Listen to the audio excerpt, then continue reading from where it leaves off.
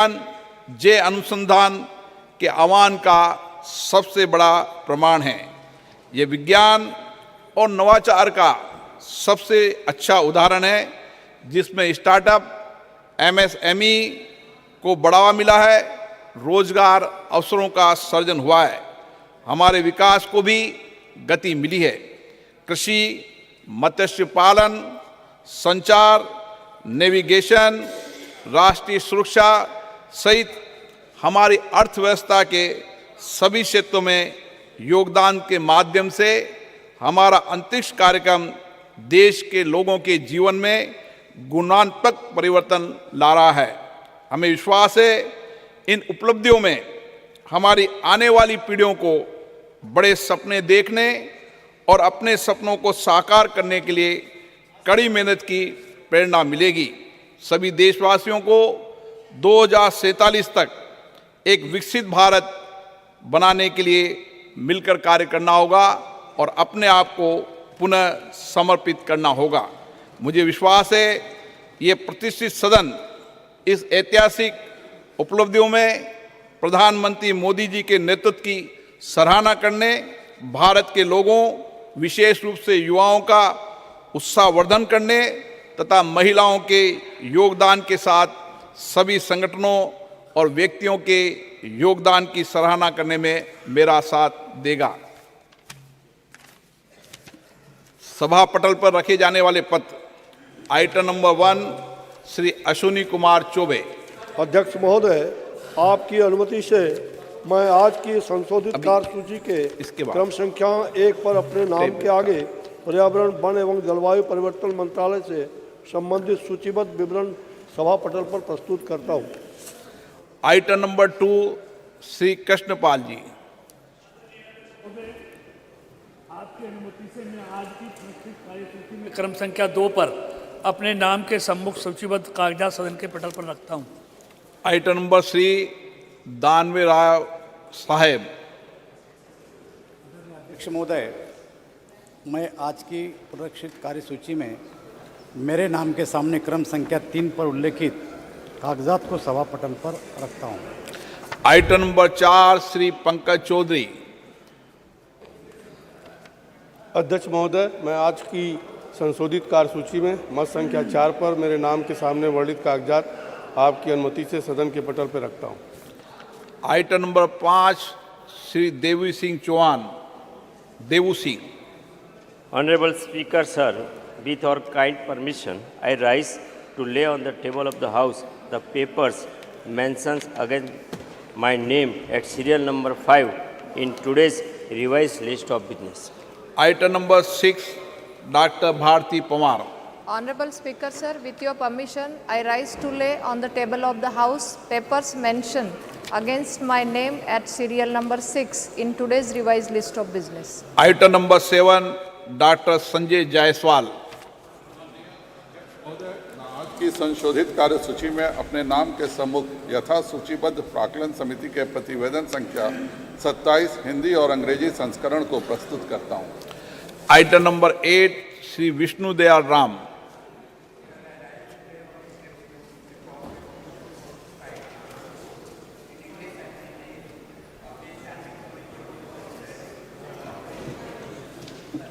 Reforms as listed against my name at serial number 8 in today's list of business. Item number 9 Shri Jagannath सरकार। आज की कार्यसूची में क्रम संख्या 9 पर मेरे नाम के समक्ष यथा सूचीबद्ध शिक्षा, बाल, महिला, युवा और खेल संबंधी स्थायी समिति के उच्चतर शिक्षा में राष्ट्रीय शिक्षा नीति 2020 के कार्यान्वयन संबंधी 356 प्रतिवेदन अंग्रेजी और हिंदी में सभा पटल पर रखता हूं। आइटम नंबर 10 श्री तापिर गांव।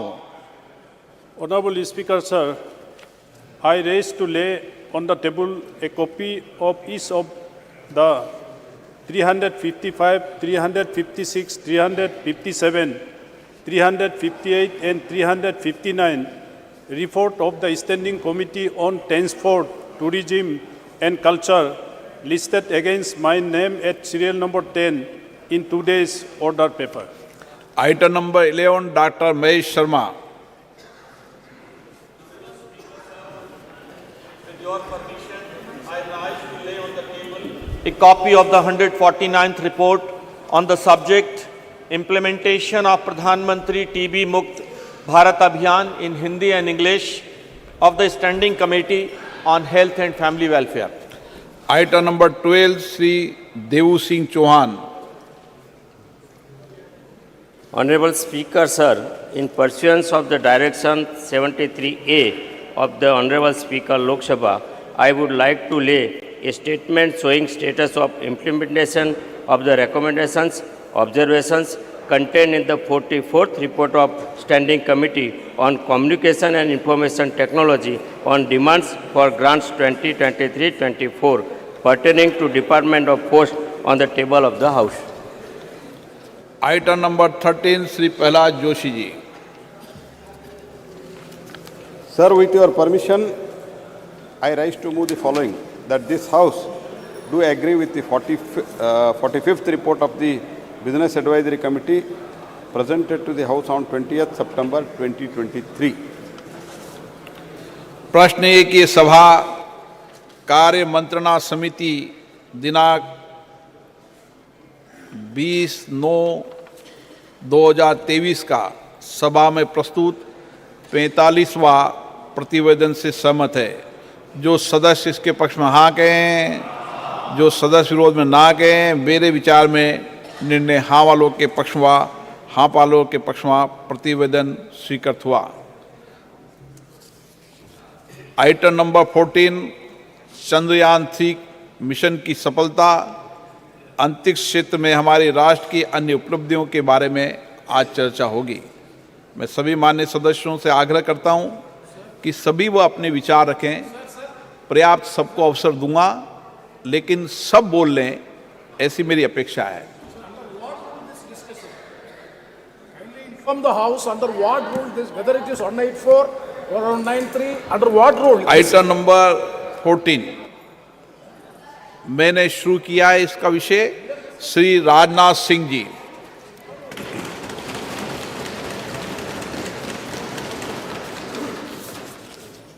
अध्यक्ष महोदय, इस गरिमामयी सदन में चंद्रयान 3 और आदित्य L1 की सफलता पर अपनी बात रखने के लिए आपने मुझे अवसर दिया है। इसके लिए मैं अपनी तरफ से आपके प्रति आभार व्यक्त करता हूं।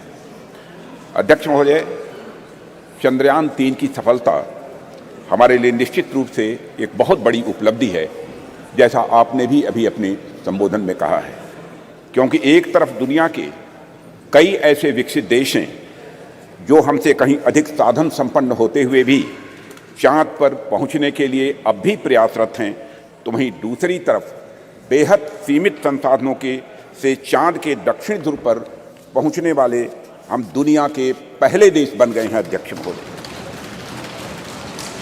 मैं मानता हूं कि यह उन सभी लोगों के लिए गौरव का विषय है जो अपने राष्ट्र और राष्ट्र की उपलब्धियों पर गर्व करते हैं।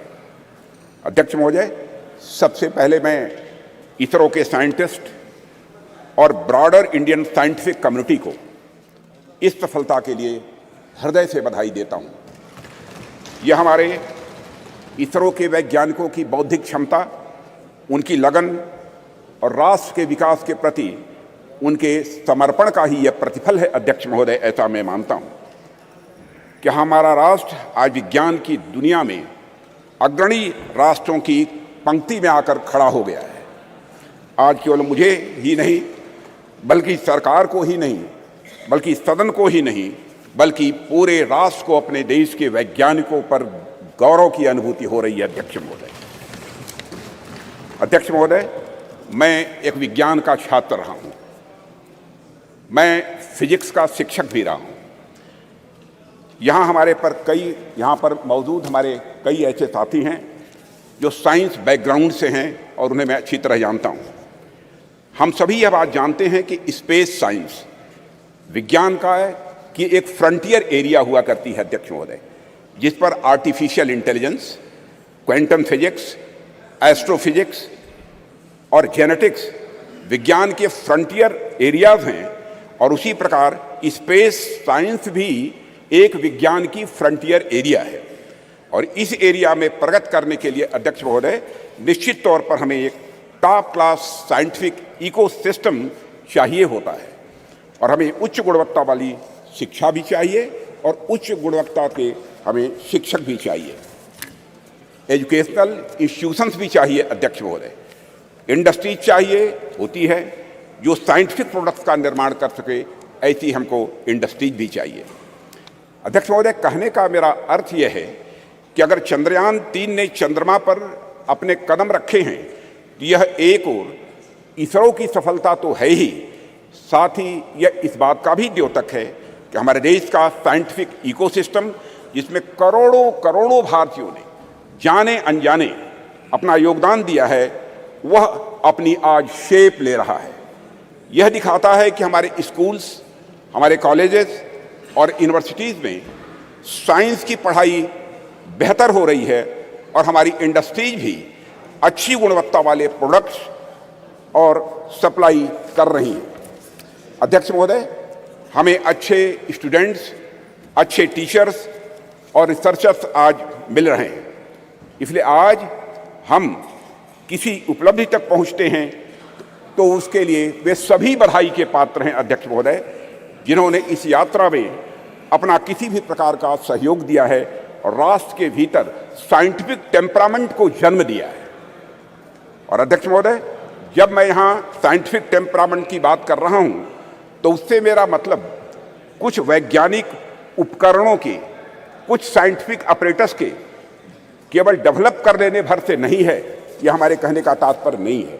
साइंटिफिक टेम्परामेंट की यदि मैं बात कर रहा हूँ तो साइंटिफिक टेम्परामेंट से मेरा आशय यह है कि वैज्ञानिकता और तार्किकता ये दोनों हमारी सोच में हो, वह हमारे बात और हमारे व्यवहार में हो और वह हमारे स्वभाव में भी हो।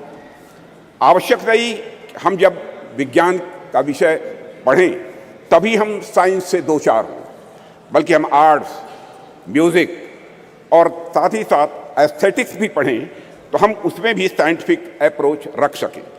मैं इस साइंटिफिक टेम्परामेंट की यहाँ पर अध्यक्ष महोदय बात कर रहा हूँ और हम सब इस संबंध में बड़े भाग्यशाली हैं अध्यक्ष महोदय कि यह टेम्परामेंट प्राचीन काल से ही हम भारतवासियों को विरासत में मिला हुआ है।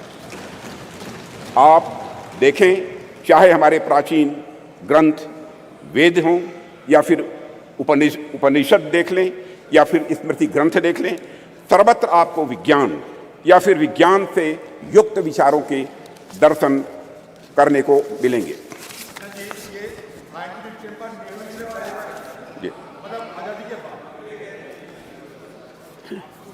अध्यक्ष महोदय, मैथ्स, साइंस, मेडिसिन, लॉजिक आदि से जुड़े जितने भी फार्मूले यानी सूत्र हैं हमें हमारे प्राचीन ग्रंथों में भी ये दिखाई देते हैं, जो ग्रंथ हमारी संस्कृत के आधार हैं। इनके मैं उदाहरण दे सकता हूं लेकिन लंबा समय लगेगा अध्यक्ष महोदय, उस विस्तार में मैं नहीं जाना चाहता हूं। अध्यक्ष महोदय, कभी कभी कुछ लोगों द्वारा यह भी कहा जाता है और कुछ ऐसे लोग हमारे सदन में भी हो सकते हैं कि हमारी सांस्कृतिक विरासत और साइंटिफिक टेम्परामेंट के बीच विरोधाभास है। कुछ ऐसे भी मानने वाले लोग हमारे देश में हैं। यहाँ तक कहा जाने लगा कि अगर आप साइंटिफिक टेम्परामेंट के हैं तो आप पीपल की पूजा कैसे कर सकते हैं, आप नीम की पूजा कैसे कर सकते हैं, आप तालाब की पूजा कैसे कर सकते हैं, या फिर आप गाय को माता कैसे कह सकते हैं। अध्यक्ष महोदय, अगर आप वैज्ञानिक की तरफ सोचते हैं तो मूर्ति पूजा कैसे कर सकते हैं, यह कहने वाले लोग हमारे देश में हैं।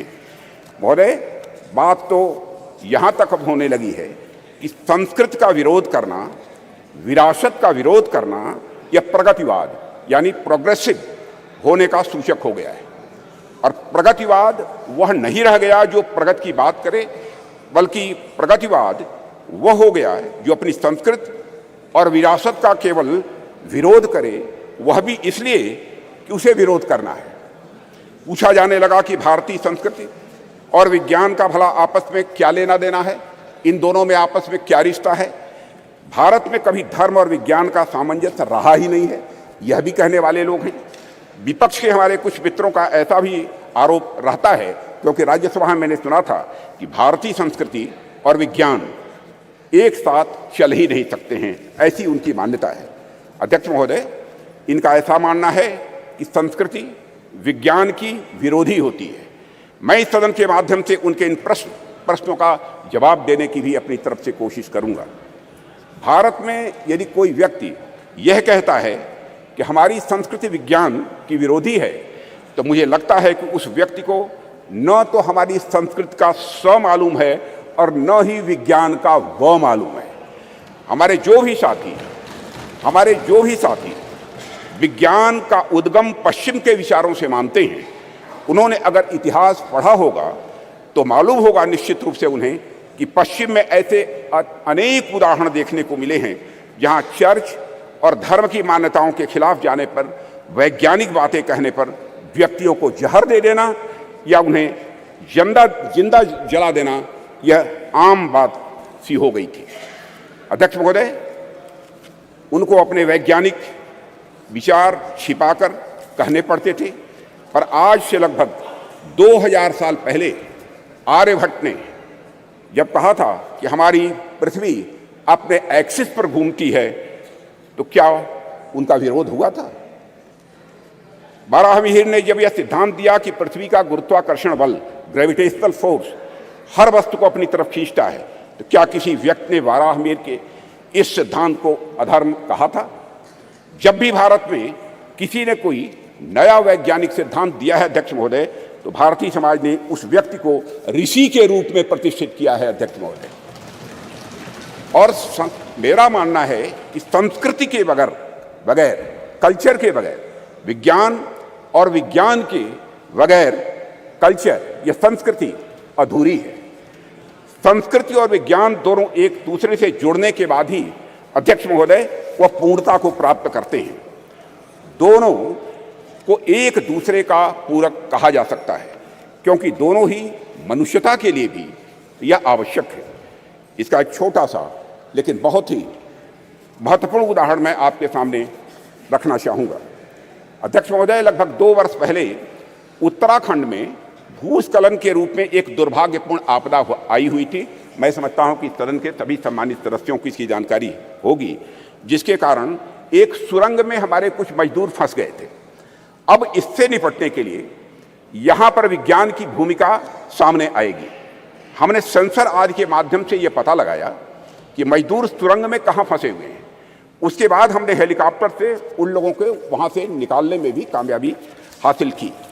लेकिन अध्यक्ष महोदय, जैसे ही सुरंग से पहले मजदूर को बाहर निकाला गया, अन्यथा कोई न ले, जैसे ही मजदूर को सुरंग से बाहर निकाला गया, बाहर निकलते ही इसने दोनों हाथ ऊपर करके बड़ी तेजी के साथ जय घोष किया, बद्री विशाल की जय। अध्यक्ष महोदय, इस वाकये ने सारी दुनिया को बताया कि धर्म और विज्ञान किस तरह से यह आपस में जुड़े हुए हैं। एक दूसरे से अलग नहीं है धर्म और विज्ञान, बल्कि यह एक दूसरे से जुड़े हुए हैं। निश्चित रूप से विज्ञान ने उस मजदूर को सुरंग से बाहर निकालने में अध्यक्ष महोदय बहुत बड़ी भूमिका निभाई है, इसमें कहीं दो मत नहीं है। लेकिन उन मजदूर बंधुओं को सुरंग के भीतर जिसने जिजीविषा की शक्ति प्रदान की, जिसने साहस प्रदान किया, जिसने मनोबल प्रदान किया, जिसने आखिरी समय तक प्रयास करते रहने की शक्ति प्रदान की, वह और कुछ नहीं, हमारा सांस्कृतिक विश्वास ही था अध्यक्ष महोदय, जिसने कि यह संबल उन्हें प्रदान किया। अध्यक्ष महोदय, वह हमारी कल्चर, वह हमारी संस्कृति ही थी जिसने सुरंग में फंसे उस मजदूर को यह भरोसा दिलाया कि वह इस संकट से बचकर निकल जाएगा, उसके ईश्वर इस संकट से उसे निकाल लेंगे, यह उसका विश्वास था, भरोसा था। अध्यक्ष महोदय, हमारी आस्था, हमारी संस्कृति इंक्लूसिव नेचर की है, समावेशी या स्वभाव की है। हमारा सांस्कृतिक राष्ट्रवाद हमें अखिल मानवता के बंधुत्व का पाठ पढ़ाता है। हम सबने देखा कि जियोपॉलिटिकल दृष्टि से काफी कठिन जो वैश्विक परिस्थितियों के बावजूद हम G20 समिट का हमारे प्रधानमंत्री नरेंद्र मोदी जी के नेतृत्व में हम सफल आयोजन कर सके एवं न्यू दिल्ली डिक्लेरेशन पर भी हम कंसेंसस जुटाने में पूरी तरह से कामयाब रहे। अध्यक्ष महोदय, इसके पीछे हमारे प्रधानमंत्री द्वारा हमारी प्राचीन ज्ञान परंपरा से दिया गया संदेश है, जिसमें पूरी मानवता को एक सूत्र में बांध दिया है। प्रधानमंत्री जी ने ही कहा था, one world, one family, one future. Bharat का यही विश्वास, भारत का यही बंधुत्व का भाव प्रधानमंत्री जी ने G20 की सफलता पर भी मुखरित किया, जब उन्होंने यह कहा था कि यह केवल भारत की सफलता नहीं है, बल्कि पूरे विश्व की यह सफलता है। अध्यक्ष महोदय, विज्ञान तो वैल्यू न्यूट्रल होता है। ये वैल्यू न्यूट्रल क्या है, मैं आगे इसको विस्तार में बताने की कोशिश करूंगा। चंद्रयान जैसे अंतरिक्ष यान हो, या परमाणु के भीतर छिपी शक्ति हो, या फिर DNA एडिटिंग की टेक्नोलॉजी हो, विज्ञान हमेशा यह मूल्य निरपेक्ष होता है, यानी वैल्यू न्यूट्रल होता है। विज्ञान हमें परमाणु शक्ति का ज्ञान दे सकता है अध्यक्ष महोदय, लेकिन वह संस्कृति ही है, वह कल्चर ही है जो हमें मार्ग दिखलाएगी उस परमाणु शक्ति का उपयोग हम ऊर्जा के रूप में स्वयं के विकास में करते हैं, या फिर हथियार के रूप में अन्य का विनाश करने में हम करते हैं।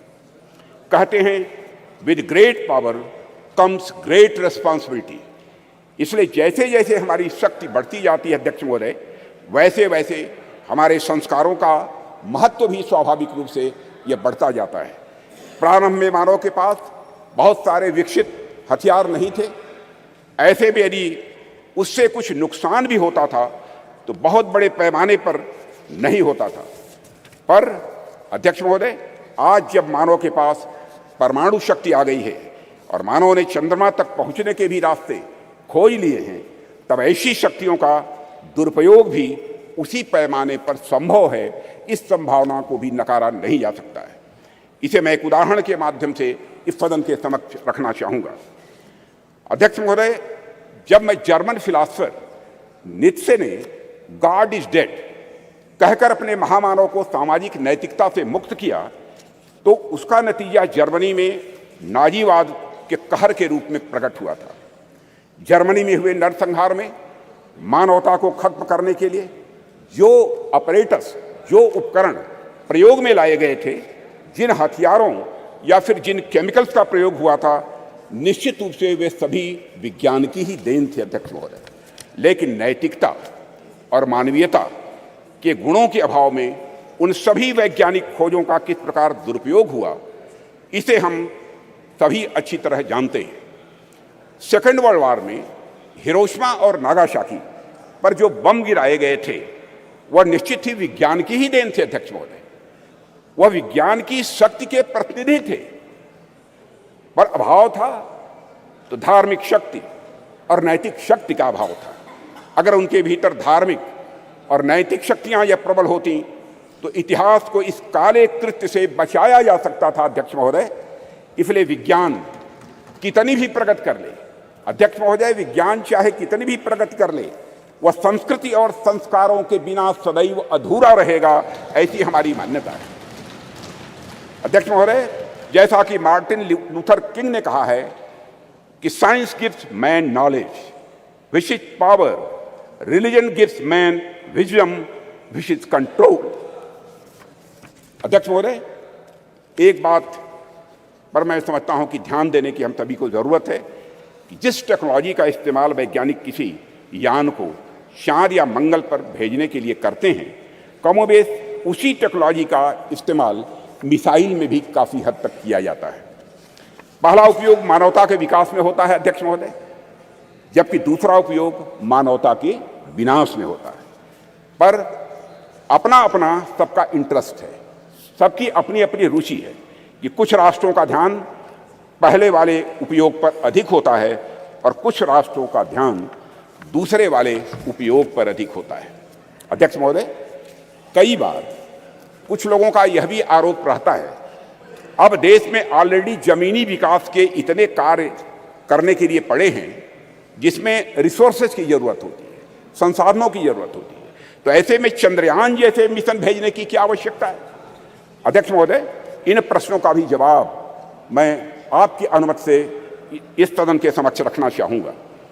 जब हम इस प्रकार के मिशन भेजते हैं या फिर हम किसी प्रकार की वैज्ञानिक प्रगति हम करते हैं तो इसका जमीनी विकास से किसी भी प्रकार का विरोधाभास नहीं होता है। हम यदि स्पेस रिलेटेड कोई भी मिशन भेजते हैं तो बाहरी तौर पर दिखने में सिर्फ स्पेस से रिलेटेड यह लग सकता है हम सबको, लेकिन वास्तव में उसका प्रभाव आम जनमानस पर भी पड़ता है। इस सच्चाई को भी नकारा नहीं जा सकता है। अध्यक्ष महोदय, हमारे यह स्पेस प्रोग्राम्स भारत का तो नाम रोशन करते ही हैं, लेकिन साथ ही साथ इन मिशंस का जो बहुआयामी उपयोग होता है उसका प्रभाव आम जनता के ऊपर भी बहुत ज़्यादा पड़ता है। स्पेस मिशंस हमें अनेक प्रकार से सहायता प्रदान करते हैं, जैसे यदि हम इसके माध्यम से रेनफॉल पैटर्न यानी वर्षा होने का जो पैटर्न है इसका बेहतर प्रेडिक्शन यदि कर रहे हैं तो यह हमारे किसान बंधु बांधवों के लिए फायदेमंद हो रहा है। यदि हम इसके माध्यम से चक्रवात साइक्लोन को यदि हम प्रेडिक्ट करते हैं तो हमारे कोस्टल एरियाज में रह रहे लोगों के लिए भी अध्यक्ष महोदय यह लाभदायक होगा। इस प्रकार के प्रेडिक्शंस हमारे मछुआरों के लिए लाभदायक सिद्ध होंगे। यह तो मैंने एक दो उदाहरण केवल दिए हैं अध्यक्ष महोदय। बाकी स्पेस एप्लीकेशन से डेवलपमेंट में जो मदद मिलती है उससे भी मैं समझता हूँ सदन के अधिकांश सदस्य अच्छी तरह परिचित होंगे। इन सबसे भी महत्वपूर्ण बात यह होती है कि जब भी हम इस प्रकार के मिशन स्पेस में या फिर चंद्रमा और सूर्य की ओर भेजते हैं तो सुदूर गांव में बैठे किसी बच्चे के मन में साइंटिफिक टेम्परामेंट स्वाभाविक रूप से जगता है और उसके भीतर भी इस बात की अलख जगती है अध्यक्ष महोदय कि वह भी आगे चलकर कुछ ऐसे ही करेगा। उसके अंदर यह प्रेरणा आती है कि एक दिन वह भी वैज्ञानिक बनकर भारत का नाम दुनिया में रोशन करेगा। और यही कुछ करने की तमन्ना ही अध्यक्ष महोदय राष्ट्र को स्वाभाविक रूप से आगे ले जाने का काम करती है। चंद्रयान 3 की सफलता से कितने रामानुजन, कितने भाभा या साराभाई अपने लक्ष्य की ओर आगे बढ़े होंगे यह हमें आज नहीं कुछ वर्षों के बाद यह पता लगेगा। अध्यक्ष महोदय, हमारे प्रधानमंत्री मोदी जी के नेतृत्व में हम संस्कृति और विज्ञान दोनों को समान रूप से महत्व देते हुए आगे बढ़ रहे हैं। और ऐसा बिल्कुल भी नहीं है, ऐसा बिल्कुल भी नहीं है कि यदि हम एक को महत्व दे रहे हैं तो दूसरे का महत्व कम हो जाएगा। यह कोई जीरो सम गेम नहीं हुआ करता है अध्यक्ष महोदय। अध्यक्ष महोदय, हमारे ऋषियों मनीषियों ने बरसों पहले विज्ञान को न केवल धर्म के साथ जोड़ा बल्कि लोगों को इसके व्यवहारिक ज्ञान के बारे में भी बतलाया है। उनका मानना था कि यदि विज्ञान को सुव्यवस्थित ढंग से संवार कर मनुष्य के वेलफेयर के लिए, उनके कल्याण के लिए लगाया जाए तो स्वाभाविक रूप से वह अपने आप धर्म बन जाता है। यही वजह है कि हमारे वेद, उपनिषद, दर्शन आदि जितने भी धर्म ग्रंथ हैं उनमें विज्ञान स्वाभाविक रूप से यह पिरोया हुआ हम पाते हैं। उदाहरण के तौर पर वैदिक रिचुअल्स में, स्वर्ण सूत्रों में ज्योमेट्री का सिद्धांत ये निहित पाए जाते हैं। जैसे मैं बतलाना चाहूँगा इस सदन को अध्यक्ष महोदय, जैसे हवन कुंड हम बनाते हैं तो वह भी हमारे प्राचीन ज्योमेट्रिक कंसेप्ट पर ही आधारित होता है। यह बिल्कुल हमारी जनता के मन में, उनकी सोच में यह पूरी तरह से रचा बसा है। और यही कारण है कि बड़े बड़े वैज्ञानिक भी सांस्कृतिक विरासत की महत्ता को अच्छी तरह स्वीकार करते हैं। अध्यक्ष महोदय, अभी चंद्रयान 3 की सफलता के नायक डॉक्टर यश सोमनाथ, जिनका पूरे सदन ने अभिनंदन किया, उनके साथ सारे वैज्ञानिकों का अभिनंदन किया, श्री डॉक्टर यश सोमनाथ जी ने भी इस बात की ओर इशारा किया था कि वेदों में कई सारी वैज्ञानिक पृष्ठभूमि वाली बातें कही गई हैं। भारत के प्रसिद्ध गणितज्ञ श्रीनिवास रामानुजन का तो संस्कृत के प्रति इतना गहरा विश्वास था कि वे अपने गणित के क्षेत्र में किए गए किसी भी कार्य को स्पिरिचुअलिज्म, अध्यात्म का ही वह अंग मानते थे। और अध्यक्ष महोदय, इसीलिए जो लोग यह कहते हैं कि हमें अपनी संस्कृति से विरक्त होकर विज्ञान को अपनाना चाहिए, दरअसल उन लोगों का यह समझना पड़ेगा उन्हें कि संस्कृत और विज्ञान एक दूसरे के विरोधी नहीं हैं, बल्कि संस्कृत और विज्ञान एक दूसरे के पूरक हैं। अध्यक्ष महोदय, मैं देश का रक्षा मंत्री हूं, रक्षा मंत्रालय का दायित्व तो मेरे ऊपर है और देश की सुरक्षा का कार्यभार देख रहा हूं। जब मैं यहां आ रहा था तो मैं रास्ते मैंने सोचा कि चंद्रयान 3 की सफलता को देश के रक्षा मंत्री होने के नाते मैं किस नजरिए से देखता हूं, इस पर भी मैंने अपनी कुछ बातें आपके सामने में रखना चाहूँगा। मैं अपनी बात पर आऊँ इसके लिए मैं आपको थोड़ा पीछे भी ले जाना चाहूँगा अध्यक्ष महोदय, और कुछ एक उदाहरण भी इस सदन के समक्ष आपके माध्यम से रखना चाहूँगा।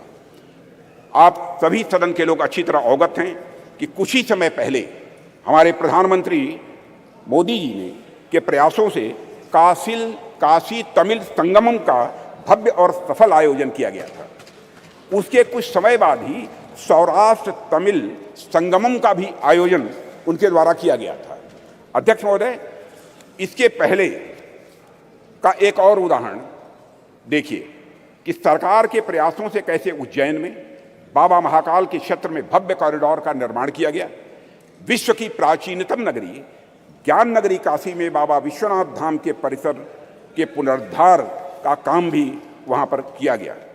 प्रधानमंत्री मोदी जी ने बाबा विश्वनाथ के चरणों में श्रद्धा के सुमन अर्पित किए अध्यक्ष महोदय। और राम मंदिर का एक और उदाहरण इसके साथ ही अध्यक्ष महोदय मैं देना चाहूँगा। जो रामचंद्र जी देश के जनमानस में निवास करते हैं, उन राजा जी को अयोध्या में निवास करना कितना मुश्किल कार्य हो गया था। जाने कितनी पीढ़ियाँ इस प्रतीक्षा में ही निकल गई कि रामलला के मंदिर का निर्माण कभी होगा कि नहीं होगा। सैकड़ों वर्षों से राम मंदिर बनने का सपना पाले बैठे उन भक्तों ने इसे बस एक सपना भर ही मान लिया था, कभी न पूरा होने वाला सपना ऐसा मान लिया था। पर माननीय प्रधानमंत्री जी के नेतृत्व में सरकार का प्रयास देखिए अध्यक्ष महोदय कि आज अयोध्या में राम मंदिर के निर्माण का कार्य बड़े जोर शोर के साथ चल रहा है। और अध्यक्ष महोदय, राष्ट्र में सांस्कृतिक उत्कर्ष के एक नए युग का प्रारंभ हुआ है। राष्ट्र के प्रयासों से भगवान राम अपने नए अवतार में जल्द ही जनता के सामने होंगे और यह भारतवासियों की मैं समझता हूं एक बहुत बड़ी, बहुत शानदार यह उपलब्धि होगी अध्यक्ष महोदय। अध्यक्ष महोदय, इस प्रकार के कुछ और उदाहरण देखिए। गंगा जैसी अनेक नदियों का पुनरुद्धार किया गया। हम देशव्यापी अभियान चलाकर हम गंगा, यमुना और नर्मदा जैसी नदियों की सफाई और उनके संरक्षण का कार्य कर रहे हैं। ऐसे ही अनेक उपक्रम सरकार द्वारा किए जा रहे हैं जो हमारी संस्कृति और परंपरा से जुड़ी चीज़ों को सहेजने और सुरक्षित रखने का वो काम कर रहे हैं। अध्यक्ष महोदय, आप सभी राष्ट्र के उपयुक्त विकास के लिए अनेक प्रकार की सुरक्षा से भी मैं समझता हूं सदन के सम्मानित सदस्य अच्छी तरह अवगत होंगे।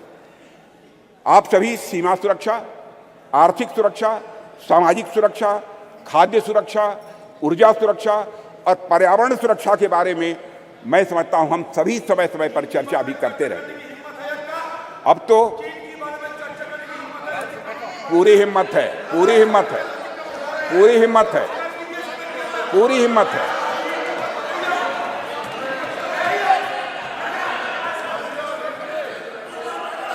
पूरी हिम्मत है, पूरी हिम्मत है। मत इतिहास में मत ले जाओ अधीर रंजन जी, इतिहास में मत ले जाइए। माननीय सदस्य प्लीज। चर्चा चीन पर भी अध्यक्ष महोदय, अरे भाई अब सुन लिया आपकी बात, मेरी बात सुन लिया।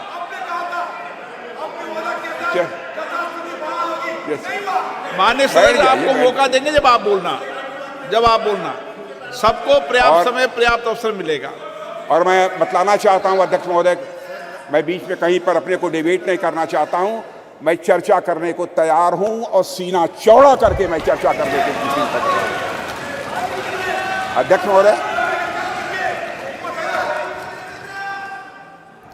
महोदय, आप सभी राष्ट्र के उपयुक्त विकास के लिए अनेक प्रकार की सुरक्षा से हमारे सदन के सम्मानित सदस्य अवगत होंगे। आप सभी सीमा सुरक्षा, आर्थिक सुरक्षा से अवगत होंगे। आप सभी सीमा सुरक्षा, आर्थिक सुरक्षा, सामाजिक सुरक्षा और खाद्य सुरक्षा, ऊर्जा सुरक्षा और पर्यावरण सुरक्षा के बारे में भी अवगत होंगे। अब तो स्पेस और साइबर सुरक्षा, स्पेस और साइबर सिक्योरिटी जैसे नए नए डायमेंशन की इसमें जुड़ गए हैं अध्यक्ष महोदय। पर इनके साथ ही अध्यक्ष महोदय, सिक्योरिटी का एक और भी आयाम है जिसमें सुरक्षा उतनी ही आवश्यक है जितनी बाकी सब में है, और वह डायमेंशन है हमारी संस्कृति का, हमारी कल्चर का। और इसे मुझे कोई नाम देना हो तो उसे मैं सांस्कृतिक सुरक्षा और कल्चरल सिक्योरिटी का नाम यहाँ देना चाहूँगा। और अध्यक्ष महोदय, जब मैं यहाँ कल्चर अथवा संस्कृति के बारे में कुछ कह रहा हूँ तो उससे मेरा मतलब हमारी जीवन पद्धति से, हमारे लाइफ सिस्टम से। संस्कृति से मेरा मतलब हमारे खान पान, वेशभूषा, रीति रिवाज, रहन सहन और हमारे विचारों से है। अध्यक्ष महोदय, मैं किसी राष्ट्र की अस्मिता को अक्षुण्ण रखने के लिए, जिस तरह से वहाँ की सीमाई सुरक्षा और बाकी अन्य चीज़ों की सुरक्षा आवश्यक होती है, उसी प्रकार उसकी अस्मिता को बनाए रखने के लिए वहाँ की संस्कृति की सुरक्षा भी उतनी ही आवश्यक होती है। और अध्यक्ष महोदय, और इन उदाहरणों से मैंने यह स्पष्ट करने का प्रयास किया है कि हमारी सरकार भारतीय सांस्कृतिक विरासत को तवज्जो देते हुए सांस्कृतिक सुरक्षा के प्रति भी उतनी ही गंभीर है जितनी अन्य बाकी सुरक्षा के प्रति हमारी सरकार गंभीर है। अध्यक्ष महोदय, आज जब यहाँ पर चंद्रयान की चर्चा हो रही है, तो मैं सांस्कृतिक पुनर्जागरण के इन उदाहरणों को आपके सामने क्यों रख रहा हूं? अध्यक्ष महोदय, वैसे तो ये दोनों निश्चित रूप से अलग अलग विषय हैं, इसमें कहीं दो मत नहीं है, पर ध्यान से देखेंगे तो यह सदन के सभी सम्मानित सदस्य यह पाएंगे कि इनके भीतर एक गहरा संबंध है, इन दोनों के बीच एक गहरा रिश्ता है। अध्यक्ष महोदय, विश्व का इतिहास उठाकर कोई देखे तो आप पाएंगे कोई भी ऐसा राष्ट्र नहीं है, कोई भी ऐसा समाज नहीं है जिसने सांस्कृतिक पुनर्जागरण के बिना आर्थिक, सामाजिक, राजनीतिक और वैज्ञानिक प्रगति की हो। दुनिया में कोई देश नहीं मिलेगा। जब तक संस्कृति समाज को जीवंत नहीं करती, उन्नत नहीं करती, उसे एक दिशा नहीं देती, तब तक समाज जड़ बना रहता है। और अध्यक्ष महोदय, अगर हम और आप अपनी गरिमा, अपनी आगामी पीढ़ी को यही बताएंगे कि अब तक हमारा जितना वैज्ञानिक विकास हुआ है वह केवल बाहर देशों के ज्ञान की नकल पर ही हुआ है, तो क्या हम अपने बच्चों को इस क्षेत्र में किसी भी सूरत में आगे बढ़ा पाएंगे? धीरे हमारे अंग्रेजों ने अगर हमें अब तक यही पढ़ाया हो कि हमारा सारा का सारा ज्ञान दूसरे देशों की कॉपी भर है, उनकी नकल भर है, तो क्या श्री डॉक्टर सोमनाथ एवं इसरो के अन्य वैज्ञानिक भारतीय ज्ञान के बल पर अध्यक्ष महोदय कभी चांद तक पहुंचने का सपना शायद वह कभी न देख पाते? अगर उन्हें इस बात का विश्वास हुआ, अगर उनके मन में संकल्प जगा, तो इसलिए कि उन्हें मालूम था कि उनके पूर्वज आर्यभट्ट थे, उनके पूर्वज वराहमिहिर थे, उन्हें मालूम था कि उनके पूर्वज भास्कराचार्य थे, उनके पूर्वज ब्रह्मगुप्त थे और उनके पूर्वज सवाई जय सिंह थे। अध्यक्ष महोदय, इसलिए उनको यह प्रेरणा प्राप्त हुई। अध्यक्ष महोदय, हम सोचे कि एक बच्चा है जिसे समाज की प्रगति में केवल विदेशी नाम पढ़ाए जा रहे हैं, दूसरा बच्चा है जिसे ऐसे नाम पढ़ाए जा रहे हैं जो उसके अपने समाज से रहे। ऐसे में किस बच्चे से आप अधिक कॉन्फिडेंस और मनोबल की उम्मीद करेंगे? यह स्वाभाविक है अध्यक्ष महोदय कि वैसे तो मुझे बाहरी नामों से कोई इतराज नहीं है अध्यक्ष महोदय, ज्ञान विज्ञान में उनका भी महत्वपूर्ण योगदान है, यह भी मैं स्पष्ट करना चाहूंगा। पर हमारे बच्चों के मन मस्तिष्क में केवल और केवल बाहरी नाम यदि छाए रहे तो ऐसी स्थिति में बच्चा अपने बल पर समाज के विकास के सपने को जीवन में कभी नहीं देख सकता है। उसमें सपने भी आएंगे तो बाहर के समाज के विकास के ही सपने आएंगे। इसलिए अध्यक्ष महोदय, जब हम महिलाओं और छोटी बच्चियों को इंस्पायर करने की बात करते हैं तो हमें यह प्रयास करते हैं कि उनके सामने विमेन आइकन का उदाहरण रखें। तो जब हम भारतीय बच्चों को इंस्पायर करने के लिए, प्रेरित करने का हम प्रयास करते हैं, तो क्या हमारा यह कर्तव्य नहीं होना चाहिए कि हम उनके सामने भारतीय आइकन्स का भी उदाहरण प्रस्तुत करें? इसलिए अगर हमें अपने समाज, अपने राष्ट्र को आगे ले जाना है अध्यक्ष महोदय, हम अपने समाज और संस्कृति से सीखें, हमारे अपने आइकन्स को अपने बात व्यवहार में प्रतिष्ठित करें और उनका अनुकरण करें। यही हम सभी के लिए श्रेयस्कर होगा। अध्यक्ष महोदय, एक बात और मैं यहाँ कहना चाहूँगा और वह यह है कि चंद्रयान 3 की सफलता में देश की नारी की शक्ति की योगदान की मैं यहाँ चर्चा करूँगा। पूरा सदन अच्छी तरह जानता है कि इस मिशन में महिला साइंटिस्ट का भी बहुत बड़ा महत्वपूर्ण योगदान है। यह मिशन अगर इतना सफल हो पाया है तो इसके पीछे हमारे देश की नारी शक्ति का समर्पण, उनका त्याग और राष्ट्र को नई पहचान देने की उनकी तमन्ना रही है अध्यक्ष महोदय। और संसद का यह विशेष सत्र नारी शक्ति वंदन विधेयक को समर्पित सत्र है, इसलिए इसकी मैं चर्चा कर रहा हूं। और ऐसे में मैं नारी शक्ति वंदन विधेयक को इसरो की महिला साइंटिस्ट और उनके साथ भारत की पूरी फीमेल साइंटिफिक कम्युनिटी को कृतज्ञ राष्ट्र की ओर से प्रस्तुत यह मैं उपहार के रूप में इसे मैं देखता हूं, नारी शक्ति वंदन को अध्यक्ष महोदय। और यह सदन और राष्ट्र इसरो की महिला साइंटिस्ट और हर भारतीय बेटी को यह नमन करता है, उनकी सराहना करता है और उनके प्रति कृतज्ञता प्रकट करता है अध्यक्ष महोदय।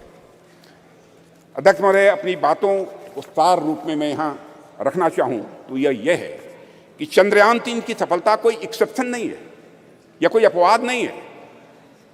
यह सहस्राब्दियों से चली आ रही हमारी सामाजिक, हमारी सांस्कृतिक और वैज्ञानिक धारा का एक स्वाभाविक और सहज रूप से एक विकास है अध्यक्ष महोदय। इस सफलता के सूत्र हमारे अतीत में ही छिपे हैं।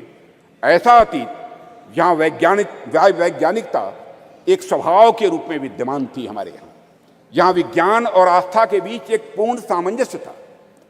हालांकि विदेशी आक्रांताओं के चलते कुछ समय के लिए थोड़ा पिछड़ापन आ गया था, पर हम एक बार फिर से हुंकार भरते हुए पहले से भी अधिक ताकत के साथ उठ खड़े हुए हैं और सूरज, चांद, तारे अब हम छूने के लिए तैयार हैं और वहां पहुंच रहे हैं अध्यक्ष महोदय।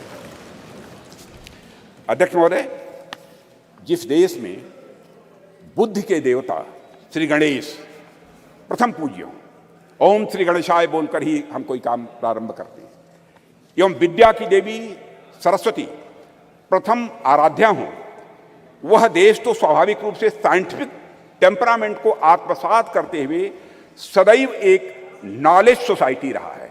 हमारे यहाँ कहा गया है तेजस्विनावधीतमस्तु, यानी may what we study be represented, की प्रार्थना करने वाले भारतीयों को सिर्फ चंद्रयान तक ही नहीं रुकना है अध्यक्ष महोदय, बल्कि उसके आगे जाना है। अभी अंतरिक्ष में अनेक लक्ष्य हमारा इंतजार कर रहे हैं। अभी हम भारतीयों को कई मानदंड यहाँ स्थापित करने हैं अध्यक्ष महोदय। अध्यक्ष महोदय, मैं अपने वैज्ञानिकों की कामयाबी की एक दो और चर्चा करके अपनी बात यहाँ समाप्त करना चाहूँगा। अध्यक्ष महोदय, भारत द्वारा हमारे वैज्ञानिकों का करिश्मा देखिए। भारत द्वारा अब तक लॉन्च किए गए 424 विदेशी उपग्रह, इनमें से 389, 424 में से 389 आउट ऑफ 424 जितने भी हमारे विदेशी उपग्रह हैं, उसमें 389 प्रधानमंत्री श्री नरेंद्र मोदी के नेतृत्व वाली सरकार के पिछले 9 वर्षों में लॉन्च किए गए हैं अध्यक्ष महोदय। और विदेशी उपग्रहों के सफल प्रक्षेपण के साथ भारत का अंतरिक्ष क्षेत्र दुनिया में बहुत तेजी से एक प्रमुख स्थान हासिल कर रहा है। भारत द्वारा अब तक लॉन्च किए गए 424 विदेशी उपग्रहों में से 389 प्रधानमंत्री श्री नरेंद्र मोदी की नेतृत्व वाली सरकार के पिछले 9 वर्ष में लॉन्च किए गए थे। इसके अलावा अध्यक्ष महोदय 174 मिलियन अमेरिकी डॉलर में से 157 मिलियन की कमाई पिछले 9 वर्षों में हुई, और इसी तरह अब तक की अर्जित 256 मिलियन यूरो में से 223 मिलियन मोदी शासन के 9 वर्षों के दौरान आए हैं। अध्यक्ष महोदय, यह भी मैं सदन की जानकारी में यहाँ लाना चाहता हूँ। एक बार अध्यक्ष महोदय, मैं फिर अपने वैज्ञानिक समुदाय को बधाई देता हूँ और आशा करता हूँ कि जल्द ही हम नए मिशनों को भी अंजाम देंगे, आगे नए मिशनों को भी हम अंजाम देंगे, ऐसा मेरा पक्का विश्वास है, समस्त देशवासियों का विश्वास है। अध्यक्ष जी, अभी तो यह शुरुआत ही है, अभी तो यह शुरुआत ही है। आने वाले समय में हमारा हाथ मंगल और शनि तक भी पहुंचेंगे और हमारा देश वहां भी अपना परचम लहराएगा। अध्यक्ष महोदय, जहां अब तक कोई नहीं पहुंच पाया है। इन्हीं शब्दों के साथ मैं अपनी वाणी को विराम देता हूं और सदन की ओर से राष्ट्र के वैज्ञानिकों को नमन करता हूं। अध्यक्ष महोदय। श्री शशि थरूर जी।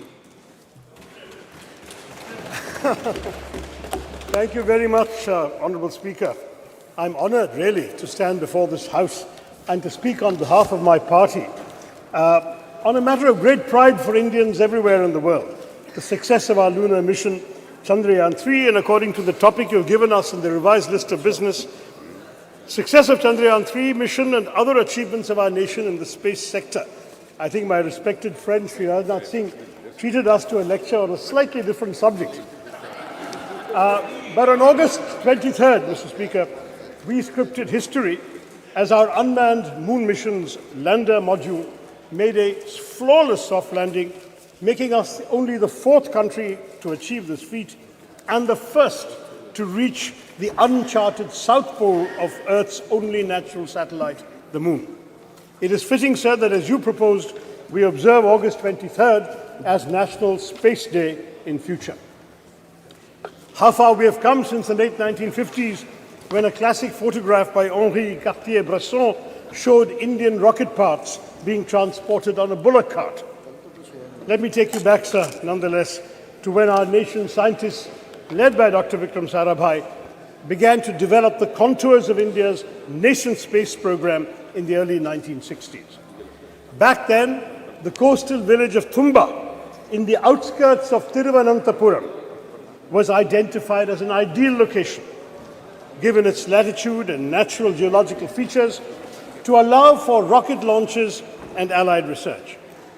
Imagine, friends in this House, a sleepy village with golden beaches and palm-fringed coconut trees, populated largely by an overwhelmingly Catholic community of fisherfolk. The catch, however, was that the community of scientists had identified a piece of an area of land, which housed in Thumba the Saint Mary Magdalene Church and the residence of the bishop himself, Peter Bernard Pereira, his own official residence. Now, in any other community or any other part of the world, even, the matter might have been put to rest right there. After all, the idea, the thought of displacing an active spiritual establishment would certainly have evoked outrage and fury, especially in today's India.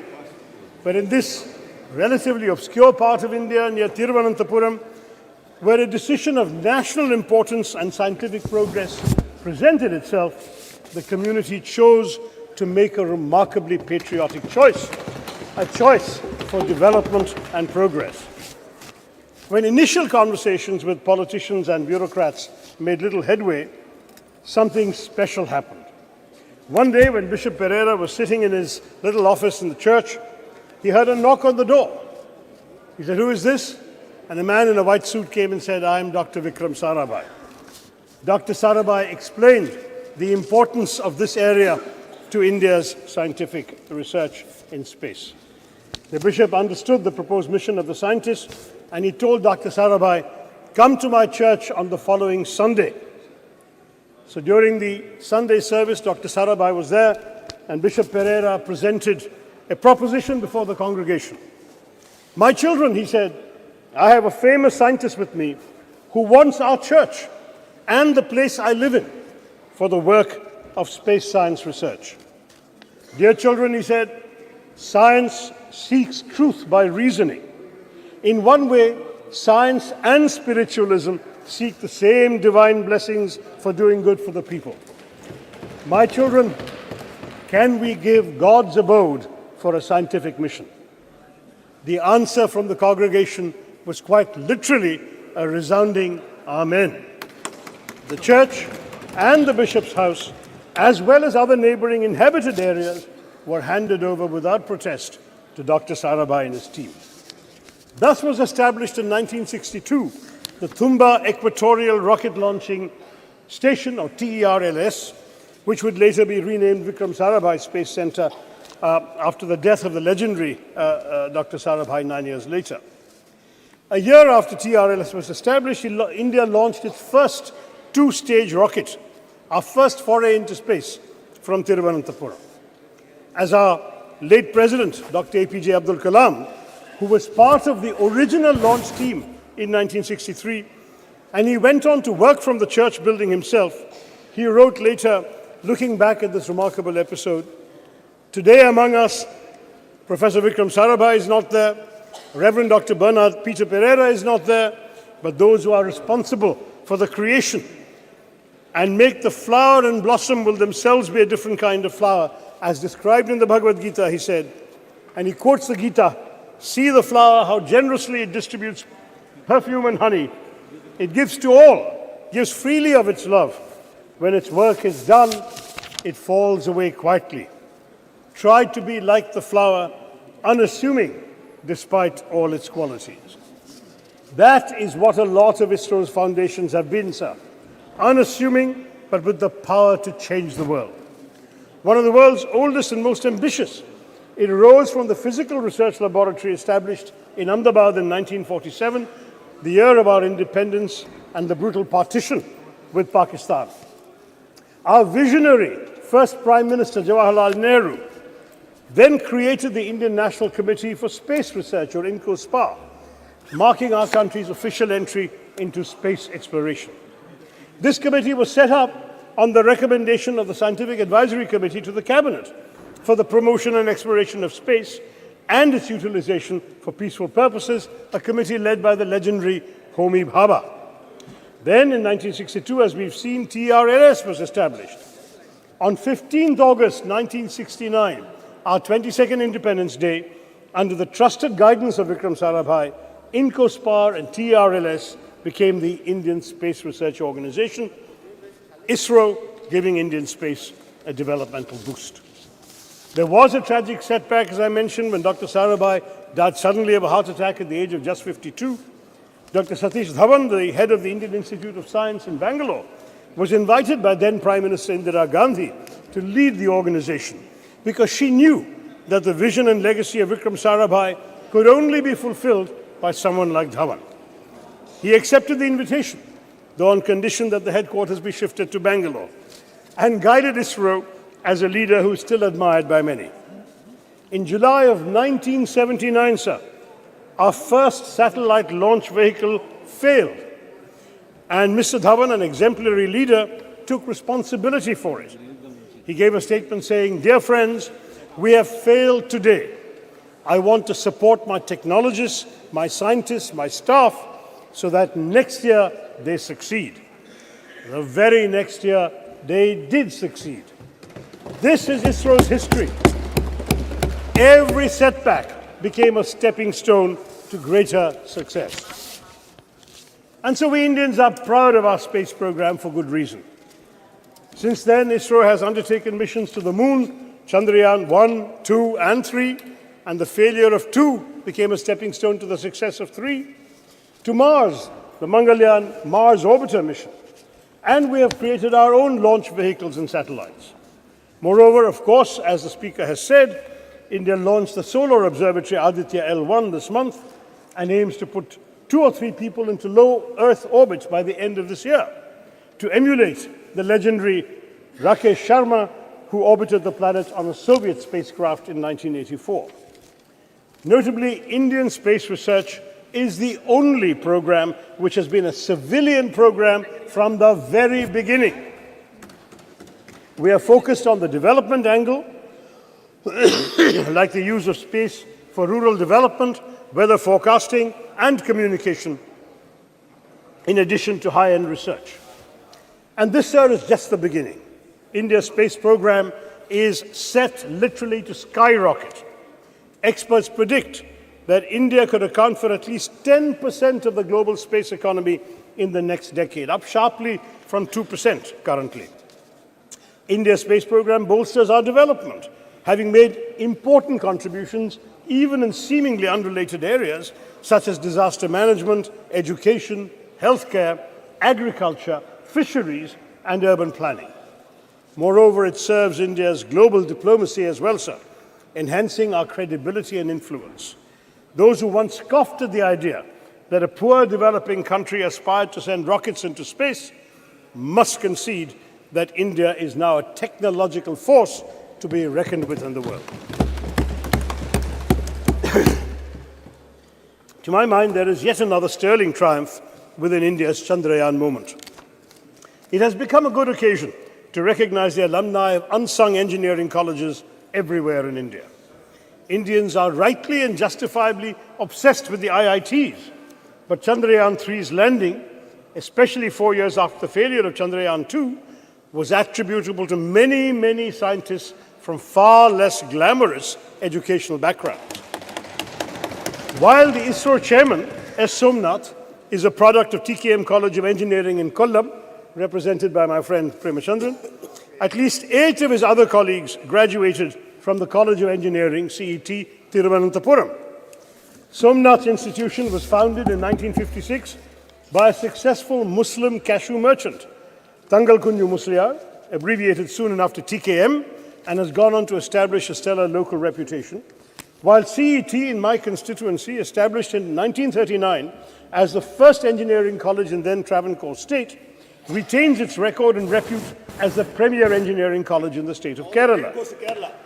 Yes, at least 7 more engineers from CET were involved in the Chandrayaan 3 success, and there were others, alumni from small engineering colleges in Tamil Nadu, in small towns throughout India. We've had graduates of these small colleges contributing to ISRO, because let's face it, we must, yes indeed, it was in the very first launch, Dr. Abdul Kalam. We must proudly salute these alumni of unsung engineering colleges, because they serve the public sector with dedication and are the backbone of national enterprises like ISRO. As I wrote on social media at that time, if IITians went to Silicon Valley, CETians took us to the moon.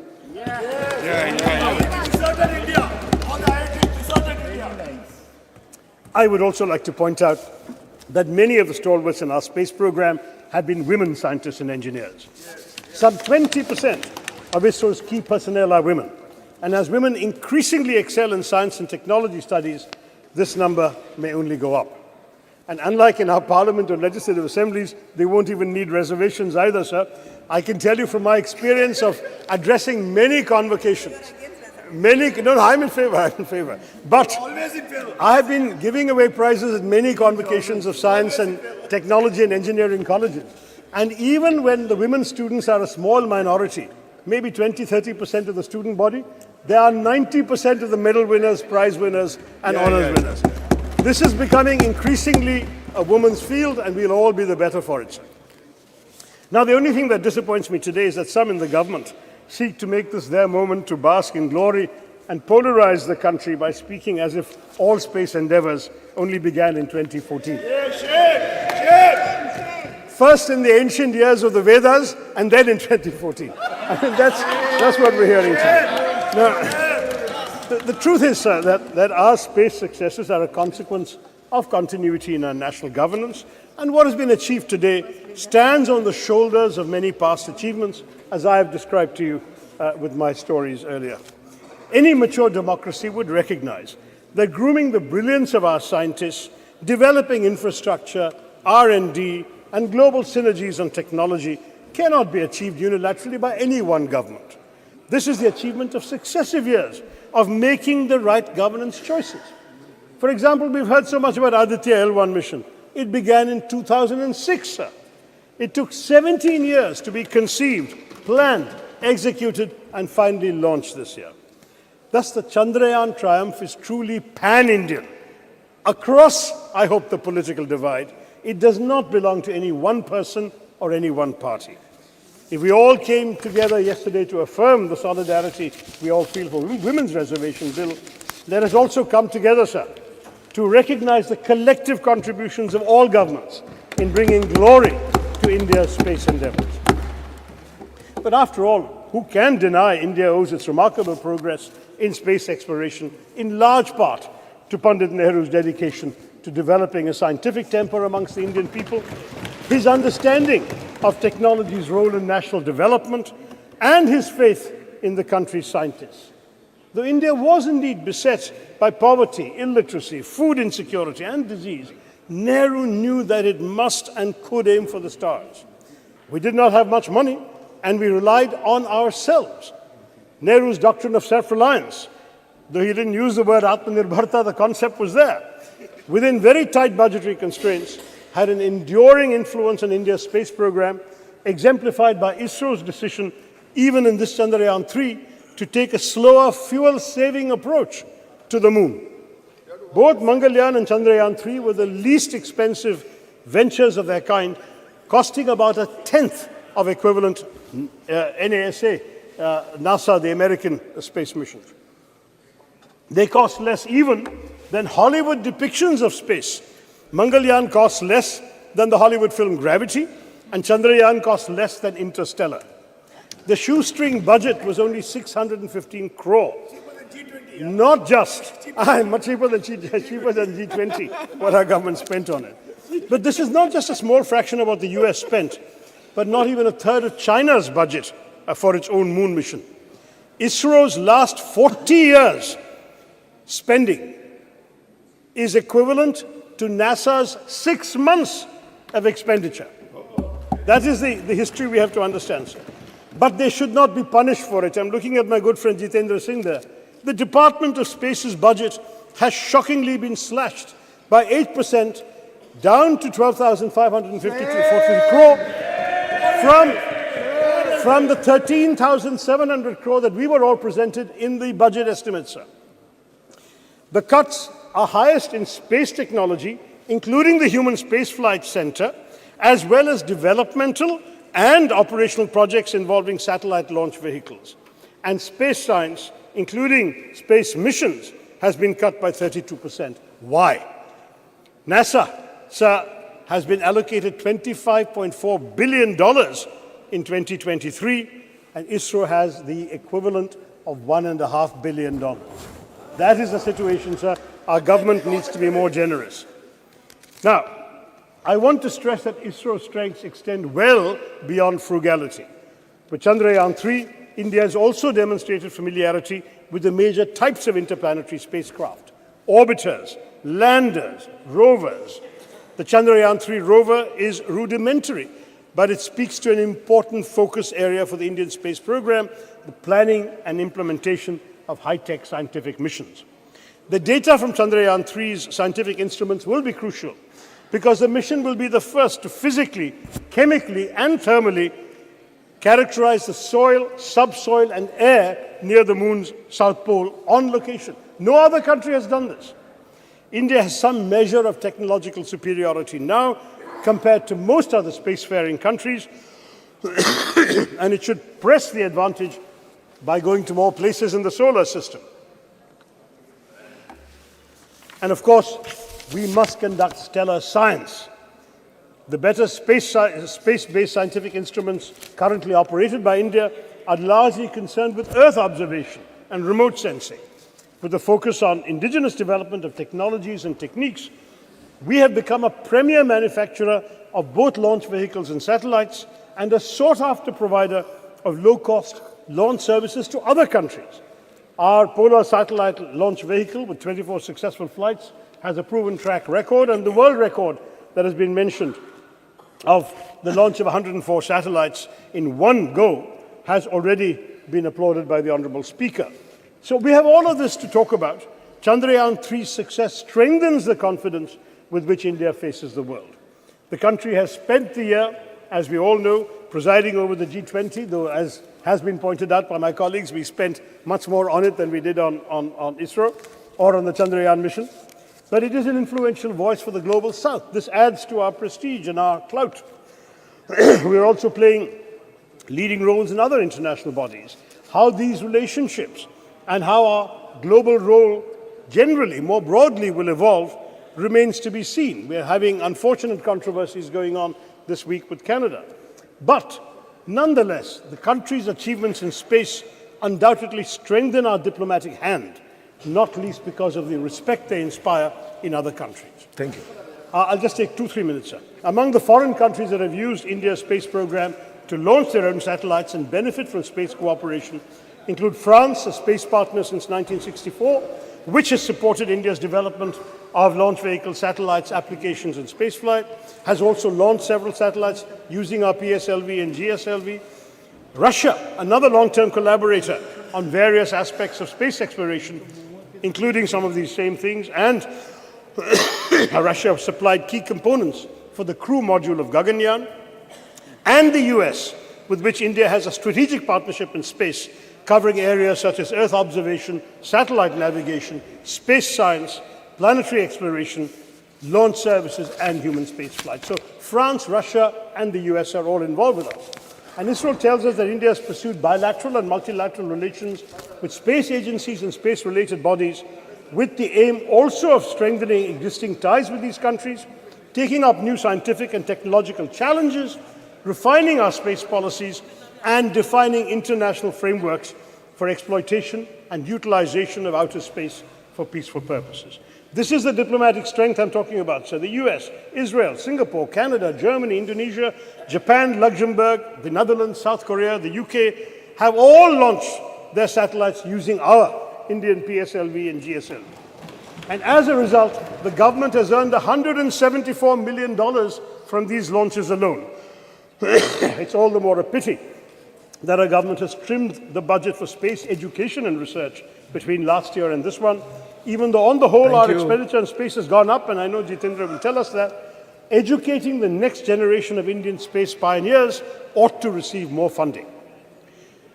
I'll conclude, sir, by recalling the proud moment when India's lander touched down on the moon and Prime Minister Narendra Modi wisely resisted parochial triumphalism of the kind we've seen later, and he hailed the achievement as a victory for all of humanity.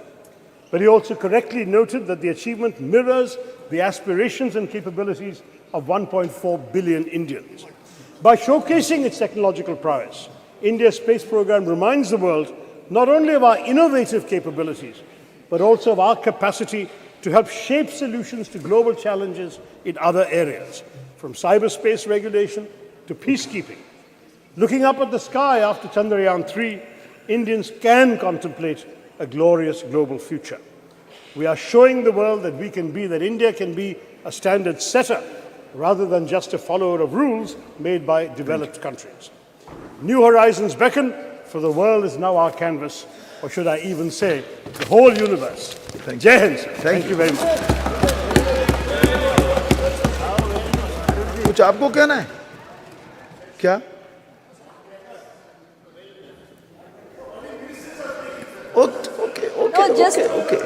It's We not are my at home speech. now. We are Have at some home patience, now. it's Please. not my speech. Okay. So, She's member also. no, I'm just wanting to intervene for a minute. It's just an intervention. Have patience. Just something very important. Please. Sir, I want to make an observation, sir. Dr. Shashi Tharoorji, you're a very learned and senior member. It's very enriching to listen to his ideas every time he participates in the debate. So he said a lot of good things, sir. But I didn't want to disrupt him in the middle of his speech, but I hope I heard you correctly. You said something in between which I don't much agree to. So you mentioned, if I heard you correctly, I repeat, that there are lots of women, there are lots of girls who are entering the field of science and technology, and hopefully we would see many of them working under our space programs. So unlike our parliament, they wouldn't need reservation to be a part of the space program. I don't much agree to this, sir. It's not very appropriate. Okay. Please take it in a healthy light, sir. Yesterday, listen to me, sir. Let me complete. Just yesterday, we've passed a very historic bill providing reservation to women inside the parliament. So it doesn't sound very appropriate because, women don't just have wheelchair. because he of be their hidden. आप तो बैठ जाइए, आप तो बैठ जाइए, जी and we please. should never. नहीं ये इस ढंग से डिबेट तो नहीं चल सकती। No no no no please sit down. हाँ जा बस क्विक क्विक आप बैठ तो जाइए।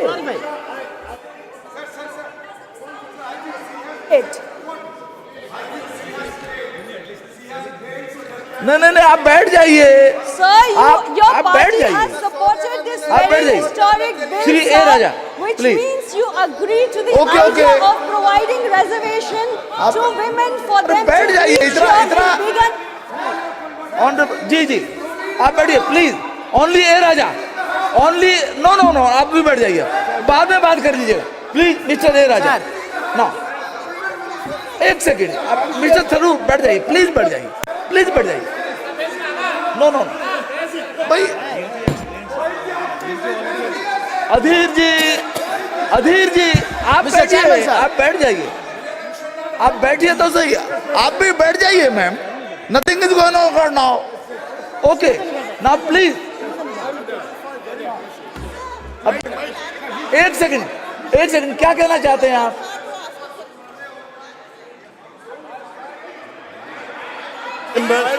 अरे आप बैठिए ना। I would like to clarify, since the minister, the honourable minister, who is also a good friend, appears to have misunderstood the thrust of my remarks. I would like to clarify that I meant no disrespect to either women in general or the very many honourable women in this House who have been elected without any benefit of reservation for all these years. Okay. We have said, sir, that we need reservation because the numbers are not enough. And that is why we passed the Women's Reservation Bill yesterday. I'm saying that in science and technology, we already have 20% in ISRO and the numbers are going up, sir. That's my point. That's it. Thank you. Ji Sir. हो गया, कुछ कहना है आपको क्या? Sir. अध्यक्ष महोदय, मुझे लग रहा है we need not carry this further because I'm very sure and I trust my friend Shashi ji has never been anti-woman. जी Mr. Chairman, sir. Okay let ठीक है। Mr. Chairman, sir. हाँ, it should be in good humor I always. must express Yes, my gratitude. Please. Mr. Chairman, sir, I must express my gratitude to invite me to speak on this important issue. Sir.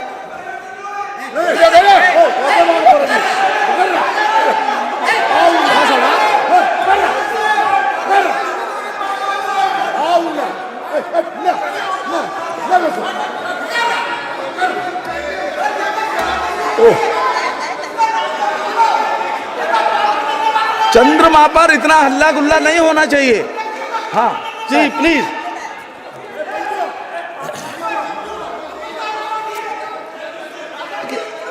चंद्रमा शांति और शीतलता का प्रतीक है। चंद्रमा शांति और शीतलता का प्रतीक है, इतना हंगामा नहीं होना चाहिए ना। Please mister A Raja, only you are going on record only, please.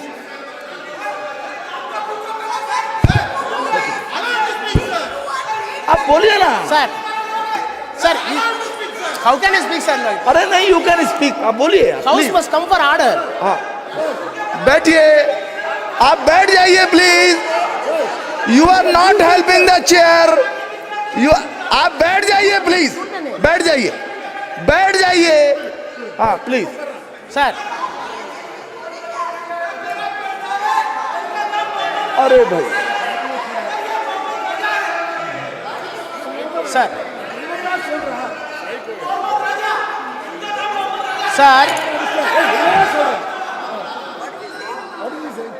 बैठ जाइए ना प्लीज। मिस्टर ए राजा बैठिए आप, ये अनावश्यक है। नो प्लीज बैठ जाइए। आप बोलिए।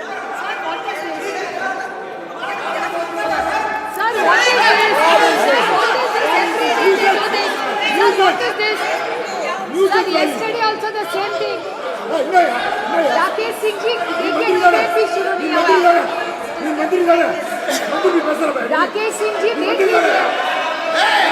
Rakesh Singh ji, what?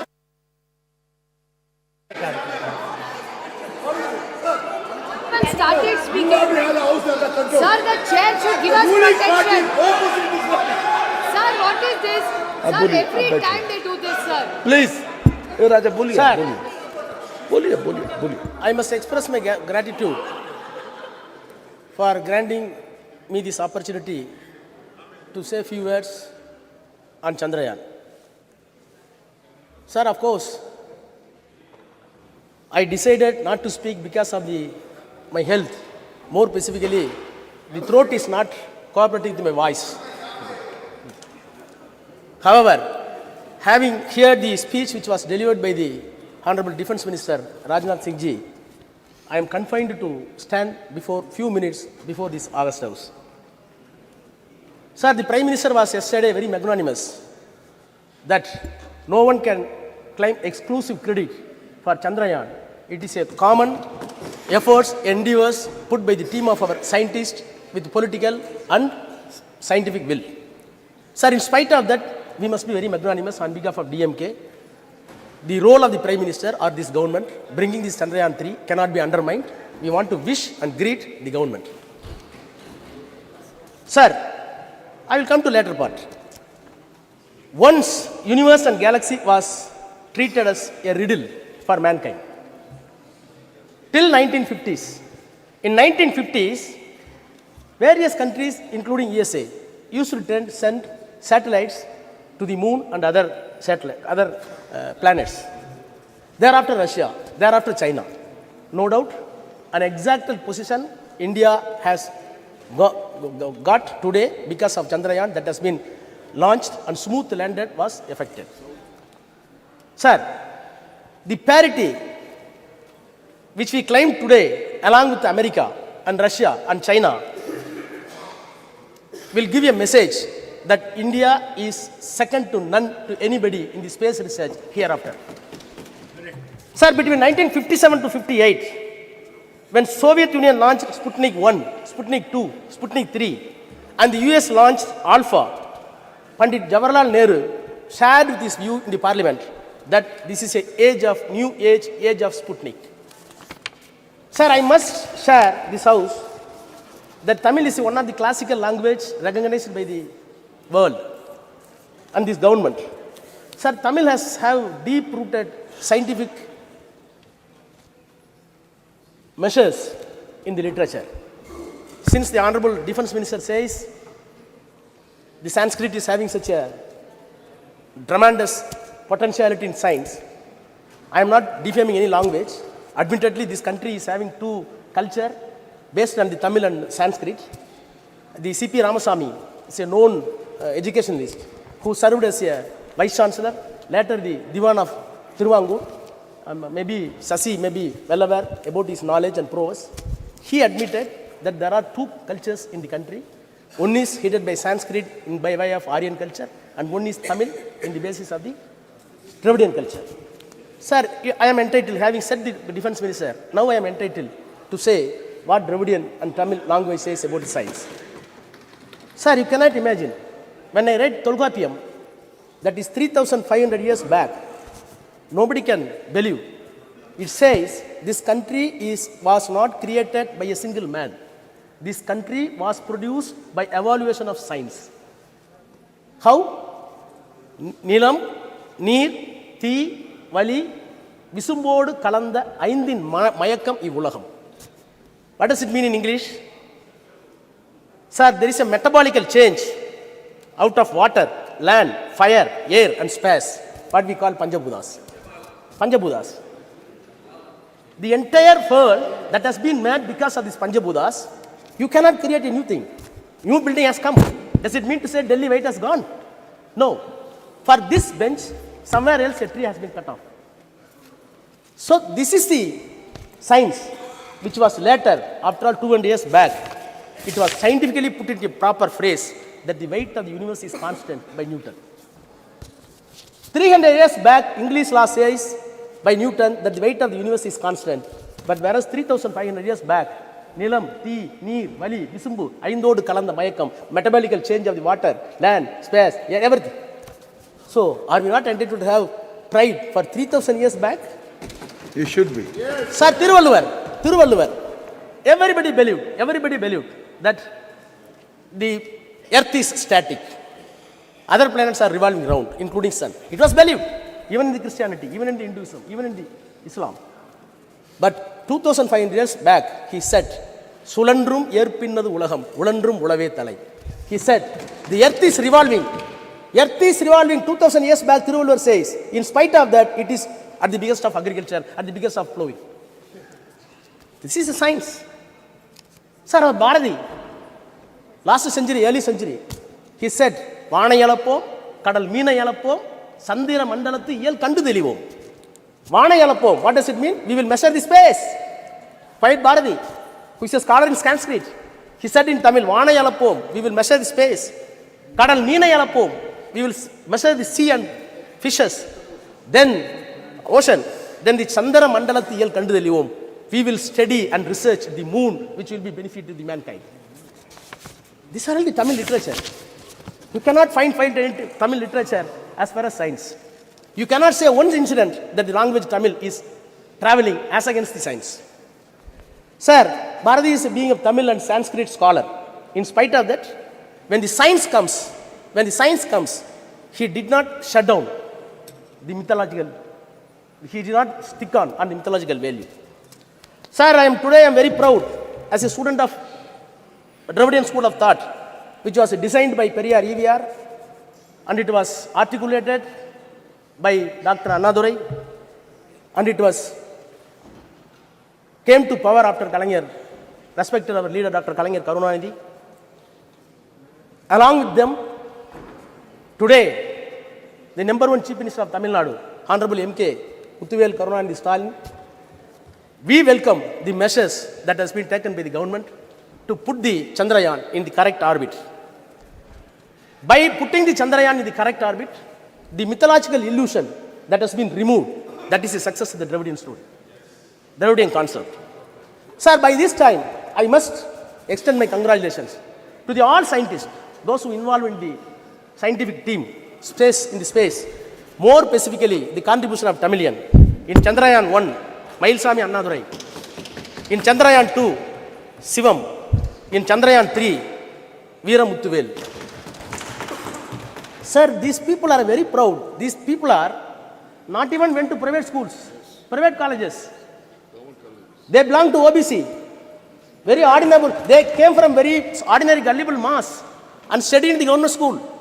In spite of that, they contributed that India has reached the moon because of not the students from convent, not from the students of any other exalted institution abroad, by the government colleges and government schools. Sir, they did not know Hindi and Sanskrit. These scientists did not know Sanskrit and Hindi. They know only Tamil and English. In spite of that, they exalted such a position. Sir, I am looking back the history of space research since 1952, as put it my friend Sasi Tharoor.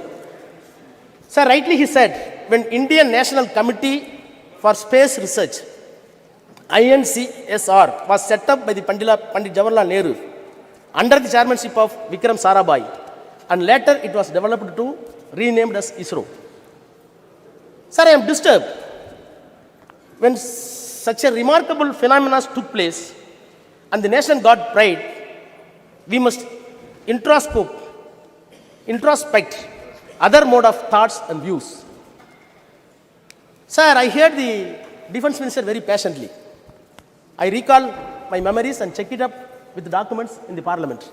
Just one by the honorable member from Andhra, Jaipal Reddy, a veteran leader in Congress. The motion is drop the 3 cabinet ministers from the cabinet. One of the person he named is Murali Manohar Joshi, then the HRD minister. Sir, the motion was moved by Jaipal Reddy. The house was rapt attention. Murali Manohar Joshi was there. Atal Bihari Vajpayee was there. Then the Arun Jaitley said, I quote, I have always regarded Dr. Murali Manohar Joshi as a genius scholar, but my philosophical problem with him is that he is confused himself, history with mythology, philosophy with theology, astronomy with astronomy. And he further went, Mr. Joshi, you want to change the syllabus and you want to give a saffron syllabus for the students. I am entitled to call, he said, I am entitled to call you in the house that you are a textbook terrorist. Unquote. Sir, I was part of the government, in BJP government, no doubt. The reason is something different. This is not the place to elucidate. Nothing is different. But sir, the accusation that has been made, the accusation that was made by the Murali Manohar Joshi still continues in the mouth of Defense Minister Rajnath Singh. Sir, no doubt, government has done a great job. When the satellites were successfully sent by the America and Russia, Prime Minister Nehru wrote to all chief ministers, please note this. We have not sent it. India did not send it. Not able to send. But in spite of that, Prime Minister wrote letter to all the chief ministers, I quote, intrusion of the man into outer space, and unquote. Letter further says, it is very important. Our narrow world, we are entangled with all kinds of rivalries in the name of caste, greed and religion and national conflicts which have no meaning in this new age of science and space, unquote. Sir, when the Chandrayaan was sent to the moon, naturally your mind and heart must enlarge. Whereas I feel with all my sincerity that one side you are sending the Chandrayaan to the space and your heart and brain going down somewhere else, which contradictions. What happened to my elder leader, T.R. Balu is here. Sethu Samudram project, which was a dream for us. It was completely stopped because of mythology, not by science. Sir, among the Chandrayaan celebration, sir, it is very painful. No, sir, nothing. क्या point of order है? Indian Constitution. Sir, I will finish 1 minute. Some point of order is there. Mr. Raja, some point of order is there. It should be listened. आप बैठ जाइए ma'am. आप बैठिए. Article 25. जी जी. भारत का संविधान 25 sir, वो कहता है कि कोई भी आदमी किसी भी धर्म को मानने के लिए स्वतंत्र है और किसी आदमी को यह आजादी नहीं है कि वो उसके धर्म के आस्था के ऊपर जो अटैक करे. ये भारत का संविधान कहता है. ये बार बार जो है हमारे ऊपर अटैक कर रहे हैं. हम सनातन को मानते हैं, हम हिंदू हैं और आपको कोई राइट नहीं है हमारे ऊपर अटैक करने के लिए. बैठिए. ओके. देख लेंगे इसको, देख लेंगे. बैठ जाइए. जी. बैठिए. Mister Raja, please. Mr. Raja, now please continue. Continue. And be careful. Sometimes mythology and history, they are mixed. They can't be separated altogether. You please take care of those things. Please.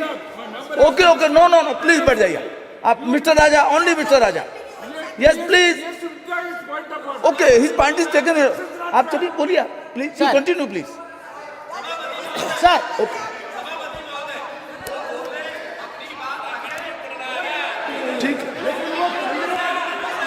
ठीक है बैठिए. बोलिए. Sir. जी. बोलिए. Sir. We should be careful. Sir. I am repeating the words. Sometimes mythology and history are mixed. They are mixed. Yes, sir. I am not doing. Sir, I am not. In our nation, in our country, no. It is a tradition to tell the history through mythology. It is also a tradition there. Please now. Sir, without any reservation. You are very senior, sir. Sir, without any reservation, cutting across the political parties, we are ready to shower encomium upon this government, the Prime Minister, no doubt. But am I not entitled to say the other side also? Sir, Chandrayaan went successfully to the moon. We are celebrating, no doubt. We are entitled. The world should know that where India is going as a superpower of 4th place. After USA, after Russia, after China, no doubt. I am also Indian. I am having my own pride towards the country, towards the Prime Minister, towards the ministers. But, sir, my heart is, sir, my heart is bleeding.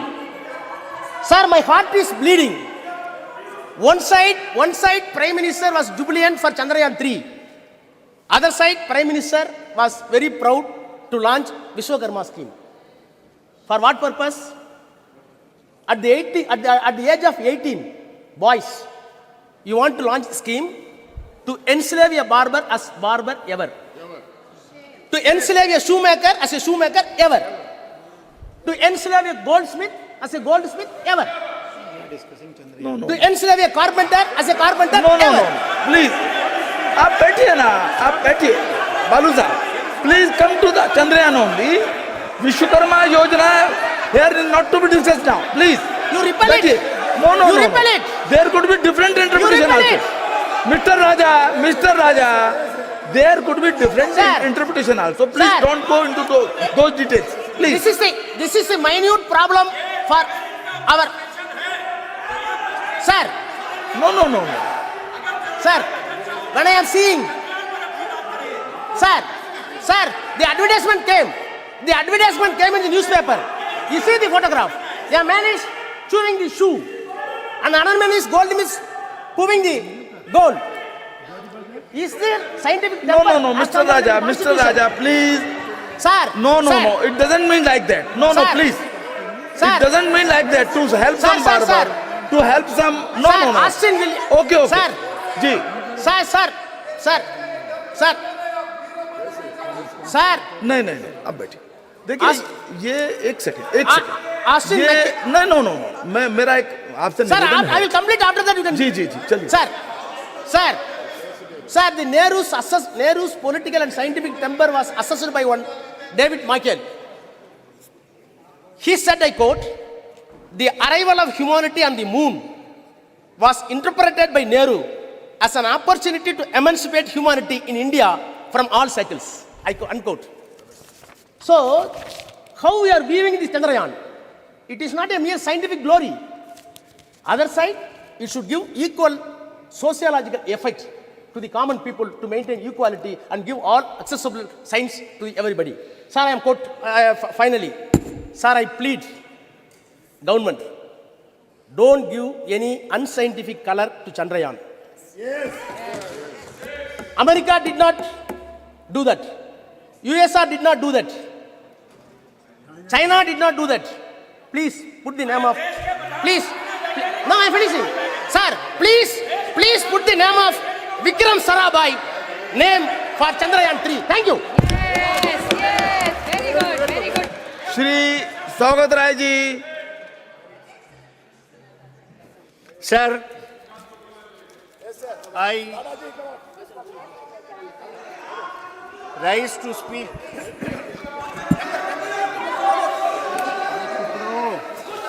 on the... पिछले बार क्या बोले थे याद है? फिर बोले क्या?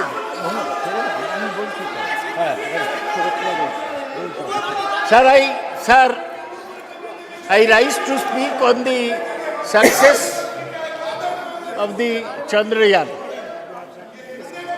I congratulate S. Somnath and all the scientists of ISRO. देखिए एक सेकंड जब आपका बोलने का सुनिए आपकी कोई चीज रिकॉर्ड में नहीं जा रही है. Please listen. आपकी कोई चीज रिकॉर्ड में नहीं जा रही है. आपको अवसर मिलेगा बोलने का. माननीय शांत बैठिए विदुड़ी जी. नो, बैठ जाइए आप. आपको जब अवसर मिलेगा अपनी बात कहिएगा, अपना तर्क रखिएगा. अभी जो बात कही जा रही है उसको सुनिए आप. Please. Sir, please. I congratulate Somnath and all the scientists of ISRO. I may mention... अब बोलिए. I want to mention that there are many Bengali scientists from Bengal in the Chandrayaan project. Hey, तुम बैठो तो, फालतू आदमी बैठो तुम. ताला बोल नहीं, भाषण दो ना. नहीं, प्लीज. अगर सकते हो तो भाषण दो. They are scientists from Bengal, from Tamil Nadu, from Kerala. Chandrayaan soft landing on the moon in front of the TV, we saw Chandrayaan, then suddenly the Prime Minister's photograph came. The whole country wanted to see the soft landing. They saw the Prime Minister photograph. Why should this happen? Chandrayaan is not the result of one particular individual's effort. It is the result of 50 years of scientific work done by hundreds of scientists throughout the country. Sir, I was very pleased to hear Rajnath Singh speak on scientific temperament. The man who spoke of scientific temperament in this country was Jawaharlal Nehru. Scientific temperament means you do not accept anything without experiment, without logic. Science is knowledge which is certain and systematic. I am like Rajnath Singh, former professor of physics. But in my physics, while speaking on Chandrayaan, I don't bring Ram Mandir like Rajnath Singh. There is no connection between the two. Sir,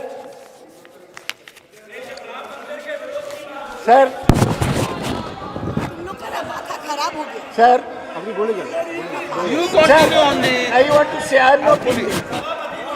Sir, I want to say, when somebody in top position says that Ganesh had plastic surgery in the ancient days, I do not accept this. When somebody says that Kauravas were born due to in vitro fertilization, I do not accept this. When somebody says that in Ramayana, the Pushpak Rath was a discovery by the ancient Indians, I do not accept this. I accept only that which is proved by science. Let me make it very clear. Sir,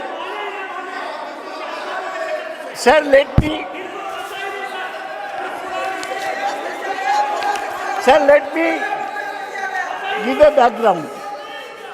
Sir, the background is this. In 1957, the Soviets sent the Sputnik to the space. In 1961, Yuri Gagarin became the first person in space. In 1963, Valentina Tereshkova became the first woman in space. It was at this time that Jawaharlal Nehru felt that we must go into space science. In 1962, he set up the INCOSPAR, Indian National Committee for Space Research, headed by Dr. Vikram Sarabhai, a cosmic ray physicist. Nehru died in 1964. In 1969, when Indira Gandhi was Prime Minister, the ISRO was set up. And in 1972, when Indira Gandhi was still Prime Minister, the Department of Space was set up. So whatever is happening today is continuation of what Dr. Vikram Sarabhai started in 1962. His legacy. He unfortunately died in 1971 in Thumba, the space which he liked so much. So now, India has... Arey, chup karo. Sir, chup karo. Sir, India got the first success in Aryabhatta, which was completely designed and fabricated in India and launched by a Soviet Cosmos 3M rocket from Kapustin Yar on 19th April 1975. ISRO has successfully launched almost 150 satellites since 1975.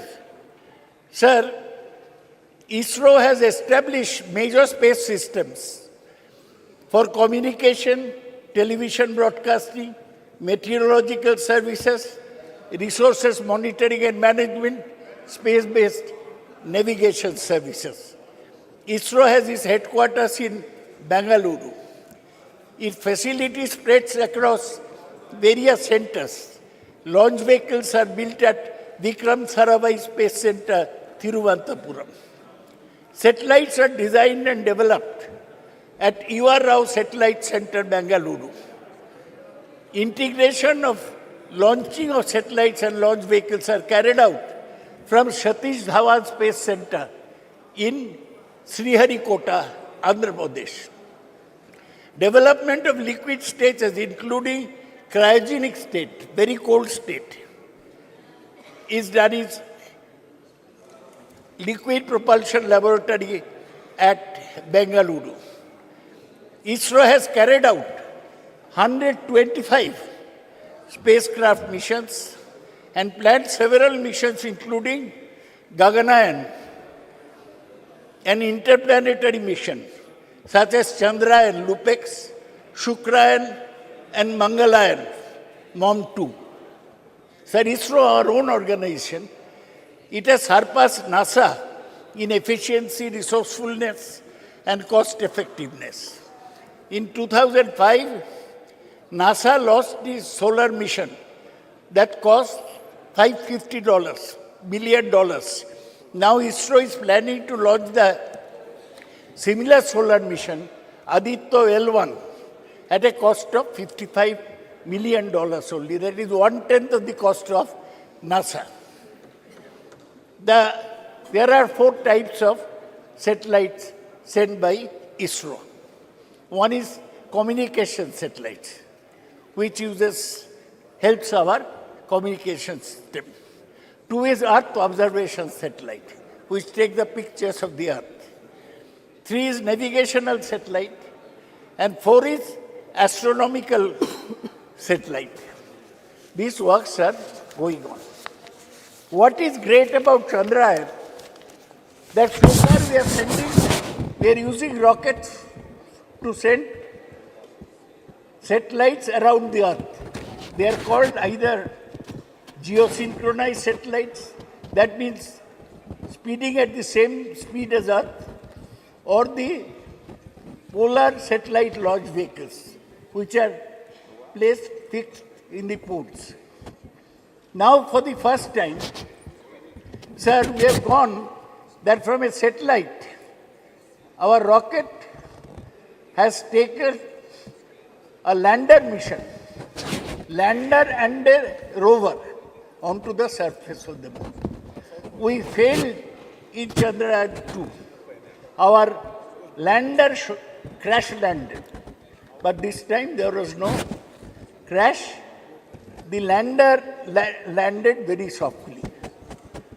For one day, it sent the messages from moon, but then it had to be jettisoned. We are very happy, all of us, that India has achieved this. But we must have things in perspective. We are talking of a moon, not a moon landing, sending a lander in moon. There is a propulsion module and there is a landing module. Propulsion module takes it from the Earth orbit into the moon. Then landing module goes to the moon surface. Sir, I must remind you, आपको याद दिलाने चाहता हूँ कि 57 में मैं बोला Soviet Sputnik भेजा, हम अभी मून में एक तो सॉफ्ट लैंडर भेजा 1969 में. आज से 54 साल पहले Neil Armstrong stepped on the moon as a man. Stepped on the moon. He said, it's a small step for me, but a giant step for mankind. Giant leap for the mankind. So हम लोग 54 साल पीछे है. अभी तक हम moon में कोई इंसान को लैंड करेगा इतना टेक्नोलॉजी नहीं हुआ। अच्छा काम कर रहे हैं इसको एक तो। और ये भी सही है कि स्पेस प्रोग्राम में जो पैसा लगता ये खर्चा करना मुश्किल है। जितेंद्र सिंह का बजट काटता है, उसको वेट भी नहीं है उतना, बजट मेंटेन नहीं कर पाता। तो गरीब देश में, डेवलपिंग देश में स्पेस प्रोग्राम रखना मुश्किल है, ये आसान बात नहीं है। तो हमें बैलेंस करके चलना चाहिए। लेकिन हमारा जो सैटेलाइट सिस्टम है ये बहुत सर्विस दिया। दे प्रिडिक्ट वेदर, कब तूफान आ रहा है, they predict crop development, and they GPS, our taxi walas use GPS now. That is also based on satellite tracking. So I want to say that Chandrayaan 3 has demonstrated safe and soft landing on the lunar surface. It has demonstrated rover roving onto the moon. Thoda hi gaya, and to conduct in situ scientific experiments. What are the technologies there? Altimeters, laser-based altimeters, velocimeters, inertial measurement with laser gyro-based surface, propulsion system, navigational guidance and control, hazard detection and avoidance, and landing leg mechanism. ये सब हम India में develop किया, यही हमारा गर्व की बात है। गर्व से बोलो, ये लैंडर पेलोड, इसमें चंद्रशेखर के नाम पे चंद्रा सरफेस थर्मोफिजिकल एक्सपेरिमेंट है to measure the thermal conductivity and temperature, instrument for lunar seismic activity, Langmuir probe to estimate the plasma density and its variation. So, itna sir, I am concluding. I am not discussing anything controversial. तो मुझे बोलने दिया जाए। अग्रवाल जी, chairman साहब, sir मुझे यही कहना है कि हम आगे बढ़े हैं, लेकिन बहुत दूर जाने पड़ेगा। We have not mentioned, nobody has mentioned Kalpana Chawla.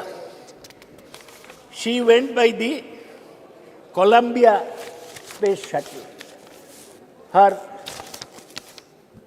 craft exploded in 2003, and she along with 7 others died.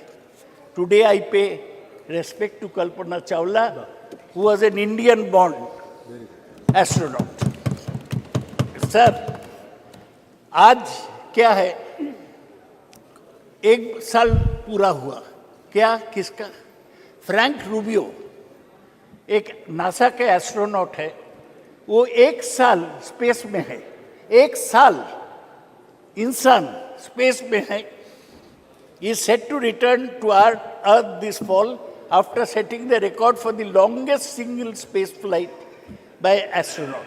He arrived at the International Space Station 21st September 2022 and will return home after 371 days in space. Rubio and his fellow crew members conducted dozens of scientific investigation and technology demonstration. Sir, ये NASA 58 में setup हुआ।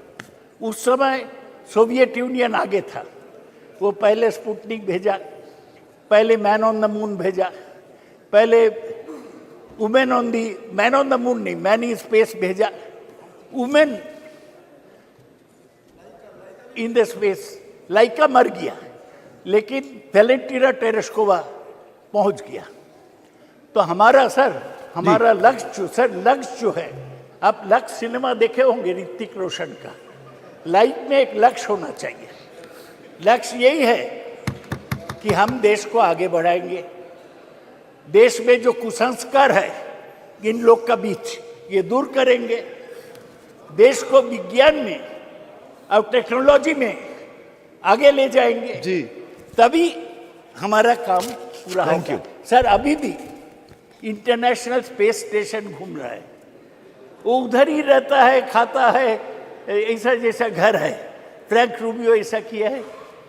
अभी भी China एक international space station बना दिया, 2 Americans have one, Chinese have one. So Chinese भी space station now please बहुत सारे काम करना है। ये जो इंटरनेशनल स्पेस स्टेशन है उसमें NASA, Russia, Japan, Europe and Canada, अभी एक और वक्ता है आपके, one more speaker is there from party जी। सर, हमको यही कहना है कि हमारा रैंक अभी 6th है। किसका पीछे? NASA, Russia, Japan, Europe, Canada and China. China बहुत आगे बढ़ गया है। सर, आज इसलिए इस चर्चा में मैं जवाहरलाल नेहरू को प्रणाम करता हूँ, थैंक यू, इंदिरा गांधी को प्रणाम करता हूँ, ये हमारा स्पेस प्रोग्राम को आगे बढ़ाए। डॉक्टर विक्रम साराभाई को प्रणाम करता हूँ, और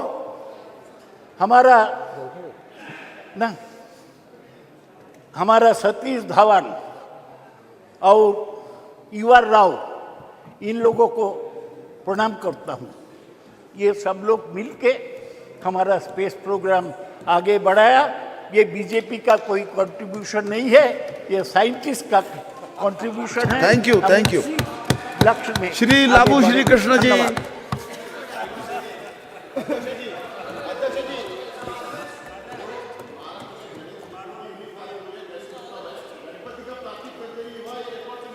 चलिए चलिए बैठिए, अब बैठिए। आप जब आए तो बोलिएगा इस बात को, जब आपका बोलने का नंबर आएगा तब इस बात को बोलिएगा जी, please. Don't take this out of my time sir. देख लेंगे उसको, देख लेंगे उसको, ठीक है, देख लेंगे उसको। यदि आपत्तिजनक बात होगी उसको देख लिया जाएगा ना। प्लीज लवशिका सर, देख लेते हैं उसको, देख लेंगे ना, please.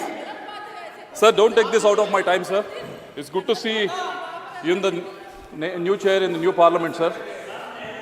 I thank my party floor leader, Mr. Reddy Garu, for allowing me to speak on the second day of the inauguration of this new parliament building, sir.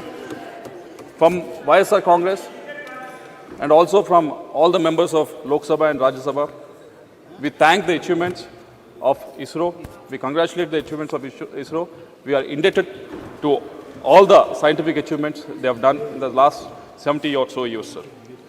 When I was asked to speak on this subject, the first quote that came to my mind was of Isaac Newton, sir, when he said, "I was able to see further because I was standing on the shoulders of the giants, sir." We were able to achieve Chandrayaan mission because there were so many people that have contributed to it. Just now, Professor Dada has mentioned about Vikram Sarabhai, Satish Dhawan, U.R. Rao, Madhavan Nair, Kastur Rangan. Because of what they've achieved in the last 65 to 70 years, Shivan, all these people have achieved and contributed to the frontiers of the space exploration, sir. Because of them, we were able to achieve Chandrayaan mission to the moon, sir. And I also congratulate Somnath and his team, who was able to place a lander on the far side of the moon, sir. When I was watching it as a tech geek, like all of us, I was so happy for 3 different reasons, sir. The first one was, it was launched from Sriharikota, Andhra Pradesh. It's my Telugu land, sir. And it has been found to be lucky for all the launches, and they have all been successful, sir. And the second reason that I'm really happy was because of when I was going through the profiles of all the contributors for this success, all the scientists who were involved in this, majority of them came from state universities, sir, or engineering colleges run by state government, sir. It was a great achievement. They didn't come from any IITs or NITs, sir. They just came from the state-run universities, sir. Third thing that we all should be happy is the participation of women in this endeavor, sir. They all dressed in kanchi saris very beautifully, but they were having that vigor to make sure that our Chandrayaan mission was very successful, sir. But there are a lot of questions raised, not in the Western media, sir, why India is doing this activity when there's so much poverty in the country. For them, sir, there are three reasons. The first one being, we want to cross the frontiers of the science and space exploration, sir. It won't happen just like that, sir. Take, for example, as Dada was mentioning earlier, in 1965, we were human was able to land on the moon, sir. But from the last 50 or 55 years, the space exploration of most of the countries has actually gone back, sir.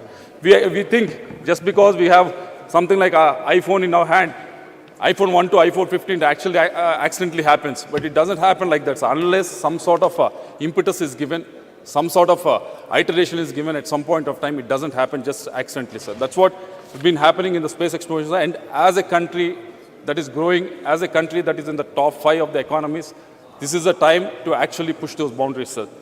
And second reason being, we have to dream big for the next generation. And we have to prove to the next generation that anything can be possible in India, sir.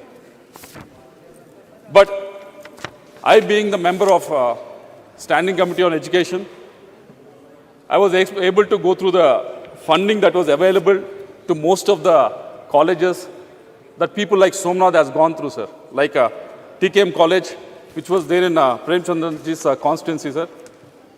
There's a funding called RUSA, which was given to the state university, sir. Allocation was around 8,120 crores, sir. It was almost the same for the last 4 or 5 years. If you look at the spending, it's not even 60% of the spending is happening, sir. This spending is expected to take these state universities, state-run universities, from where the scientists who are working in ISRO are coming from, sir. But somehow this funding is not able to reach them. The reasons, whenever we ask them, the state is not contributing 30% or 40%. That is the reason that they always come up with, sir. But who is the person that are actually losing, sir? It's the scientific community of this country. So I hope the minister was here, but I hope the point is taken so that this scheme can be altered, so that the maximum amount of funds can be utilized by all the state universities and state governments, sir. And coming to the women participation, Shashi Tharuji has mentioned about it, and there were some comments from the other side also, sir. There's 20 to 25% of the women participation in ISRO, which has a workforce of almost 16,000, sir. And if you look at the STEM graduates from India, women STEM graduates who are pursuing science, technology and engineering in India, 43% of them are women, sir. When you compare to US, it is only 34%. When you compare to the developed countries like Canada, it's only 31%. Even in UK, it is only 38%, sir. We are far, far, far ahead, sir. And also 30% of the research papers across 186 fields, this information I got it from Scopus, sir, are being published by women, sir. But only 14%, even though there's 43% of them are STEM graduates, of them are women, only 14% of the women are participating in STEM-related jobs, sir.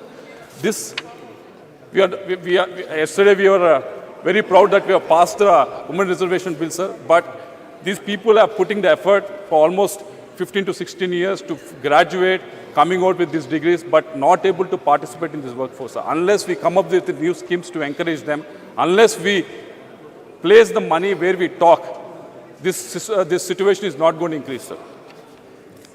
And third, Minister Jitendra Singh ji is also here, sir. It is regarding National Research Foundation, sir. I wish somehow every Friday the House gets adjourned, sir, and he always gets the time. We always get the time to ask him the question only on the Friday, but somehow it gets adjourned and we never get to ask the question. But National Research Foundation is been envisaged almost 4 years back with the outlay of 50,000 crores that has been mentioned. And until now, not a single rupee has not been correct me if I'm wrong, but not been actually given out to any of these IITs or NITs or any of the state-funded universities, sir. For the last 4 years, that all these institutes have been actually waiting for it, sir. Mike, please. Yeah. Mike, sir, Mike. Because it's still being structured. So when my turn comes to speak, I'll elaborate on that. Yes, sir. I'll also elaborate on, because out of this 50,000 crores, we thought it's all coming from the state government, sir, but we have been told that 36,000 crores are supposed to be mopped up from the private. Yes. If you can give us the modalities of how you're going to raise it. I don't want to interrupt you, no. So I'll elaborate when my turn comes. Yes, because you're right. Almost 36,000 will be from non-government sources. That's the difference now. Because Yes. Dada, please. Dada, Baide, please. Because sir, we are actually at one of the lowest globally, sir, with respect to the spending on the research. Only 0.7% of the GDP is spent on the research, sir. So that's why I expect the minister to answer it when elaborate it when you're speaking of it, sir. And the other point being, I've been speaking to a lot of the startups who are in the space exploration, sir, and most of them have come up with a request. You are doing PLI, Production Linked Incentive Scheme, for all the industries, coming from food sector to steel and every other industry. But somehow this PLI scheme is not being implemented for this space technology, sir. So if the minister can actually take it up. And also the second suggestion that they came up with is regarding GST exemptions for private satellite launch service providers, sir. There's a company called Skyroot, which is based out of Hyderabad. They're trying to, most of the cost that happens is during the launch, sir. And this company, Skyroot, is trying to reduce the cost, like how SpaceX is doing. But indigenously, they're trying to reduce it. So if some sort of encouragement can be given with regards to this, that will be a big favor to them, sir. Because let me put this on record, sir, because there's no disrespect to our scientific community or anything like that, sir. But if you look at GSLV Mark IV, correct me if I'm wrong, it can only put 4 tons into the geostationary orbit, sir. Whereas Long March 5, which is the Chinese one, can put almost 14 tons satellite in the same orbit, sir. And also in the lower orbit, GSLV Mark IV can only place 7 tons of the satellites, sir, whereas Long March 5, which is of the Chinese one, can put almost 25 tons in the lower orbit, sir. Because there's a huge difference in our payload capacity and their payload capacity, sir. This can be closed down only if the participation of the private players in this whole thing, sir. So I wish the government, yes, our scientific community is doing exceedingly well with a frugal funding that is available for them, sir. But they will do much, much better if the funding can be increased, sir. And also if the private participation is increased, sir. I'll end up by saying what our Prime Minister has, I keep on quoting, abhi samay hai aur sahi samay hai. I think this is the right time for all of us to do, because India being a country with young population, with a lot of aspirations, so this is the right time for the treasury benches to actually put the money where they are talking, sir. Thank you very much. Thank you. Honorable Member Pratap Rao Jadhav.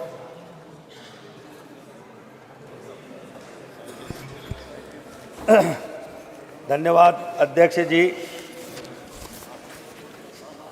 आज यहाँ पर जो हो रही है चंद्रयान 3 की चर्चा पर मुझे बोलने का अवसर दिया।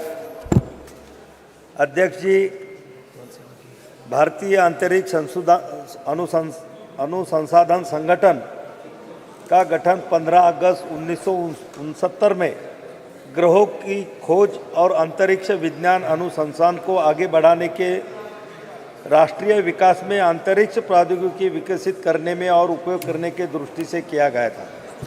मेरे पहले बहुत सारे सदस्यों ने यहाँ पर बहुत सारे बातें यहाँ पर कही, मैं उसको दोहराऊंगा नहीं।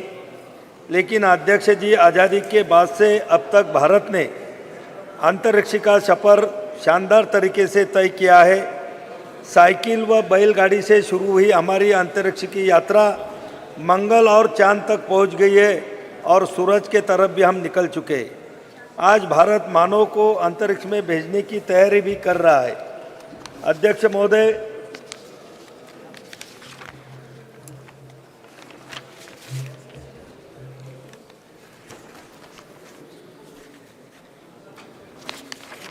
अध्यक्ष जी, 19 अप्रैल 1975 को भारत ने अपना पहला उपग्रह आर्यभट्ट रूस के प्रक्षेपण केंद्र से सफलतापूर्वक प्रक्षेपित कर अंतरिक्ष के दुनिया में अपना भारत के सुनहरे भविष्य के लिए नींव तैयार की थी। आर्यभट्ट उपग्रह का निर्माण इसरो के लिए बड़ी चुनौती थी, क्योंकि उस समय न तो भारतीय वैज्ञानिकों के पास आधारभूत सुविधाएं थी और न ही पर्याप्त संसाधन थे। लेकिन भारतीय वैज्ञानिकों ने जज्बे के आगे समस्याएं छोटी हो गई और इसरो के तत्कालीन अध्यक्ष प्रोफेसर सतीश धवन के मार्गदर्शन के युवा टीम ने आर्यभट्ट का निर्माण किया था। अध्यक्ष जी, हमारे वैज्ञानिकों ने 22 अक्टूबर 2008 को 1380 किलोग्राम का चंद्रयान 1 भेजा, जो 14 नवंबर 2008 को चंद्रमा की सतह पर पहुंचा।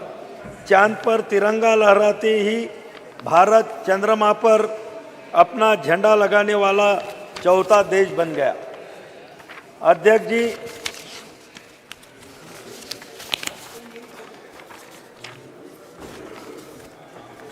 यह सिलसिला यहाँ नहीं रुका। 22 जुलाई 2019 को भारत ने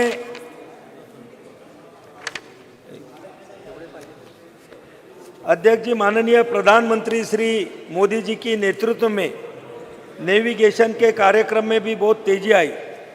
अध्यक्ष जी, कारगिल युद्ध में के दौरान अमेरिका ने अपना नेविगेशन सिस्टम भारत को देने से मना कर दिया था, जिससे हमारी सेना को कारगिल की पहाड़ियों पर दुश्मन के छुपे ठिकानों का पता लगाना मुश्किल हो गया था।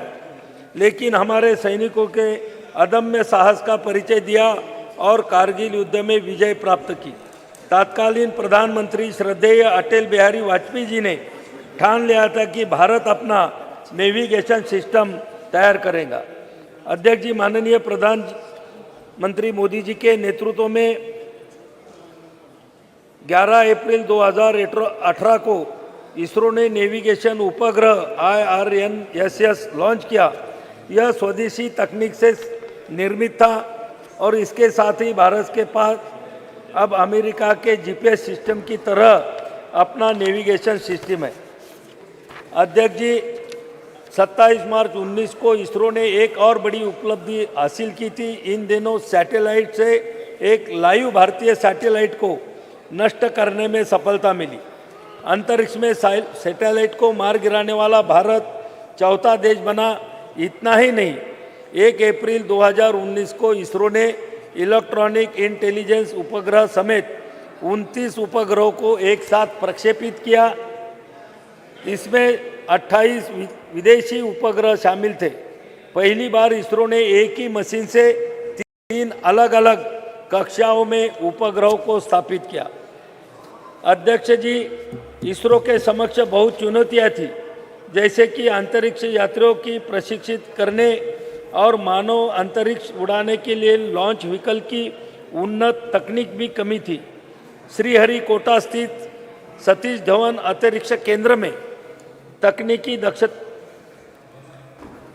दक्षता का अभाव, निजी क्षेत्र की सीमित भूमिका, परियोजना का धीमा कार्यान्वयन, सरकार द्वारा पर्याप्त समर्थन नहीं होना, बजट की कमी। लेकिन जब केंद्र में माननीय श्री मोदी जी के नेतृत्व में NDA की सरकार आई, परियोजनाओं के क्रियान्वयन में तेजी आई और बजट की कमी भी दूर हुई। अध्यक्ष जी, चंद्रयान 2 से मिली सीख और राष्ट्रीय स्तर के विशेषज्ञों द्वारा दिए गए सुझावों के आधार पर चंद्रयान 3 पर भी काम किया और सफल प्रक्षेपण किया। अंतरिक्ष विज्ञान के क्षेत्र में मिली लंबी छलांग लगाई। इसरो ने वैज्ञानिकों की इस बड़ी कामयाबी से देश भर में खुशी की लहर आई और दुनिया ने भारत की बड़ी उपलब्धि को खुले दिल से सैल्यूट किया। अध्यक्ष महोदय, मुझे यहाँ बताने में बहुत गर्व महसूस हो रहा है कि जिस लोकसभा क्षेत्र बुल्ढाना से मैं आता हूँ, वहाँ से चंद्रयान मिशन में जो सिल्वर स्टर्लिंग ट्यूब्स लगी है, वह मेरे लोकसभा क्षेत्र बुल्ढाना के खामगांव तहसील से बनाई गई थी और महाराष्ट्र के हिंगोली भूमि में एक शुष्क हिस्सा दुनिया के सबसे महत्वाकांक्षी विज्ञान कार्यों में से एक गुरुत्वाकर्षण तरंगों का अध्ययन करने के लिए LIGO वेधशाला का स्थल बनने जा रहा है। यह साधारण प्रयास वैज्ञानिक अनुसंधान और नवाचार के लिए सरकार के दृढ़ समर्थन का एक चमकता उदाहरण है। प्रधानमंत्री नरेंद्र मोदी जी के नेतृत्व में भारत ने अभूतपूर्व वैज्ञानिक अन्वेषण का एक युग देखा है, जिसने हमारे देश को वैश्विक वैज्ञानिक उपलब्धि में सबसे आगे खड़ा कर दिया है।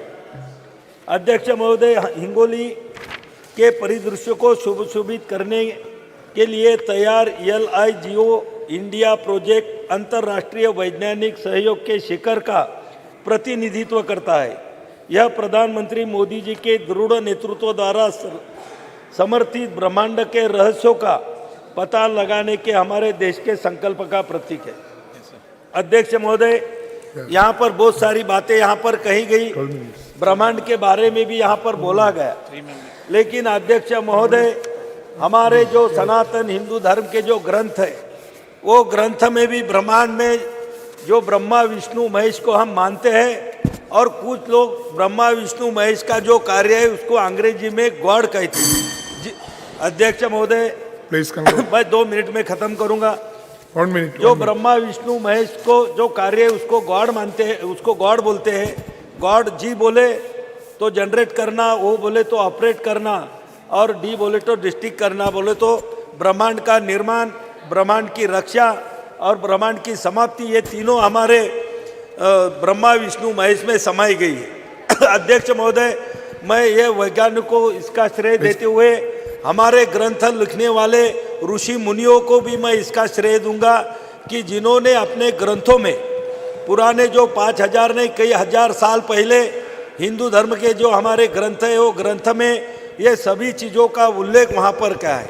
आज चंद्रयान का जो उल्लेख यहाँ पर हो रहा है, अध्यक्ष जी, हम बचपन में जब हमको समझ भी नहीं थी तो तब हमारी माँ, हमारी नानी, हमारी दादी हमको चंद्रमा की लोरियाँ सुना कर वहाँ पर हमको सुलाती थी, खाना खिलाती थी, और आज वो चंद्रमान की जो उत्सुकता थी हमारे दिल में पहले से ही मौजूद थी, और आज हमें यह भी महसूस हो रहा है कि हमारा देश और हमारा देश का तिरंगा वो चंद्रमा पे जाके लहरा रहा है। मैं हमारे वैज्ञानिकों को और उनको पूरा सपोर्ट करने वाले हमारे एनडीए सरकार को, आदरणीय नरेंद्र मोदी जी को बहुत बहुत धन्यवाद देता हूँ, और मैं मेरी भाषण समाप्त करता हूँ। धन्यवाद।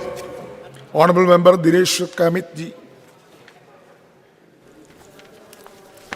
माननीय सभापति महोदय, आपने मुझे चंद्रयान 3 की सफलता पर बोलने का मौका दिया, इसके लिए बहुत बहुत धन्यवाद।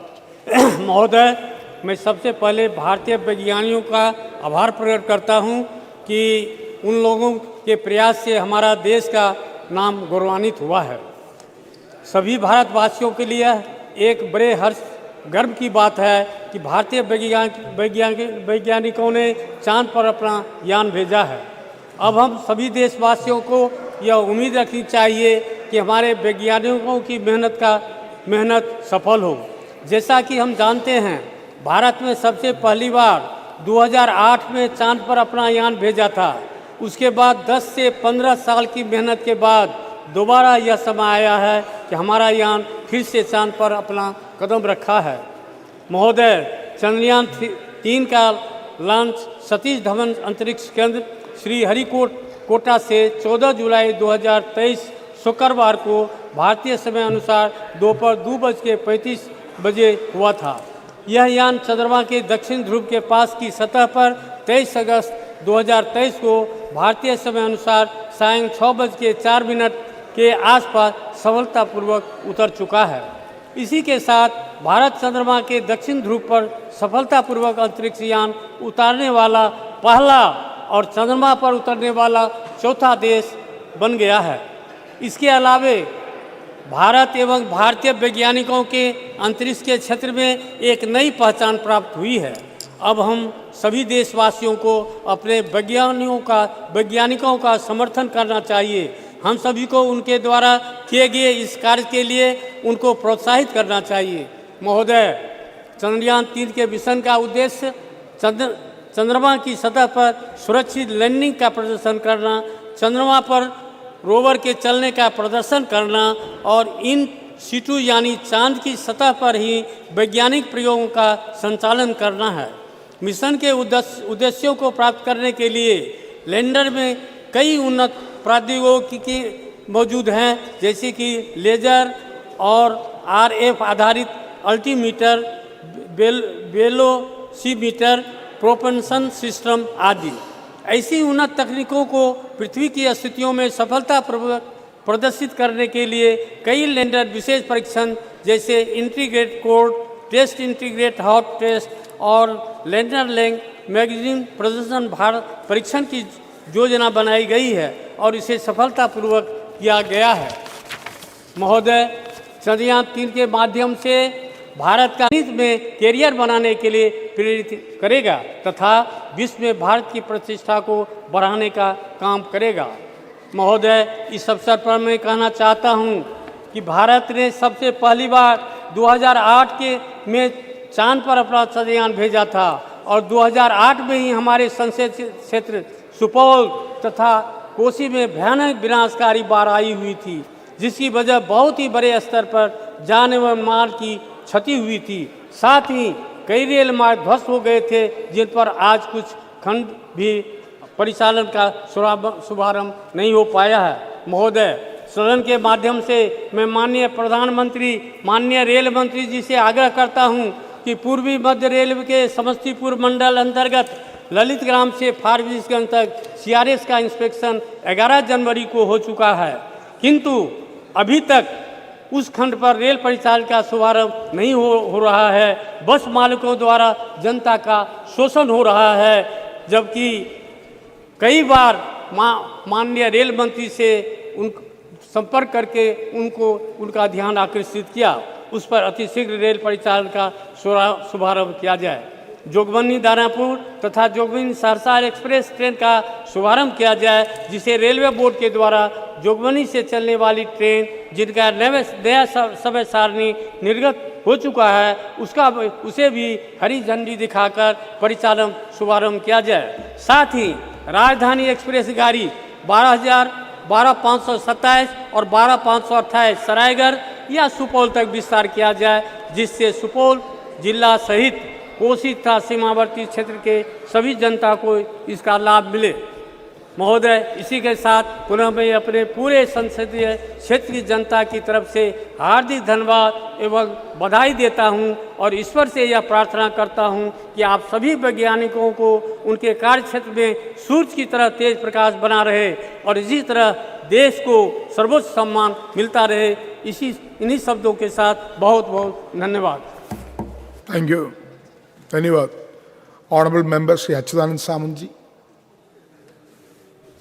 I would like to thank Honorable Chair to grant me this wonderful opportunity to participate in the discussions regarding success of Chandrayaan-3 mission and other achievements of our nation in the space sector.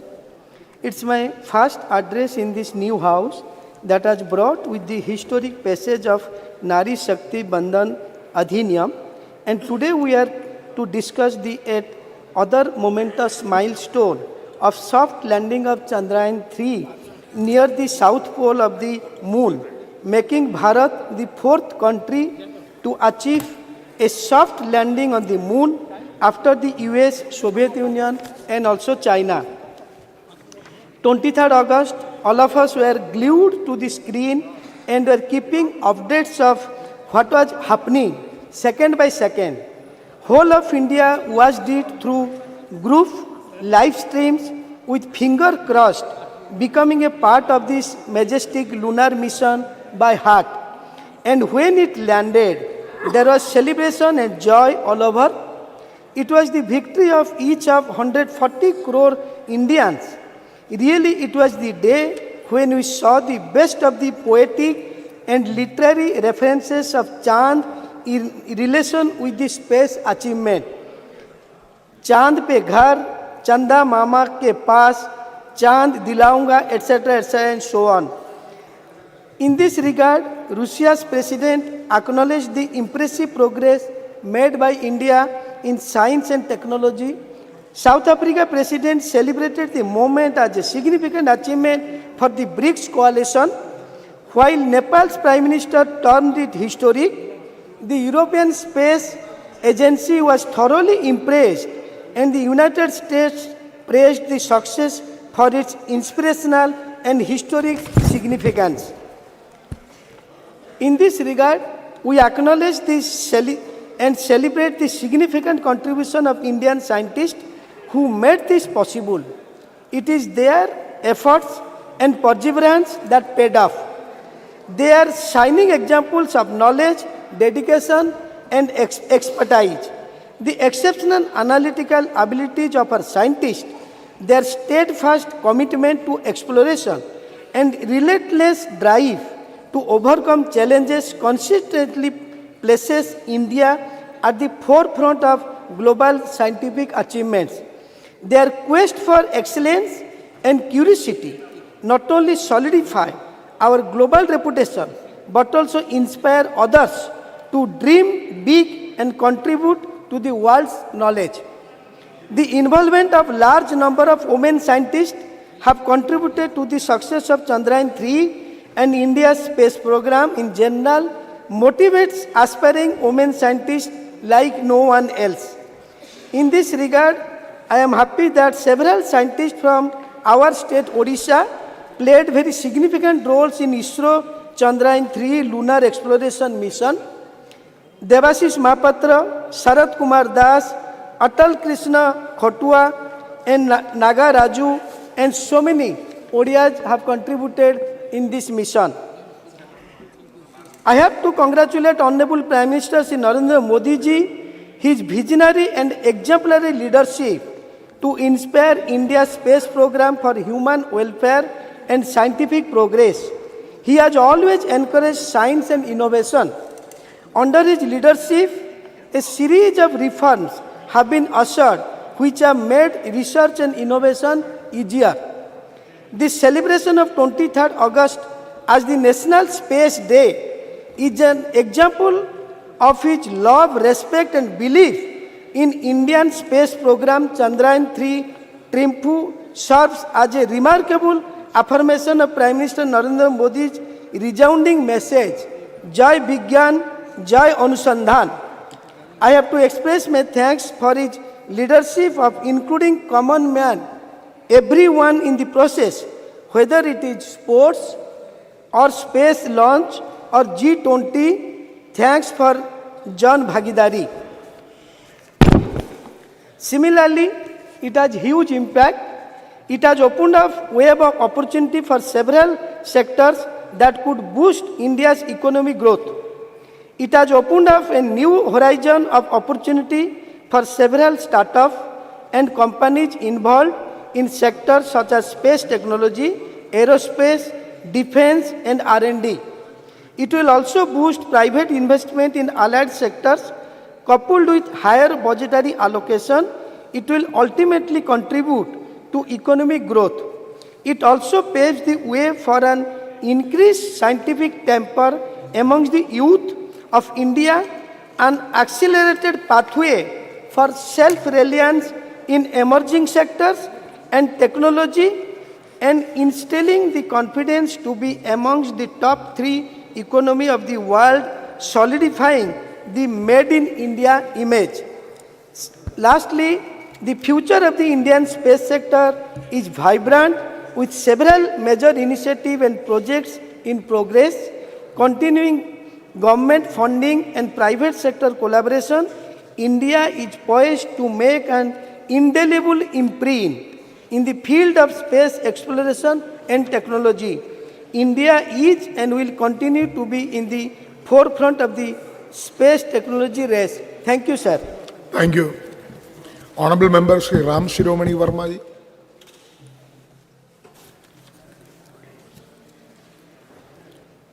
अध्यक्ष महोदय, आपने मुझे महत्वपूर्ण विषय चंद्रयान की सफलता पर अपने विचार रखने का मौका दिया। हम आपका हृदय से धन्यवाद देते हैं। मुझे गर्व है कि इस नए सदन में अपनी पार्टी की तरफ से बोलने का पहली बार मौका मिला है।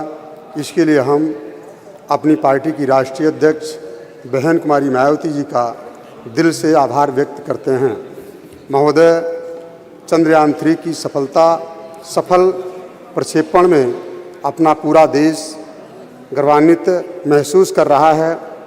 अब हम वैश्विक मानचित्र पर अपना स्थान रॉकेट प्रक्षेपण के संदर्भ में अंकित हो चुके हैं। इस सफल प्रक्षेपण हेतु मैं इसरो के वैज्ञानिकों, इंजीनियरों सहित उक्त चंद्रयान के लिए काम करने वाले समस्त कर्मचारियों को भी, जो दिन रात मेहनत करके चंद्रयान 3 को सफल बनाया है और आज विश्व में भारत पहले स्थान पर अंतरिक्ष प्रक्षेपण के मामले में पहुंच चुका है। मैं और मेरी बहुजन समाज पार्टी और देश के सभी सम्मानित नागरिकों की तरफ से इसरो के सभी वैज्ञानिकों को दिल से धन्यवाद देते हैं और विश्वास करते हैं कि समय समय पर देश की जनता की मांग को देखते हुए नित्य प्रतिदिन हमारे वैज्ञानिक अपनी लगन, परिश्रम और मेहनत से सफल अंतरिक्ष प्रक्षेपण करते रहेंगे। इसी के साथ अपने लोकसभा क्षेत्र श्रावस्ती की सम्मानित जनता जनार्दन की तरफ से भी समस्त वैज्ञानिकों को बधाई देता हूं। बहुत बहुत धन्यवाद।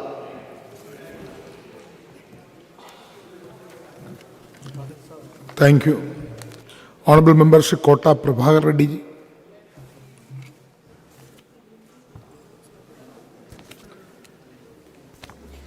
नया सदन में पहली बार बात करने का मौका मिला, बहुत बहुत धन्यवाद speaker ji. I extend my heartful congratulations to all of us on the notable achievement of the Chandrayaan 3. Today, as I stand here, I want to reflect on the ISRO's history, which started from teeny outwise in the great scientist Sarabhaji ji and becoming the powerful counterpart of the elite international space agencies of the world as we know. Pandit Jawaharlal Nehru and scientist Sarabhai are considered among the founding further Indian space program ISRO, which today I know for its unique and cost-effective technologies. In this regards, we express our heartfelt gratitude to all the Honorable Prime Minister, starting with the Nehru ji to our current Prime Minister in the Narendra Modi ji for the further invaluable contribution of the transforming ISRO's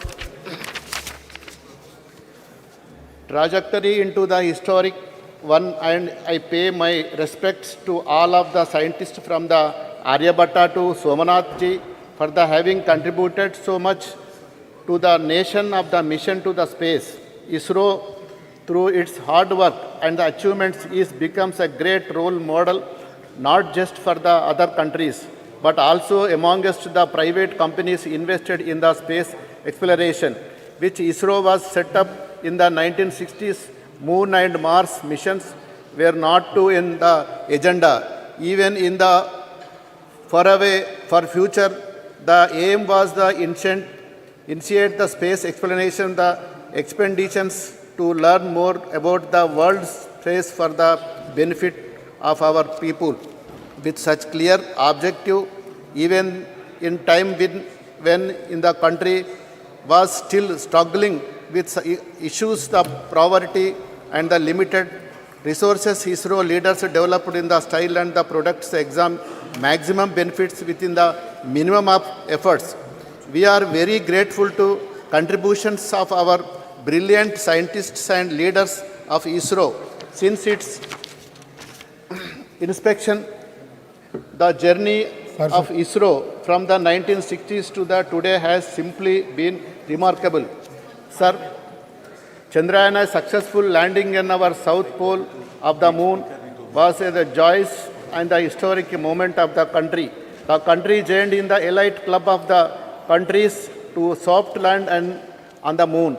The successful landing on the south pole of the moon, which no country has ever achieved so far, also shown the technologies programs that India has made so far and the scientific capabilities and the commitment to work to our Indian scientists and the engineers.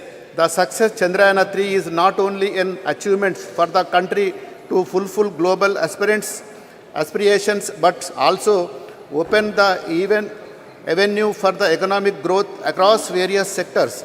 In the believed the bolster of Make in India initiative to contribute to the growth.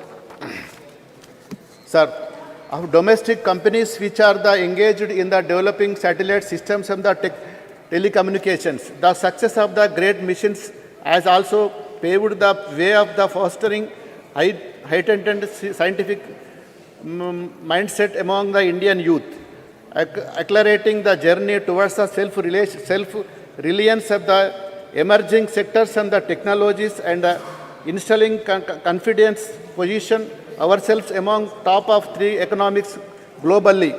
While taking about the many achievements of the ISRO, it is the quality important also take about the extensive role played by the Telangana for our same the Telangana state emerging as a commercial hub of the space related products and the services in the well known that over 30% of the components used in the ISRO highly acclamated Mars orbits missions in the supplied by SME based in Hyderabad.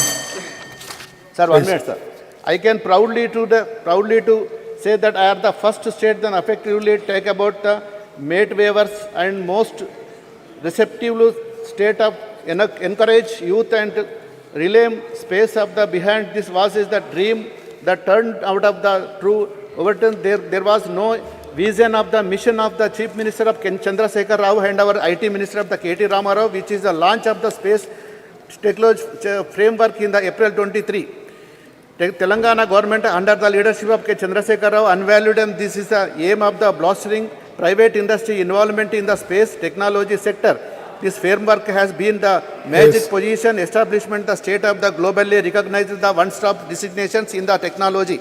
And we are the emerging closer to that dream. My launching is the space tech framework and the implementing of the plan initiated to the Telangana state is the intents of the further achievements realize vision the promoting the domestic products and the launch of the vehicle satellite systems and their companies ground the equipment manufacturing and the various other facilities within the state of Telangana. The state's government of Indian can be matched, guided by the vision of the Chandrasekhar Rao Chief Minister, dedicated effect the Ramarao young individuals of the T-Hub established by the Telangana government are achieving the remarks factors on the across the various domestic expansional talents in the Telangana, pushing the boundaries, achieving the significant milestones in the nations of the setup and the provide the satellite launch of the history. Hyderabad startup companies spended the door of the new opportunities in the Indian space sectors. 1 minute, sir. One notable achievements in the economy, Skyroof Aerospace Private Limited, which has successfully pioneered Indian the maiden private rocket launches in the Vikram. Yes, setting the remarkable presented. This is the epitome of the Telangana government. Involving the support of the young individuals who are the showing of the talented world and the transforming their brilliant ideas in the reliability through their startups. Further coming up the latest national achievements of the Chandrayaan-3, there is the doubt about the mission if the displayed the fact of the Indian will be soon emerge prominent player as the cost of the effective satellite launcher. It is expected that is a will urgent argument of the Indian contribution of the global space of the economy by 8.10%. Honourable member, please sum up. Moreover, expected the believement the Chandrayaan-3 is the Indian time the influences Indian domestic market as is the expected and the foreign investors prepare respectively on the Indian grow in the space of the research. Yes. Thank you, sir. Okay. Honourable member, Srimati Supriya Sule. Thank you, sir. Is there a cabinet minister present in the house?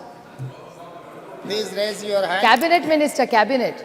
Not Well, a cabinet, not for MOS, cabinet minister. Sir, such an important debate going on, there is not one cabinet minister, sir. we can expect ministers. Sir, please, you must put it, sir. It's such how serious they are about Chandrayaan 3, sir. Yes. It's such a, we are so proud of what has happened. Sir, you must give a ruling. There has to be one cabinet minister here, sir. Message will convey it to ministers. Sir, please put it on you can record. start. There is not one cabinet minister for such an important debate, sir. Your point is noted. It will convey it to ministers. Please They do, will sir. convince. Please give us. You can start now. Aap ruling Dada dijiye, bhai. sir. They don't have any right Not to a insult single like this, cabinet sir. minister. That's really Yes. shameful, sir. We Sir, can I'd like to take this opportunity to congratulate the success of Chandrayaan 2. Every scientist and technocrat that has contributed in this 60-year journey. So I would like to congratulate everybody who has contributed in their way. Success of Chandrayaan is about competencies, capabilities, and capacities of people who have contributed in 60 years. Sir, I was very fortunate enough to grow in a city of Mumbai, which had Nehru Science Center and Nehru Planetarium. And I was brought up completely with a scientific temper. I see this whole debate actually with absolute respect to Rajnath Singh ji, who we always look up to. So today in his speech, I had a slight disappointment in his speech because I was expecting him to give us the vision of tomorrow, Chandrayaan 4, 5, 6, Aditya, L1 further. But that really lacked, so I was a little disillusioned today. And I am very strong about tradition, about values, about culture and heritage. These are all the things we are all brought up with. But today as a proud Indian, I felt from the treasury benches that completely lacked in the speeches that came from me. I will not repeat the points about Dr. Tharoor and Dr. Roy said, but I would definitely put it on record that it was like Pandit Jawaharlal Nehru and Dr. Sarabhai, who we grew up learning and reading about. It was Dr. E.V. Chitnis also, who substantially contributed in the growth story of ISRO. And it was, of course, Professor Dhawan, Dr. Brahman Prakash, who was one of the best metallurgists India has ever had. U.R. Rao, Dr. Nair, Dr. Kasturanga, Dr. Krishna, Dr. Shivam, and now Dr. Somnathan, who have contributed to the growth of ISRO where we are today. Sir, the Honorable Prime Minister always talks about indigenous growth of India. I would like to put it on record that I was very fortunate enough to get elected from a constituency called Baramati in Pune district in Maharashtra, sir. I'm very proudly happy to share with you, sir, there is an industry over 100 years started by Walchand Hirachand. It's called the Walchand Nagar Industries, which 100 years ago started innovation under that leadership, and the entire Doshi family and the Walchand family today have contributed to the growth of that area, which is Indapur, which is in my constituency, Walchand Nagar, sir. And they have made immense parts to this entire Chandrayaan जो बना है sir, उसमें वालचंद नगर की और इंदापुर की बहुत बड़ी then है, और ये सब वालचंद हीराचंद ग्रुप ने बनाया है. तो 100 साल से ये फैक्ट्री इसमें एक काम कर रही है, और मैं I would like to put it on record कि इन्होंने 100 साल में जो काम किया, इंडिजिनियस जो कहते हैं आत्मनिर्भर भारत, तो ये वालचंद ग्रुप का बहुत बड़ा योगदान. इसरो के जो पार्ट्स बनते हैं वो मेरे निर्वाचन क्षेत्र है कि मेरा भाग्य कि ऐसे निर्वाचन क्षेत्र से मैं चुन के आती हूँ सर. वैसे इनोवेशन की जब बात होती है तो और दो है कि खेड़ शिवापुर जो एरिया मेरे निर्वाचन क्षेत्र में है सर, वहाँ VCB इलेक्ट्रॉनिक्स की एक कंपनी है, VCB इलेक्ट्रॉनिक्स, जहाँ भानुदास भोसले, सुजाता भोसले, संदीप चौहान और सोन सुंदर ये वेलू एरिया में है, जिन्होंने चिप्स बनाई है सर जो इस चंद्रयान में गई है. तो मेरे निर्वाचन क्षेत्र से दो बड़े कॉन्ट्रीब्यूशंस है, एक वालचंद ग्रुप का और दूसरा VCB इलेक्ट्रॉनिक्स का. So I feel very very proud when I stand here where we are praising about Chandrayaan, and these are all indigenous. और ये सारी कंपनियां सर 2001 तो 100 साल पुरानी है और दूसरी 15-20 साल पुरानी है. So I just would like to put on this record straight. And there are other companies which are doing wonderful work in my constituency, like the hydrogen technology, sir, software, be it Wipro, be it KPIT, Tata's, Mahindra's, they've all contributed to all these works that are going on, sir, in the new development of the new India. Sir, the whole thing which Dr. Tharoor also mentioned and Professor Roy also said was the spirit of inquiry and the spirit of questioning, sir. The entire debate today, somewhere I felt that we are very proud of our glorious tradition, sir. Be it in mathematics, be it in metallurgy, and be it in astronomy. India is very proud. 2000 years ago, mathematics, something that everything goes with. Unless तुम्हारा गणित अच्छा हो, life में कुछ नहीं हो सकता. So we have such rich tradition. So instead of getting trapped into stories, which people were talking about earlier in the debate, I'm not condescending. It's wonderful. Whatever your mother has taught you can never be wrong. but we must not forget the rich tradition of mathematics, metallurgy and astronomy which India is so proud of. Because श्रद्धा तो होनी ही चाहिए sir, लेकिन अंधश्रद्धा नहीं होनी चाहिए. सो श्रद्धा जो आपको सिखाया वो जो आप चाहते हैं उस पर आप विश्वास रखिए, वो आप, it is in a democracy, it's your right. But the problem is I get worried when people in position of power and who are sitting on that side of parliament today talk about issues which actually surprise me when we are talking about the scientific temper. मेरे महाराष्ट्र में sir पिछले हफ्ते एक doctor आया था जो blankets डालता है लोगों पे, और ब्लैंकेट डालने के बाद वो बोलता है कि आपकी तबीयत ठीक हो जाएगी. सर आप सोचिए, एक तरफ हम लोग चंद्रयान 3 की बात करें और दूसरे जगह एक भारतीय जनता पार्टी का एमएलए बोल रहा है कि ब्लैंकेट डालिए आपकी तबीयत ठीक हो जाएगी. ये कैसे चलेगा? तो श्रद्धा ज़रूर होनी चाहिए लेकिन अंधश्रद्धा नहीं होनी चाहिए. आपको याद होगा sir, B.Ed Shri Dabholkar, Shri Gauri Lankesh, Govind Pansare and Kalburgi ji. What were they? How did they die, sir? Because this was whole conflict which we are, and I think this was a debate where we only should discuss about scientific temper. तो श्रद्धा होनी चाहिए लेकिन अंधश्रद्धा के खिलाफ महाराष्ट्र में भी बहुत बड़ा दाभोलकर जी ने बहुत मूवमेंट चलाया था. हमारे यहाँ बिल भी है कि अंधश्रद्धा के खिलाफ सब ने एक्शन लेना चाहिए. और जहाँ पार्लियामेंट में अंधश्रद्धा के बारे में कहा जाता है, so somebody like me who believes in questioning and wants the next generation, तो इन चंद्रयान बैठ के हमारे बच्चों को हम अंधश्रद्धा सिखाएंगे तो देश आगे कैसे जाएगा sir? So we have to have a scientific temper. And I would like to quote doctor APJ Abdul Kalam ji when he said, dreams are not those which come while you are sleeping. Sir, dreams are not those which you come into reality while you're sleeping, but dreams are those when you don't sleep before fulfilling them. So I pay a rich tribute to every scientist and technocrat in this country who have contributed in the last 6 decades to make Chandrayaan 3 a reality. Thank you very much. Thank you very much. Shri Prince Raj ji. धन्यवाद अध्यक्ष महोदय जी. आज आपने मुझे चंद्रयान 3 की सफलता और space sector में भारत की उपलब्धियों पे बोलने का मौका दिया. मैं अपने और अपनी पार्टी की तरफ से आपका धन्यवाद व्यक्त करता हूँ. सर, आज इस नए सदन में प्रथम भाषण देते हुए काफ़ी खुशी और काफ़ी गर्व महसूस हो रहा है. आज का विषय कोई पॉलिटिकल विषय तो नहीं है सर, और ना इस पे पॉलिटिक्स करनी चाहिए, लेकिन कल जैसे राज्यसभा में इस पे डिस्कशन हो रहा था और आज लोकसभा में हो रहा है. कई माननीय सदस्यों को हमने सुना, जैसे कल लोकसभा में महिला बिल पर चर्चा हो रहा था और आज चंद्रयान 3 पे हो रहा है, तो कुछ माननीय सदस्य के भाषण से लगा कि ये क्रेडिट टेकिंग मोमेंट बन गया है, कि जब बिल लाया गया तो उसमें कहा गया ये बिल हम पहले लेके आए. जब चंद्रयान 3 पे बात हो रही है तो कहा जा रहा है कि इसरो की स्थापना हमने की. तो हमें लगता है इस तरीके की पॉलिटिक्स आज नहीं होनी चाहिए, और आज मुख्यतः हमें अपने विषय पर रहना चाहिए. आज इस मंच के माध्यम से अध्यक्ष महोदय जी, हम अपने वैज्ञानिकों का, इंजीनियर्स का, रिसर्चर्स का और उन सभी कर्मचारियों को हम बधाई देते हैं और उनका धन्यवाद करते हैं कि उन्होंने भारत देश का नाम पूरे दुनिया में रोशन किया. और आदित्य 1 L1 की जो सफल लॉन्चिंग हुई है उसके लिए भी हम उन्हें बहुत बहुत शुभकामनाएं देते हैं.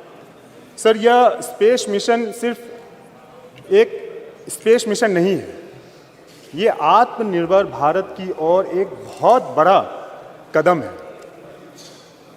हमने सभी को धन्यवाद दिया, लेकिन हम चाहेंगे कि हम अपने उन महिलाएं साइंटिस्ट को विशेषकर धन्यवाद दें जिन्होंने अपना योगदान इस सफल स्पेस मिशन में दिया है. हम उन्हें धन्यवाद देना चाहेंगे कि किस तरीके से उन्होंने अपने योगदान के बदौलत एक पिक्चर बदला है, एक इमेज बदली है. चाहे कल हम लोग यहाँ पे जैसे डिस्कशन कर रहे थे महिला आरक्षण बिल के ऊपर, उसकी ज़रूरत क्यों पड़ी? उसकी ज़रूरत इसलिए पड़ी क्योंकि सभी सेक्टर्स में हमारी माताएं बहनों ने अपना अपना स्थान बना लिया, चाहे वो डॉक्टर्स हों, नर्स हों, इंजीनियर्स हों, डिज़ाइनर्स हों या एडवोकेट्स हों, जज हों, पायलट्स हों, लेकिन कहीं ना कहीं सदन में, विधानसभा में उनकी कमी हमेशा रही और कल के बिल के पास होने से हमें लगता है ये भी कमी पूरी हो जाएगी। जिस तरीके से हमने महिला साइंटिस्ट को विशेषकर धन्यवाद दिया क्योंकि उन्होंने सोच बदली है। पहले कहा जाता था कि हिंदुस्तान की महिलाएं, उनका काम सिर्फ चूल्हा तक है, खाना बनाने तक है, लेकिन वो सिर्फ यहाँ तक सीमित नहीं है।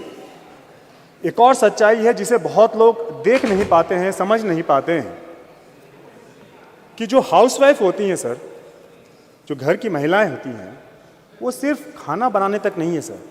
वो महिला उस घर की होम मिनिस्टर होती है, वो महिला उस घर की फाइनेंस मिनिस्टर होती है, वो महिला उस घर की हेल्थ मिनिस्टर होती है, वो महिला उस घर की एक सपोर्टिव सिस्टम होती है, एक फूड मिनिस्टर होती है सर। उस घर के निर्माण में उस महिला का बहुत बड़ा योगदान रहता है सर। सर, ये बात दुनिया समझ नहीं पाती है कि किस तरीके से हिंदुस्तान में एक तरफ हमारी माताएं आ रहे और यहाँ मंत्री जी भी है उपस्थित। सर, ये दुनिया समझ नहीं पाती है कि हिंदुस्तान में, भारत में किस तरीके से एक तरफ हमारी माताएं बहनें चंदा, चांद को अपने करवा चौथ वाले दिन पूजती है और दूसरे तरफ हमारी माताएं बहनें उसी चांद पर दोनों मंत्री हैं और आ रहे हैं, लैंडिंग करती है। कृपया शांत रहिए। ये हमारी संस्कृति है, ये हमारी शिक्षा है, इसको दर्शाती है। हम माननीय प्रधानमंत्री जी ने जो कहा, बिल्कुल सही कहा, चंदा मामा अब दूर नहीं है। सर, विश्व के अन्य देशों के मुकाबले हम लोगों का जो बजट है, जो स्पेस मिशन का बजट है, वो बहुत कम है और बहुत कम बजट में भी हम लोगों ने काफ़ी उपलब्धियां प्राप्त की। अगर हम देखें, अन्य देशों ने भी प्रयास किया, लेकिन भारत ही एक प्रथम ऐसा देश है जो कि दक्षिण ध्रुव में पहला सफलपूर्वक लैंडिंग उन्होंने किया। तो इसके लिए हम अपने साइंटिस्ट को बहुत बहुत बधाई देते हैं और एक आत्मनिर्भर भारत की ओर बढ़ता एक भारत का पहचान उन्होंने बनाया है। सर, हम अपने प्रधानमंत्री आदरणीय नरेंद्र मोदी जी का भी धन्यवाद और करेंगे कि जिस तरीके से बुरे परिस्थिति में उन्होंने अपने साइंटिस्ट का साथ दिया, उनका हौसला बढ़ाया, उनको हिम्मत दी, उनका नेतृत्व किया, उसी का परिणाम है सर कि आज हम लोगों ने एक सफल मिशन, स्पेस मिशन हम लोगों ने पूरा किया। हमें पूर्ण विश्वास है सर कि उनके कौशल नेतृत्व में जिस तरीके से कोरोना काल में हम लोगों ने देखा कि देश ने एक स्वदेशी वैक्सीन का निर्माण किया, जिस तरीके से आज देश डिफेंस सेक्टर में सर इक्विपमेंट्स बना रहा है, इसको एक्सपोर्ट कर रहा है, हम लोग देख रहे हैं। हम लोग वहाँ गए थे, देखे भी थे। और जिस तरीके से ये नया संसद भवन भव्य भवन बनकर तैयार है और चंद्रयान 3 की लैंडिंग हो या आदित्य L1 की सक्सेसफुल लॉन्चिंग हो, सर इससे ये दर्शाता है कि किस तरीके से भारत आत्मनिर्भर बनता जा रहा है। और सर वो दिन दूर नहीं है जब आदरणीय प्रधानमंत्री की सोच 2047 में एक विकसित भारत अपने पूरे देश की सूची में अपना नाम दर्ज कराएगा। वो दिन दूर नहीं है सर। सर, ज़्यादा समय नहीं लेते हुए सर, आप एक बार पुनः हम अपने सभी साइंटिस्ट, सभी अपने महिला साइंटिस्टों का, सभी इंजीनियर्स का, सभी रिसर्चर्स का, सभी उन कर्मचारियों का और जितने भी लोग इस कार्यक्रम से जुड़े हुए थे, मिशन से जुड़े हुए थे, हम उन्हें पुनः नमन करते हैं, उन्हें धन्यवाद देते हैं, उन्हें बधाई देते हैं। बहुत बहुत धन्यवाद। बहुत बहुत धन्यवाद। श्री जयंत सिन्हा जी। बहुत बहुत धन्यवाद सभापति महोदय। मैं आपका, हमारे परम आदरणीय प्रधानमंत्री जी का, अपने पार्टी का और विशेष रूप से हजारीबाग की जनता का मैं आभार व्यक्त करना चाहता हूं, क्योंकि उनके सभापति महोदय, ये सही है जैसे माननीय प्रधानमंत्री जी ने कहा, यही समय है, सही समय है, अमृत काल का समय है, अमृत काल का समय है और बड़े तेजी से बड़ी तेजी से देश बदल रहा है, देश में परिवर्तन आ रहे हैं और हम सबको महोदय, सब मान्य सदस्यों को, यहाँ देश की जनता को लग रहा है कि हम लोग रोज रोज इतिहास को रच रहे हैं, रोज इतिहास को रच रहे हैं। कल ही हम लोगों ने महिला आरक्षण के लिए संवैधानिक संशोधन किया जो स्वर्णीय अक्षरों में इतिहास में लिखा जाएगा। उसी के पहले 19 सितंबर को हम लोग पुराने सदन से इस भव्य सदन में हम लोग आए, इतिहास हम लोगों ने रचा। 9 सितंबर को, 10 सितंबर को जब G20 की लीडर्स समिट हुई, तब भी हम लोगों ने नई दिल्ली में इतिहास हम लोगों ने रचा। और क्योंकि आज चंद्रयान के बारे में हम लोग चर्चा कर रहे हैं, चंद्रयान भी जब 23 अगस्त पे जब चंद्रयान ने चंद्रमा के साउथ पोल पे सॉफ्ट लैंडिंग की साथियों, तब भी हम लोगों ने दुनिया का इतिहास रचा, भारत का इतिहास रचा। और इस कारण, क्योंकि इतना हम लोग यहां अपना योगदान दे रहे हैं, इतिहास रच रहे हैं, इतिहास रचा जा रहा है, आज भारत विश्व में विश्व मित्र और विश्व गुरु के रूप में उभरता चला जा रहा है। भारत उभरता चला जा रहा है और इसलिए उभर रहा है क्योंकि अगर हम में समृद्धि है तो हम में सादगी भी है, अगर हमारी शक्ति है तो हमारे में एक शांति है, और अगर हमारा साइंस है तो हमारे संस्कार भी हैं, अगर हमारा साइंस भी है तो हमारा संस्कार भी है। और अगर कोई समझता है कि हम अगर संस्कार की बात करें तो हम साइंस की बात नहीं कर रहे हैं, विज्ञान की बात नहीं कर रहे हैं, तो ये बिल्कुल गलत बात है। कई मेरे विपक्ष के साथियों ने कहा कि हम लोग संस्कार की थोड़ी ज़्यादा बात करते हैं और साइंटिफिक टेम्पर की बात थोड़ा कम करते हैं, ये उनका मानना था। लेकिन हम लोगों के इतिहास में प्राचीन समय से एक संतुलन रहा है, संस्कार में भी और साइंस में भी। और अगर हम अथर्ववेद में जाएं, मंडपा उपनिषद में जाएं, तो वहां से जो मूल मंत्र निकल के आया वो आज हमारे राज्य का मूल मंत्र है, सत्यमेव जयते। अगर हम किसी चीज से भी प्रेरित हैं तो हम सत्यमेव जयते से प्रेरित हैं, ट्रूथ अलोन ट्रायम्फ्स। और अगर विज्ञान कुछ भी है तो वो सत्य है, वो ट्रूथ है। और जो भी कोई, और मैं खुद विज्ञान का स्टूडेंट हूं, इंजीनियर हूं, तो मुझे तो कहना पड़ेगा कि अगर हम लोग साइंस में कोई भी तलाश करते हैं, प्रोफेसर साहब बैठे हुए हैं, वो भी साइंटिस्ट हैं, उनको मालूम है कि जो साइंटिफिक मेथड है, जो साइंटिफिक टेम्पर है, that is a process of discovery of the truth, और वो हम लोगों के संस्कार में लिखा हुआ है। और इसलिए आज अगर हमारी साइंस जो है वो चंद्रमा में पहुंची है, क्योंकि हमारे संस्कार हम लोगों को ये प्रेरणा देते हैं, सत्यमेव जयते। और हमें, जैसे अभी बहुत वक्ताओं ने कहा है और मैं भी अपनी बात उसमें जोड़ना चाहूँगा, कि अगर हम इस साइंस की बात करें तो साइंस में हमारे बहुत सारे लोगों ने योगदान दिया है।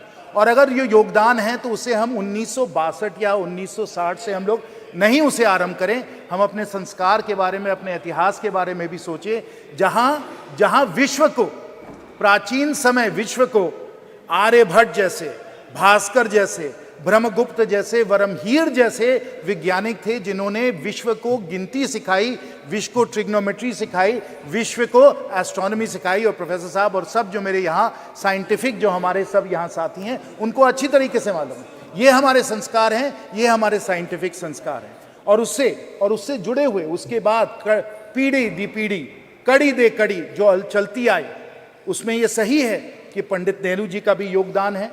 पंडित नेहरू जी का भी योगदान है। 1960 में, फिर 1962 में उन लोगों ने इसरो को आरंभ किया।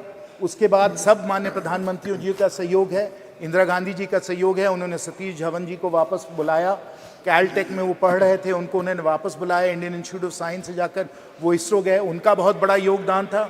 और उसी प्रकार हमारे भारत के बहुत सारे ऐसे वैज्ञानिक रहे हैं जो मुझे प्रेरणा जिन्होंने दिया है, जैसे CV रमन साहब, मेघनाथ साहा साहब, विक्रम साराभाई, होमी भाभा, HGS मूर्ति, वमन पटवर्धन, हमारे परम आदरणीय APJ अब्दुल कलाम जी, सतीश धवन जी, इसरो के सब जो चेयरमैन रहे हैं, सतीश धवन जी, राधाकृष्णन जी, शैलेश नायक जी, किरण कुमार जी, शिवन जी और अब सोमनाथ जी, युवा राव जी, कस्तूरी रंगन जी, माधवी नायर जी, इन सबको हमें धन्यवाद देना है। और विशेष रूप से इन सबको तो धन्यवाद देना ही है, लेकिन हम लोगों को जो हम लोगों की साइंटिफिक कम्युनिटी है, ना सिर्फ IIT दिल्ली में या और सब IITs में जहाँ से मैं हूँ, लेकिन जो हमारे सैकड़ों इंजीनियरिंग कॉलेजेस हैं, हजारीबाग में विनोबा भावे में भी इंजीनियरिंग कॉलेज है, वहाँ से हमारे इंजीनियर आए हैं जिन्होंने इसरो में और साइंस में उन्होंने योगदान दिया है। अभी हमको बता रहे थे विद्युत जी कि जमशेदपुर से भी बहुत सारे लोग हैं जो इसरो में जुड़े रहे हैं, त्रिवेंद्रम से लोग जुड़े हुए हैं, चेन्नई से लोग जुड़े हुए हैं। पूरे हमारे महान इस भारत से हमारे इतने सारे साइंटिस्ट और इंजीनियर हैं जिनके योगदान, जिनके सहयोग और समर्थन के कारण ये हमारा जो पूरा अब आते हैं। लेकिन इन सबको धन्यवाद, हम सबका नमन करते हैं, हम सबका प्रणाम करते हैं। लेकिन अगर एक व्यक्ति का योगदान इसमें स्मरणीय रहा है, अकल्पनीय रहा है, अतुल्य रहा है, तो हमारे परम आदरणीय प्रधानमंत्री जी का योगदान रहा है। सबको हम धन्यवाद देते हैं। लेकिन नेतृत्व और जो अतुल्य योगदान हमारे माननीय प्रधानमंत्री जी का रहा है, वो इतिहास कभी नहीं भूल जाए। हमारे विपक्ष के साथी भले भूल जाएं या चाहे उसको भूलने के लिए, लेकिन इतिहास उनको नहीं भूल सकता। और अगर सत्य में जयते, अगर आप साइंटिस्ट है, अगर आपको फैक्ट से अगर आपको कोई ताल्लुक है, तो इसको आप ना भूले। और मैं इसको सिर्फ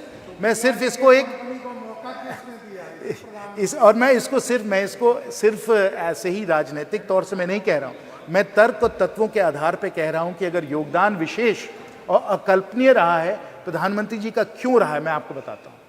आप जान लीजिए कि 2013-14 में जो इसरो का बजट था वो 5,600 करोड़ का बजट था। आज के समय इसरो का बजट 2 गुना से ज्यादा हो गया है, 12-13 हजार करोड़ हो गया है। ये हम लोगों ने 9 वर्षों में किया है।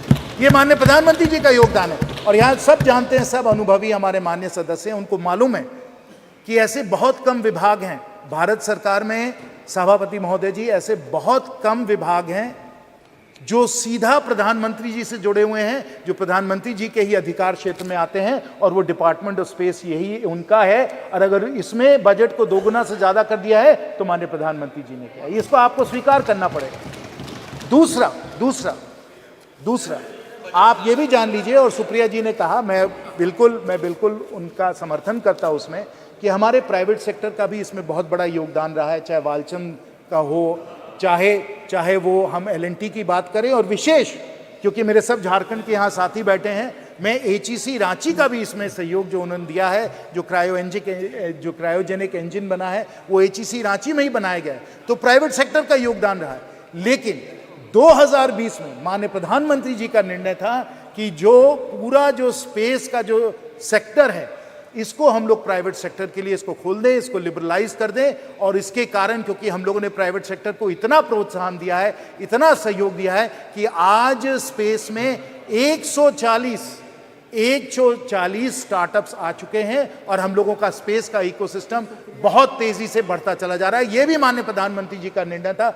जैसे उन्होंने बजट को 2 गुना किया, वैसे उन्होंने स्पेस को लिबरलाइज करके 140 स्टार्टअप्स को उन्होंने योगदान दिया। और तीसरा कि जब हम लोगों ने इस तरीके से लिबरलाइज किया, तो विश्व में नंबर 1 और सबसे अफोर्डेबल किफायती तरीके से अगर कोई भी सैटेलाइट को जियोसिंक्रोनस ऑर्बिट में डाल सकता है, तो वो इसरो ही डाल सकता है। और पिछले कुछ वर्षों में हम लोगों ने कुल मिलाकर, मैं आपको ये आंकड़े बता दूं, स्पष्ट आंकड़े जो हैं, कि हम लोगों ने करीब लगभग 400 foreign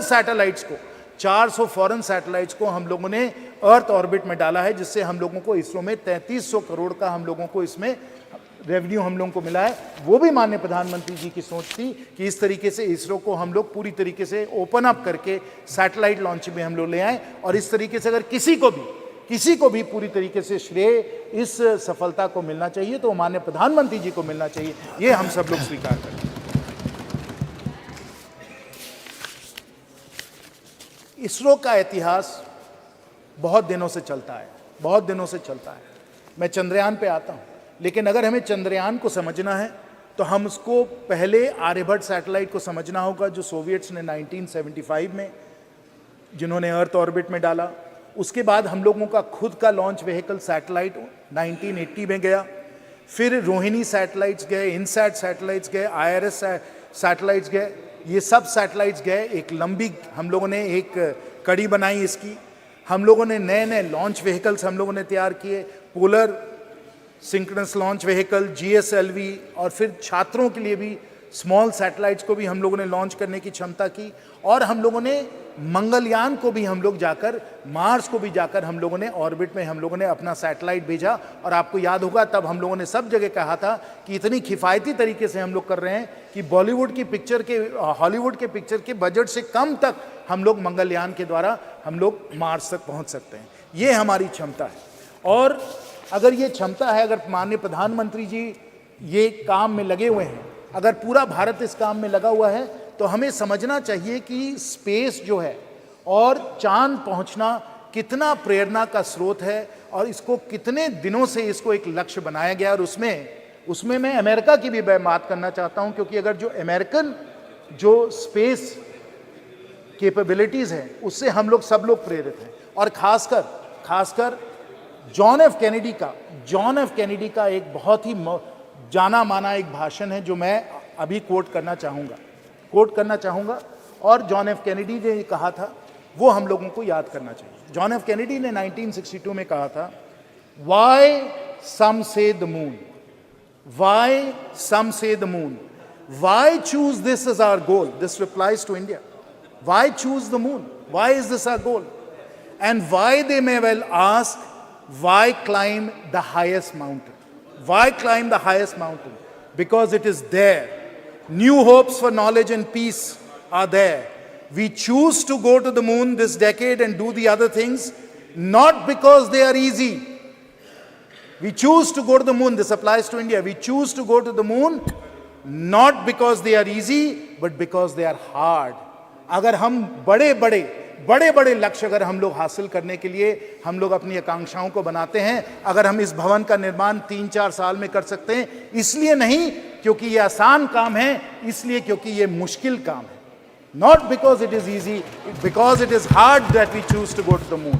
It is not easy to build this parliament building in 3 or 4 years. It's not easy, but because it is hard, we have chosen to do it. It is hard to build all the roads and highways and everything else, but because it is hard, we want to do it, because that's the new India we want to build. It is hard to be able to feed 80 crore people with the Garib Kalyan Yojana, but क्योंकि मुश्किल है इसलिए हम इसको करने के लिए प्रतिबद्ध हैं और हमने करके दिखाया। It is not because it is easy, but because it is hard. And it is hard. अगर कोई समझता है कि चंद्रयान चांद में पहुंच गया और कोई भी इसे कर सकता है, तो मैं आपको लूना 25 के बारे में बताना चाहता हूं। लूना 25 के बारे में। और आप जानिए कि अगर 1950s में स्पेस रेस चालू हुआ और अगर जॉन एफ कैनेडी ने कहा कि हम लोगों को 1960s में ही हम लोगों को मून पे पहुंचना है, तो क्यों किया उन्होंने? क्योंकि उनके सामने एक चुनौती थी, एक कंपटीशन था। और वो कंपटीशन किसके साथ था? वो सोवियत यूनियन के साथ था, क्योंकि सोवियत यूनियन ने स्पेस फ्लाइट और स्पेस का पायनियरिंग जो उन्होंने किया था, यूरी गगारिन वगैरह आप सबको याद होगा। उस स्पेस रेस के कारण जॉन एफ कैनेडी ने कहा कि we must get to the moon. वही सोवियत यूनियन, वही स्पेस प्रोग्राम उसी समय जब चंद्रयान अगस्त में पहुंच रहा था south pole of the moon, उनका लूना 25 जो था वो भी अगस्त में फेल हो गया। Not because it is easy, it is because it is hard that we go to the moon. The Russians who developed, who pioneered space flight, they were the ones who were not able to succeed. They tried a South Pole landing and they failed. And they used a 30 kg robotic launcher, a 1750 kg launch mass, not because it is easy. What did we do? Instead of putting a 1750 kg launch mass, Professor Saab, we put a 4000 kg launch mass and a much larger payload on Chandrayaan 3. We put it into Earth orbit, we moved it out of Earth orbit into the lunar orbit, and then on August the 23rd at 6:04 p.m., and I'm sure everybody here must have been spellbound watching, and I will tell you also that the number of concurrent users on the ISRO channel on YouTube that day was the highest YouTube has ever recorded. पूरा भारत उस ऐतिहासिक क्षण को देख रहा था YouTube के channel पे, और 6 बजे अगस्त 23 को हम लोगों का चंद्रयान वहां चांद पे पहुंचा, साउथ पोल की लैंडिंग हुई, 14 दिन उन लोगों के सब साइंटिफिक एक्सपेरिमेंट चले. Not because it is easy, the Russians were not able to do it. It is because it is hard that we did it, and we accomplished something that the Russians were not able to accomplish. Because it is hard, not because it is easy. That is the India we are building. That is the India that we want to see. That is the India our Prime Minister wants to see. और इसी कारण जो हमें चंद्रयान में सफलता मिली, सब हमारे scientist और इंजीनियर्स की सफलता थी. और मुझे तो खुद निजी तौर पे बहुत खुशी हुई, बहुत मुझे गर्व हुआ. हजारीबाग के भी कई लोग उससे जुड़े हुए थे, मेरी फ़ोन पे भी उनसे बात हुई, और जब आप उनसे बात करें, हर से वो गदगद थे कि इतना बड़ा लक्ष्य हम लोगों ने हासिल किया है. लेकिन ये तो एक और ही कड़ी है. अभी हमें और बहुत दूर जाना है, बहुत दूर जाना है. चांद पे तो हम पहुंच ही गए, फिर आदित्य L1 तो हम लोगों को सूरज तक ले गया, और सूरज पे जो हम लोगों ने एक्सपेरिमेंट्स किए, जो कोरोना पे जो एक्सपेरिमेंट्स हो रहे हैं, जो कोरोना का स्टडी हो रहा है, वो भी बहुत ही ऐतिहासिक है. लेकिन आपको मालूम है कि हम लोगों की सोच ये है कि हम लोग जल्द ही हम लोग गगनयान के द्वारा, और मैं आपको बता दूं कि इसकी ट्रेनिंग हमारे एस्ट्रोनॉट्स वगैरह की हो गई है. हमारे पास वो पेलोड कैपेसिटी है हमारे रॉकेट्स की, लॉन्चर्स की, कि हम लोग कुछ लोगों को हम लोग 400 किलोमीटर सैटेलाइट के पार हम लोग स्पेस में ले जाना चाहते हैं. गगनयान के द्वारा मैन्ड स्पेस फ्लाइट भी यहाँ भी हम लोग जाना चाहते हैं. तो ये लक्ष्य, ये हमारा लक्ष्य है, यहाँ हम लोग पहुँचना चाहते हैं. और इसके द्वारा जो हम लोगों का स्पेस का इकोसिस्टम बन रहा है, उसे भी हमें समझना चाहिए. ये हमारे माननीय प्रधानमंत्री जी की दूरदर्शी सोच है कि हमें सिर्फ ये मिशंस जो है इसमें हमें सफल नहीं होना है. हमें मिशन से और आगे बढ़कर पूरा स्पेस का एक इंडस्ट्री, पूरा स्पेस का एक इकोसिस्टम भी हम लोगों को बना देना है. और क्यों हमें इस तरीके से बनाना है? क्योंकि जब स्पेस का इकोसिस्टम बनता है तो बहुत सारे एडवांस टेक्नोलॉजीज़ भी हम लोग उसके द्वारा उसमें बहुत आगे बढ़ जाते हैं. और ये एडवांस टेक्नोलॉजीज़, क्योंकि हम लोग डेवलपमेंट के तौर पे इन एडवांस टेक्नोलॉजीज़ पे हम लोग अपना technologies to real life problems, that is our honourable prime minister's vision. We use the space ecosystem to develop the knowledge and the ability and the capabilities to deal with these advanced technologies, whether they pertain to material science, whether they pertain to telecommunications, whether they pertain to remote sensing, weather forecasting. All of these different advanced technologies in computing, in semiconductors, all of them will come within our capability set if we are able to push the space ecosystem. And I will conclude, Sabhapati Mahoday ji, with the vision that we take our 140 startups, they become thousands of startups, we generate tens of unicorns, and they become among the world's leading space companies, pushing these advanced technologies, taking India not just to the moon, not just to the sun, but to the stars. That is the new India that we are building, not because it is easy, because it is hard, and we want, as Thank you very much. Said, progress. Thank you very much. Sri Karti Chidambaram ji.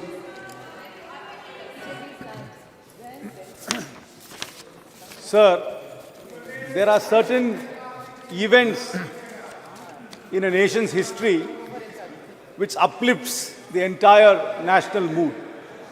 And August 23rd, 2023 was definitely a golden moment in our history when billions in India abatedly watched Chandrayaan successfully land on the uncharted part of the moon. It was really an epoch-making day, and it was a day which lifted up the spirits of entire India. This spirit was lifted up by ISRO, which is manned by people like TK Anuradha, M. Vanita, Latikamba, Kalpana Kalasti, Mangala Mani, Sohan, Subhashish Nayak, and the former director Sivan, and the project director Veeramuthuvel from Vilupur. These are people who come from small towns, who studied mostly in government schools and in in non-private colleges, not very glamorous institutions, who lifted up the spirit of India through ISRO. So this house, I'm sure, and the entire nation prays great tribute to them. Sir, it's not surprising that our defense minister, who was a physics lecturer, veered into philosophy, veered into spiritualism, veered into faith. Every physicist, including Oppenheimer, who was the father of the atom bomb, eventually became a philosopher. And I'm sure our defense minister has got a philosophical side to it. But sir, the point is, we confuse spiritualism and faith. I agree that science and spiritualism have a very close connection. I agree that philosophy and science has a broad connection. But sometimes we confuse faith to be spiritualism and science. Faith cannot be questioned, because if it is questioned, an Ayatollah will give a fatwa, a clergy will expunge you from the church, or a self-styled godman will tell you that you are a heretic. So faith is not questioned, but spiritualism is questioned and science is questioned. What is questioned is what can be science. What can't be questioned can only be faith. So let's not confuse faith and spiritualism. Sir, I am a believer in God. I have faith in astrology. I have faith in God. I have faith in ritualism. That is my faith. But that should not be confused with spiritualism or with science. What is science is it must be experimentally proved. It must be tested. Spiritualism is also tested. Nothing which is permanent can be science, because science is constantly questioned. But faith, we believe, is permanent and can't be questioned. So let us never confuse that. And in today's world, faith, myth, mythology, fable are being used by charlatans in the guise of science. And in today's political environment, this confusion is getting even worse. So it is very, very important that we maintain the scientific temper of India, which has been showcased by ISRO and by the various scientists I listed up. Sir, it is actually baffling. This question of us landing in the moon, people have said we have launched the cheapest moon mission in the world. This moon mission was cheaper than the two Hollywood movies which are produced about space. I completely agree with that. But it also poses some very serious questions to us. As a people, as a nation, I'm not pointing fingers at the government. How can we as a nation, which is able to land in the uncharted part of the moon, still have manual scavenging? How can we not build roads which don't go away in one monsoon? While we have this great scientific capacity, where have we lost this?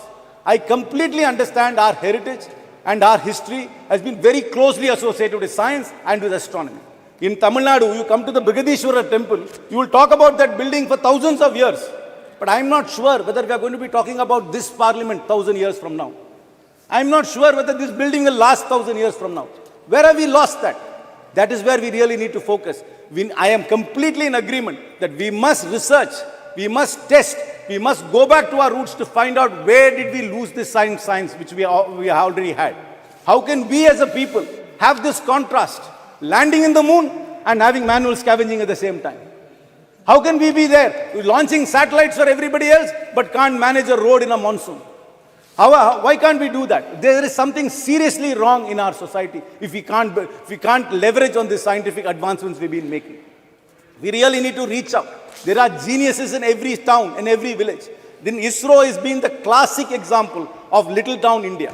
ISRO is not about Ivy League schools. ISRO is not about IITs. ISRO is not about Oxford and Cambridge. ISRO's success is about the genius of India. If you want to call it Bharat as well. And we need to unleash that genius. And how do we do that? I have a proposal to the government. Please institute fellowships, scholarships, and internships for ISRO in government schools, particularly aimed at government schools. You are very, very good in running national campaigns, I must confess. Please run a national campaign. Identify the next Kalpana Chawla. Identify the next Vikram Sarabhai from the government schools of India. Run a nationwide program. Encourage people to believe that they can also be part of it. Because people, until this landing happened, many people don't even know that ISRO was there. Many people do not know that they can become scientists. And here we have living examples of people from small towns who went to government schools becoming great scientists. Run a national campaign. Run fellowships. Run scholarships and run internships. Open the doors of ISRO to the average Indian who's so curious, who's fired by ambition, who's fired by aspiration to be part of it. Sir, this is a great day and a great time in our lives. It is important for us to merge our historic scientific knowledge with modern science. But let us never ever confuse ourselves. Let us never ever confuse ourselves with charlatans who confuse faith and who use that as a propaganda. I know many years ago, I am a firm believer in the Lord Ganesha, but they were telling us that Ganesha was drinking milk. But nobody ever explained it was actually capillary effect of a porous body which was actually sucking up a liquid. They tell us that first plastic surgery was on Ganesha without ever explaining how the circumference of an elephant trunk can be fitted on a human body. But sir, faith is different, spiritualism different. Spiritualism is questioned, faith is not questioned. But let us never ever confuse that. I am not disparaging any faith. I am a man of faith. I believe in God. I believe in rituals. I even believe in astrology. But that should never take away the scientific temperament of India. And we must be a scientific nation, build on the foundations and answer these contrasting questions which are being posed to us. I once again salute the unsung heroes of ISRO and hope we unleash the true potential of India. Thank you very much. Thank you very much. Sri K. Subaryam ji.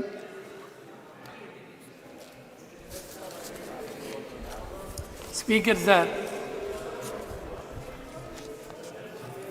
மனிதர்களை மூட நம்பிக்கையிலிருந்து விடுவிப்பது விஞ்ஞானம். மனிதர்களுக்கிடையில் நிலவக்கூடிய மூட பழக்க வழக்கங்களும் நம்பிக்கைகளும்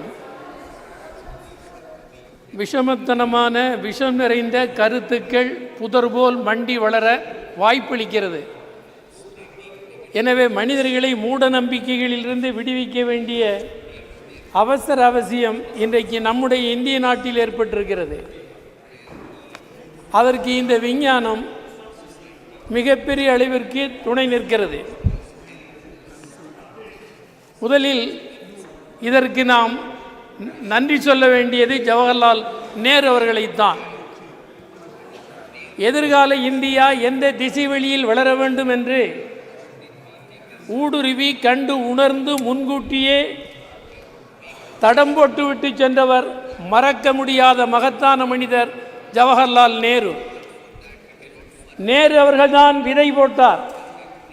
நேரு போட்ட விதை தான் இன்றைக்கு சந்திராயனாக சந்திராயன் 1, 2, 3 என்று வளர்ந்திருக்கிறது. புதிய புதிய விவரங்களை மனிதர்களுக்கு தந்து கொண்டிருக்கிறது.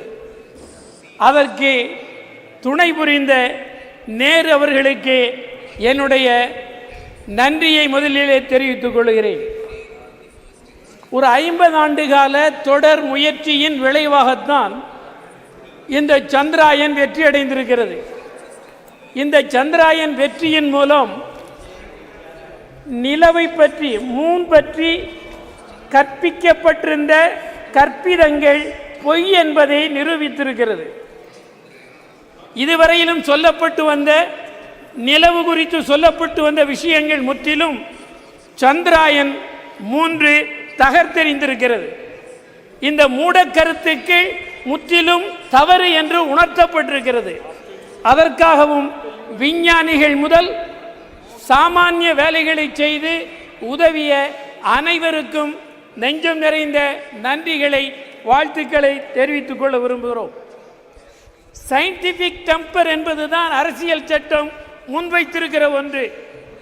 ஆனால் சயின்டிஃபிக் டெம்பர் வலியுறுத்தப்பட்டுள்ள அரசியல் சட்டத்தினால் உறுதிமொழி எடுத்து பதவியேற்றுக் கொண்டவர்கள் தவறான கருத்துக்களின் அடிப்படையில் தவறான கருத்துக்களை மக்களுக்கு ஊட்டி தவறான திசை வழிக்கு அழைத்து சென்று கொண்டிருக்கிற விபரீதமான போக்கு இங்கே வளர்ந்து வருகிறது இந்தியாவில். இவையெல்லாம் கவலையோடு கவனிக்கப்பட வேண்டிய விஷயங்களாகும். இதற்கு விஞ்ஞானத்தின் துணை கொண்டுதான் நாம் தீர்வளிக்க வேண்டும். அதற்குரிய நடவடிக்கைகளை மேற்கொள்ள வேண்டியிருக்கிறது. உலக அளவில் விஞ்ஞான வளர்ச்சியில் குறிப்பிடத்தக்க வெற்றியை இன்றைக்கு இந்தியா பெற்றிருக்கிறது. இந்தியர்கள் என்று சொல்லுவதில் நாம் பெருமை கொள்ளுகிறோம்.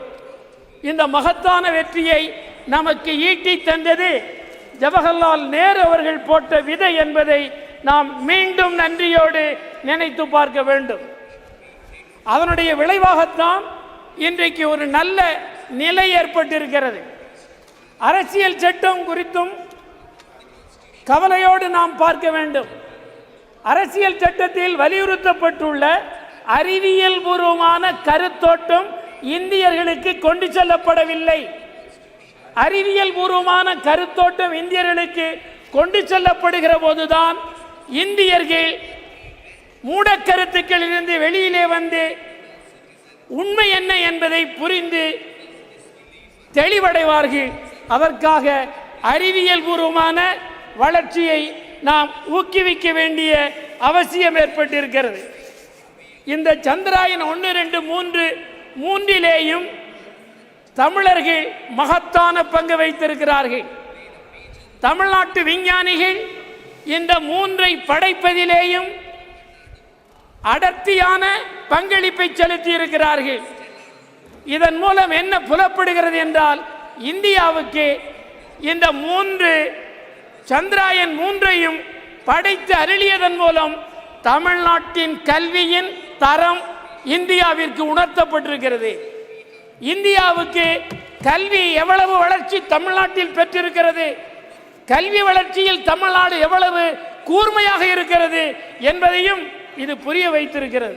எனவே அதற்காக தமிழ்நாட்டை நீங்கள் கவனத்தோடு கவனிக்க வேண்டும் என்பதையும் இந்த சந்திராயன் வெற்றி 1, 2, 3 வெற்றி நிரூபித்திருக்கிறது, துலக்கி காட்டியிருக்கிறது. அதே மாதிரி நான் இந்த நிகழ்ச்சியை ஒட்டிய ஒன்றை யூனியன் அரசுக்கு குறிப்பிட விரும்புவது, கிராமங்கள் உட்பட எல்லா இடங்களிலேயும் அறிவியல் கண்காட்சிகள் நடத்தப்பட வேண்டும். அறிவியல் கருத்தோட்டத்தை மக்களுக்கு கற்பிக்க வேண்டும். அதன் மூலம்தான் அரசியல் சட்டத்திற்கு நாம் நம்பகத்தன்மை உள்ளவர்களாக இருப்போம் என்பதை சொல்லி விடைபெறுகிறேன். வணக்கம்.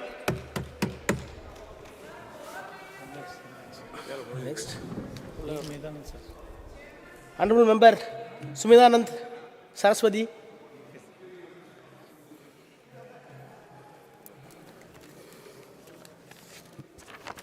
धन्यवाद सभापति जी,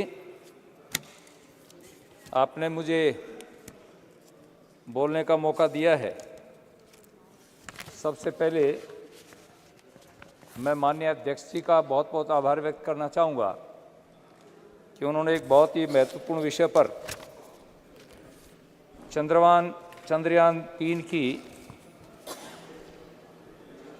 सफलता के ऊपर ये चर्चा करने का मौका दिया है। इसके साथ ही मैं निवेदन करना चाहूँगा, जहाँ हमारे देश के साइंटिस्ट ने, वैज्ञानिकों ने एक सफल कार्यक्रम आयोजित किया। 14 जुलाई को चंद्रयान ने पृथ्वी से उड़ान भरी और 23 अगस्त को सफलतापूर्वक जब चंद्रमा के दक्षिण ध्रुव के ऊपर ये चंद्रयान उतरा, जहाँ का वातावरण अलग ही रहता है, 200 डिग्री माइनस तक का टेम्परेचर जाता है, अंधकार छाया रहता है। ऐसे स्थान के ऊपर यान को उतारने वाला भारत दुनिया का प्रथम देश बना। इसलिए मैं देशवासियों को भी, माननीय प्रधानमंत्री जी को भी और हमारे सभी साइंटिस्ट को बहुत बहुत बधाई, साधुवाद और आभार व्यक्त करना चाहूँगा। मैं निवेदन करना चाहता हूँ, हमारा देश ऐसा देश है जो ऋषियों का, मुनियों का देश है। अभी चिदम्बरम जी बोल रहे थे, उससे पहले हमारे कई वक्ताओं ने इस विषय पर रखा। हम कई बार भटक जाते हैं, जब कोई अध्यात्म की बात आती है, धर्म की बात आती है, तो विचलित होने का प्रयास करते हैं। हम अपने प्राचीन साहित्य को देखते हैं, इतिहास को उठा करके देखते हैं, वेदों को देखते हैं, तो हमारे यहाँ प्राचीन साहित्य में इस प्रकार का स्पष्ट उल्लेख मिलता है। हम अपने प्राचीन ऋषियों को देखते हैं। ऋषि का अर्थ क्या है? ऋषियों मंत्र दृष्टारः, जो मंत्र पर विचार करता है, चिंतन करता है, मनन करता है। और मैं तो निवेदन करूंगा कि जो आधुनिक साइंटिस्ट हैं, वैज्ञानिक हैं, ये हमारे आधुनिक ऋषि हैं।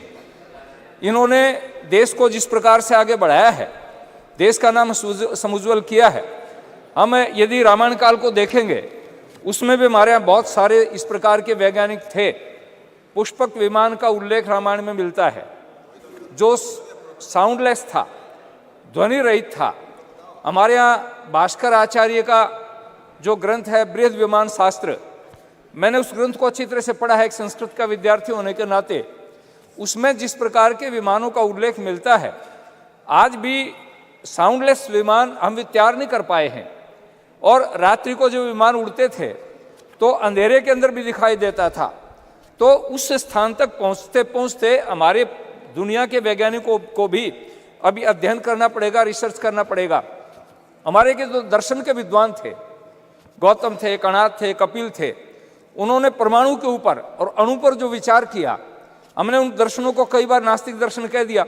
जिस ग्रंथ के अंदर यदि धर्म की चर्चा ने हम उसको नास्तिक कह देते हैं, और यदि धर्म की चर्चा होती उसको हम अंधविश्वास कह देते हैं। ये दोनों का समन्वय जब तक नहीं होगा, मैं हमेशा एक बात कहा करता हूं, एक पक्षी जैसे उड़ान भरता है, पक्षी के एक पंख को बांध दीजिए, एक पंख को बांधने के बाद पक्षी उड़ान नहीं भर सकता।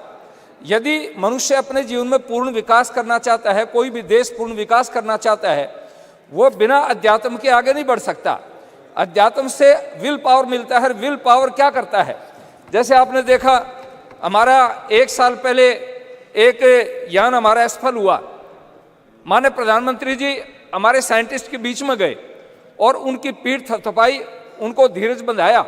यदि हम उसमें निराश हो जाते, हताश हो जाते और हमारे अंदर विल पावर नहीं होती तो हम आगे नहीं बढ़ सकते थे। और उसका परिणाम ये निकला कि विल पावर के कारण, आत्मबल के ऊपर हम आगे बढ़े, और आगे बढ़ते बढ़ते 1 साल के बाद में हमारे साइंटिस्ट ने, हमारे वैज्ञानिकों ने वो काम करके दिखा दिया जिसको पूरी दुनिया ने लोहा माना है। एक निवेदन मैं करना चाहूँगा, जहाँ हमारे साइंटिस्ट माने सोमनाथ जी की टीम ने काम किया, उसके साथ साथ में जो और भी लोग थे, जैसे प्राय मैं कई बार एक निवेदन किया करता हूँ, गाड़ी है, कई करोड़ की गाड़ी है, लेकिन उसमें से अगर वाल्व का निकाल दिया जाए तो उसमें टायर में हवा नहीं ठहरेगी।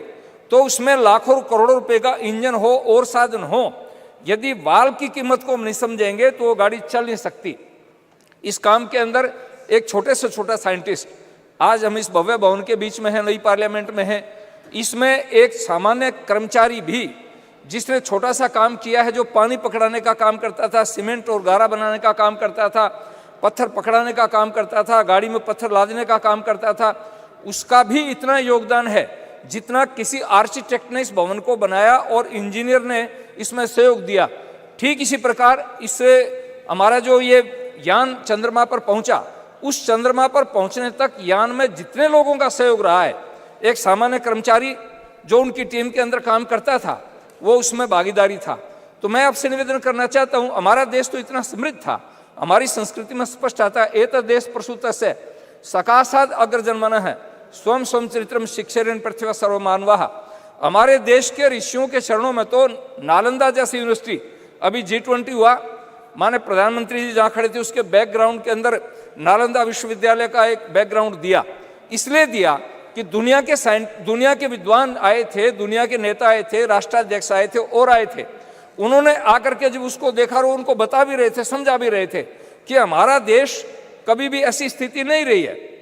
बीच में गुलामी की जंजीरों में हम जकड़े गए और गुलामी होने के कारण हम विकास नहीं कर पाए, लेकिन हमारी जो प्राचीन धरोहर थी, उस धरोहर का स्मरण करेंगे, उसका स्मरण करके उसके ऊपर अनुसंधान करेंगे, रिसर्च करेंगे तो हम और आगे बढ़ सकते हैं। अभी तो हमारे देश ने उड़ान भरी है और अभी चंद्रमा के साथ साथ में सूर्य की तरफ बढ़े हैं।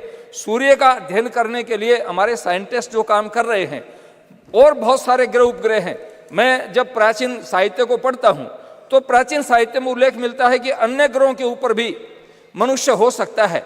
इस पर हमारे साइंटिस्ट रिसर्च कर रहे हैं और वैज्ञानिकों को मैं सबसे बड़ा आभार इसलिए करना चाहूँगा, कोई भी वैज्ञानिक किसी काम को करता है फुल स्टॉप नहीं लगाता है, वो आगे के लिए रिसर्च का काम छोड़ देता है, अनुसंधान का काम छोड़ देता है। इसलिए मैं निवेदन करना चाहता हूं कि हमारे सारे जितने भी वैज्ञानिक हैं, उन्होंने जिस काम को किया है चंद्रयान 3 के ऊपर और दूसरे इसके ऊपर, प्रारंभ से लेकर के देश की आज़ादी के बाद में जब से इस काम इसरो का काम प्रारंभ हुआ या हमारी जितने अन्य रिसर्च सेंटर हैं उनमें काम हुआ, उन सब का आभार व्यक्त करता हूँ। और ख़ास तौर से आज ये महिला बिल आया है, मैं उन बहनों को भी, महिलाओं को भी बहुत बहुत आभार व्यक्त करूँगा जो इसमें शामिल थी। हमारी नंदिनी हरिनाथ, डॉक्टर रितु कारीधाल, श्रीवास्तव जी, मिनल जी, रोहित, अनुराधा टीके सहित अनेक महिलाएं जो इसमें थी। मेरे क्षेत्र की भी एक बेटी इस टीम के अंदर सम्मिलित थी। मैं उन सबको बहुत बहुत बधाई देना चाहूँगा और मैं आशा करूँगा कि हम अपनी प्राचीन अध्यात्म की धरोहर को लेकर के, प्राचीन दर्शन शास्त्र वेदों की धरोहर को लेकर के और आधुनिक विज्ञान का समन्वय करके इस देश को आगे बढ़ाने का प्रयास करेंगे। मैं पुनः माननीय प्रधानमंत्री जी का आभार व्यक्त करूँगा। कई बार हमें ये कहते साहब आप इनका धन्यवाद क्यों कर रहे हो? किसी के किए हुए उपकार को न मानना कृतज्ञता होती है और हमारा शास्त्र कहता है कि दुनिया में सभी पापों का प्रायश्चित हो सकता है लेकिन कृतज्ञता का प्रायश्चित नहीं हो सकता। इसलिए हमें उन सभी लोगों के प्रति कृतज्ञ होना चाहिए जिन्होंने इसमें योगदान दिया है।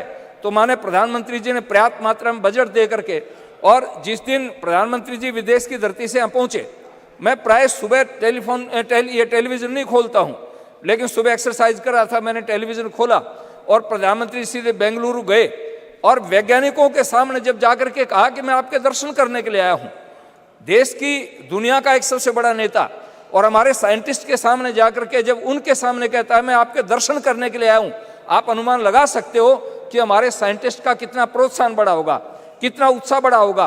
और उत्साह बढ़ने पर ही आदमी काम करता है। तो मैं पुनः माननीय प्रधानमंत्री जी का और हमारे सभी वैज्ञानिकों का बहुत बहुत आभार व्यक्त करता हूँ और आशा करूँगा कि हमारा देश दुनिया की बुलंदियों को नापे और ये देश आगे बढ़ता चला जाए। हमारे प्राचीन ऋषियों के जो भाव थे वो भाव सफल हों। धन्यवाद। जय Bharat. Yadav.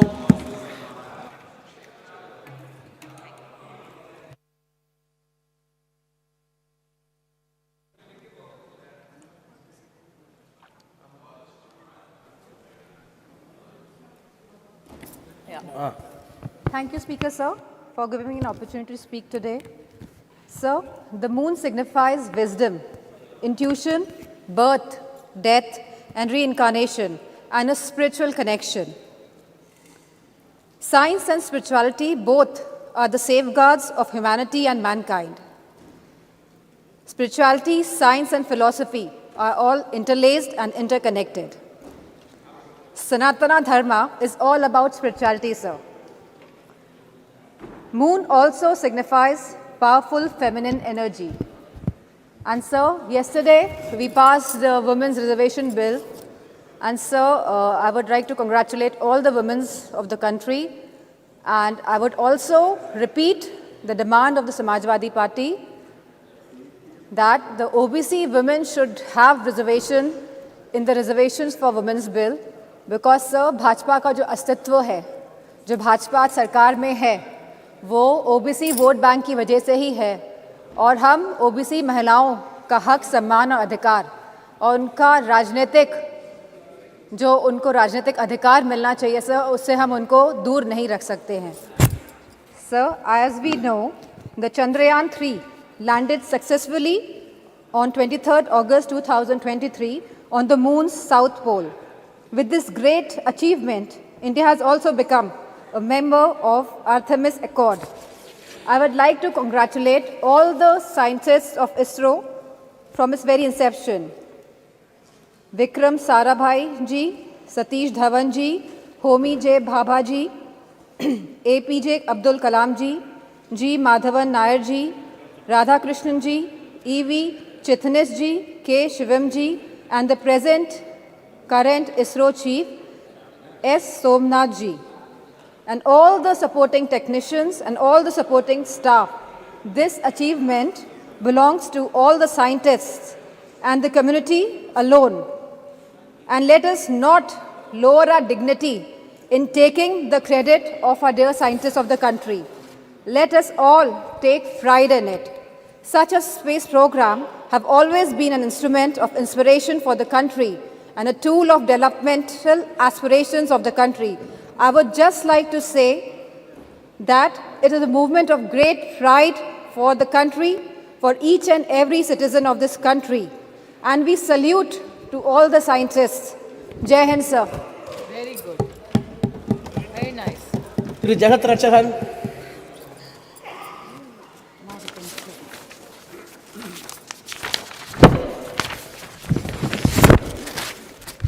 Thank you, Mr. Renowned astronomer Galileo from West had discovered moon in 1678. But our Tamil poet and scholars have spoken about the moon mission way back in 2nd century itself, which can be seen in our Sangam literature. Tamil literature is a testament to the fact that Tamils known the scientific method of measuring the planets and their orbits in the sky, their movement and time scales. Tamil Sangam poet sung about various planets and galaxies in the sky, including the moon. In 1930s, our Tamil poet Mahakavi Bharatiya sung about the moon in his new Aathichudi that we will explore more. Also, our great Tamil poet Kavingir Kannadasan, who predicted the day in the early 1966, stated in his song, Sandranai Thedi Sendu Kudiyirupoma, Tamilukku Seidi Solli Alaithu Kolvoma, which means we will go in search of the moon and live there, and we will inform our Tamil language to come there and be with us. This is about our love for our language, which is equal to our life. Our great leader and the Prime Minister, Madam Indira Gandhi, pioneered this mission and sent Sri Rakesh Sharma to the space in 1984. He was the first Indian to go to the space. We all remember the memories of the Sri Rakesh Sharma briefing Madam Indira Gandhi about his feeling of seeing the beauty of Mother India from this space. We have a long history of our initiative to explore the moon. Whether it is a history of the politics, South is always special. India's third lunar mission, Chandrayaan-3, made India the first country to successfully land near the moon's south pole. Besides the study, Chandrayaan-3 is going to make about moon's history and the search of water, ice in the moon and other materials. It is making me feel very proud about our nation. India may be the fourth nation to launch this mission and the third successful accomplish this. But it is the first developed nation to achieve this as the other all developed countries. We are not only strong technologically, but also the technique such as soft landing, which ensure achieving this mission at the lowest possible cost. No country has ever attempted the soft landing on moon's south pole. The US, China and Russia have attempted the soft landing on moon's equatorial region, but attempting the same of moon's south pole region is considering difficulty due to the rough terrain. As we have achieved this, it will open new chapter for India. Chandrayaan mission entire cost is roughly 650 crores, whereas Hollywood film Avatar budget was around 1,970 crores. This is the proof of testament our self-reliance and the strength of our own technology and invents, which was possible on account of Make in India initiatives strategic alone, which India emerging as the world's fifth largest economy, we are able to show countries. Pros in security and technology. The new satellite center in Thoothukudi, Kulasegarapatnam, which you are planning to inaugurate. It will go in a long way in promoting the launch of lighting space craft and also bring the much needed foreign exchange. The success of Chandrayaan-3 could contribute significantly Indian space economy projected to be worth 13 billion by 2025. And I wish all the success of our first solar mission, Aditya-1. A pride, our beloved Tamil Nadu Chief Minister, Thiru M.K. Stalin, whose government is also contributed lot of Dravidian models. Mission Director Thiru Veeramuthuvelu of Chandrayaan-3 and Mission Director Aditya-1, Tirumadi Nisha Sharij.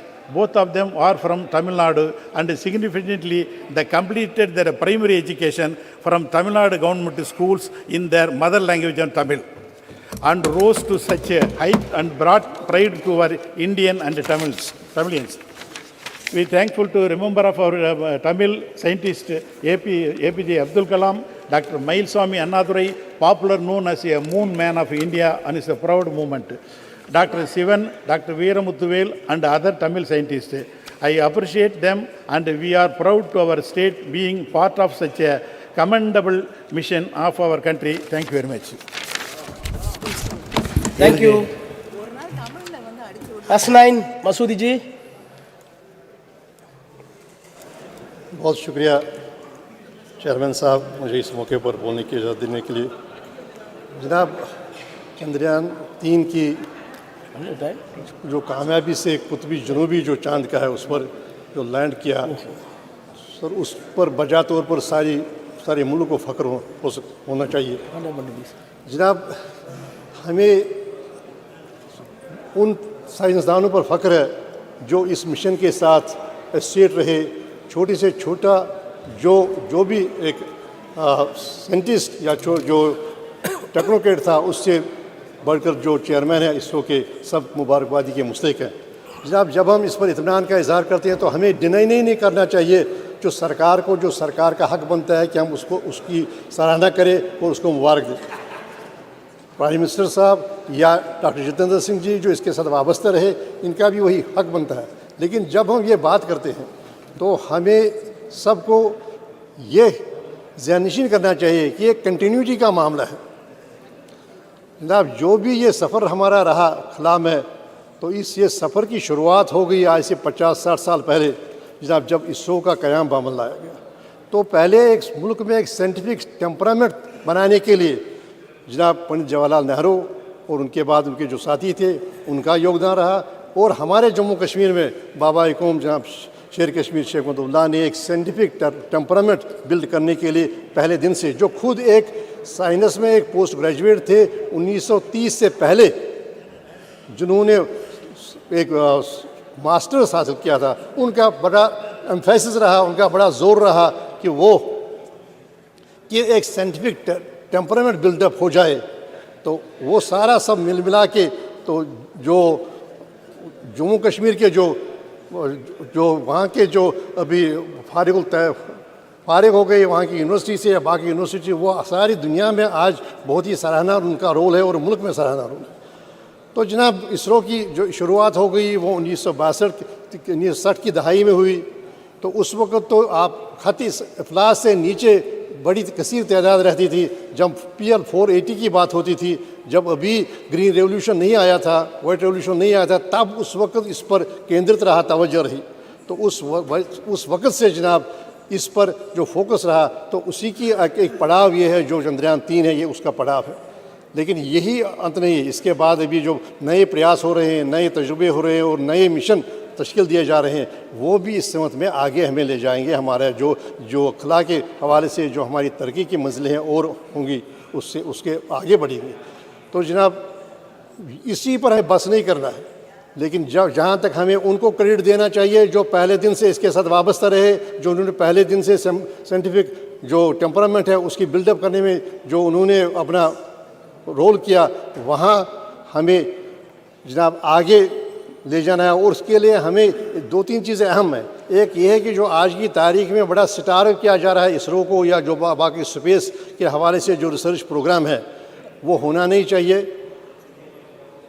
दूसरी बात यह है कि जनाब, हम सिर्फ शाबाशी पर अपना we should not rest on the laurels, हम शाबाशी पर का लिहाफ ओढ़ कर न रहे। जनाब, जो अभी इस वक्त हमारे मुल्क में जो मामले दरपेश हैं, जो कि अभी इस प्लेनेट के हिस्से में रह रहे हैं कोई 150 करोड़ लोग, जो उनके मसाइल हैं, उन मसाइल से हम नजरें ओझल नहीं कर सकते, उनको हम कभी अपनी उन पर अटेंशन कम नहीं कर सकते हैं। जैसे हेल्थ केयर का मामला है, मैं जम्मू कश्मीर की बात करूँगा, बड़े गैप से हेल्थ केयर में बड़े गैप से जनाब जो सेफ ड्रिंकिंग वाटर है, इस शाबाशी में हम कहीं वो ना भूल जाएं जो वहाँ पर हैं अभी, जो वहाँ पर हमारे मसाइल हैं, जो हमारी कसीर आबादी है उसके जो मसाइल हैं, उससे ओझल न करें, उसको अपनी नज़रों से ओझल न करें, उस पर फोकस कम न करें। तो जो हमारे इस वक्त के मसाइल हैं, तो उन मसाइल की तरफ तवज्जो देने की ज़रूरत नहीं, ज़रूरत है सिर्फ हम शाबाशी पर हम नहीं रहेंगे। जब जम्मू कश्मीर का एक बहुत बड़ा मसला है, आज जनाब कनाडा के प्राइम मिनिस्टर ने कहा, एक एडवाइजरी जारी की है कि यहाँ जो वहाँ के नागरिक हैं यहाँ न जाएं, और उसका समर्थन और लोगों ने किया। और देखिए, ये एक बड़ी परेशानी का मामला है। तो कैसे हम अपने जो जमहूरियत की बात करेंगे, जब जम्मू कश्मीर के कोई 1.5 करोड़ लोग हैं, उनको जमहूरी हुकूक का हासिल ही नहीं है, और वहाँ पर 10 साल से एक चुनी हुई हुकूमत नहीं है। अब ये सही बात है, यह इस विषय के बाहर होगा थोड़ा, लेकिन बात यह है कि मेरा कहने का मकसद है कि हम सिर्फ शाबाशी की लिहाफ ओढ़कर बस गाफिल न हो जाए जो हमारे मसले हैं, जो हमारे चैलेंजेस हैं, इन चैलेंजेस से। तो यहाँ और एक और इत्मीनान की बात है इस हवाले से, जो इसरो का जो हमारा प्रोग्राम है चंद्रयान का, एक ये है कि हमारे सारे विषयों में हमारी ये खुसूसियत रही, हमारे ये गौरव है कि हम कुतुबी जनूबी पर ये लैंड किया सॉफ्ट की।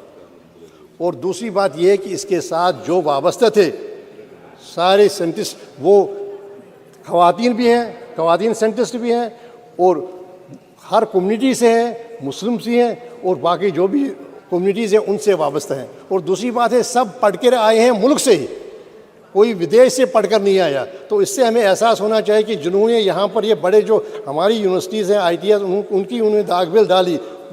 हमारे पहले प्राइम मिनिस्टर के बाद जो कहते थे कि बिलाई, बोकारो और ये सारे इंस्टीट्यूशंस जो हैं ये नए हिंदुस्तान के टेम्पल्स हैं, टेम्पल्स ऑफ न्यू इंडिया, उसके करके वो बुलाते थे ताकि वो पनपे, वो साइंटिफिक टेम्परामेंट वो मुल्क का वो पनपे। तो ये बड़ी फ़ख्र की बात है कि सारे जो भी इसके साथ वाबस्ता रहा, छोटे से छोटा लेकर बड़े से बड़ा जो साइंसदान रहा, वो सारे उन्होंने यहाँ ही तालीम हासिल की, और हर सेगमेंट ऑफ सोसाइटी जो है उससे वाबस्ता है, उससे आए हुए हैं, और हर कम्युनिटी से आए हुए हैं। तो मैं जहाँ बधाई देता हूँ इस सरकार को जो मौजूदा है, उन साइंसदानों को जिसके साथ वाबस्ता है। साथ ही मैं ये तलकीन भी करता हूँ, हमें भूलना नहीं चाहिए उनको जिन्होंने इसकी दागबिल डाली। अब हम अगर किसी इमारत की 5वीं मंजिल तामीर करें तो उसका मतलब नहीं है कि हम उनको भूल जाएं जिन्होंने इस इमारत की बुनियाद डाली और 4 मंजिलें बनाई। और बाकी जो हमारा लक्ष्य है, जो हमारे आगे का जो मिशन है, वो आगे कहा है कि सितारों से आगे जहाँ और भी है, अभी इश्क के इम्तिहान और भी है, अभी हमें और आगे जाना होगा, और हमें कामयाबी हासिल करनी होगी। और जब सबका सहयोग होगा और सबकी हम मानता देंगे और सबको रिकग्नाइज़ करें, और हम यूसर्व न करें, सिर्फ अपने लिए सारा जो गौरव होगा, जो सारी शाबाशी होगी। बहुत शुक्रिया। श्री जी सत्यपाल सिंह जी। आदरणीय अध्यक्ष महोदया, आपका मैं बहुत बहुत धन्यवाद करता हूं। और ये मेरा सौभाग्य है कि कल ही हम सब लोगों ने, इस पूरे सदन ने मिलकर के जिस नारी शक्ति वंदन अधिनियम को पारित किया है, उसकी प्रत्येक रूप में इस शासन पर आज विराजमान है। जब मैं बोल रहा हूं, अध्यक्ष महोदया, ये आपके आसन के ऊपर धर्म चक्र लगा है, और इस शासन का काम है कि देश में, इस पूरे समाज के अंदर धर्म का चक्र चलता रहे। इसलिए हम लोग आज जिस चंद्रयान की और इसरो की सफलता की बात कर रहे हैं, लाखों करोड़ों वर्षों से जब हम अपने कल्याण की कामना करते हैं, हम लोग, हमारे ऋषि मुनि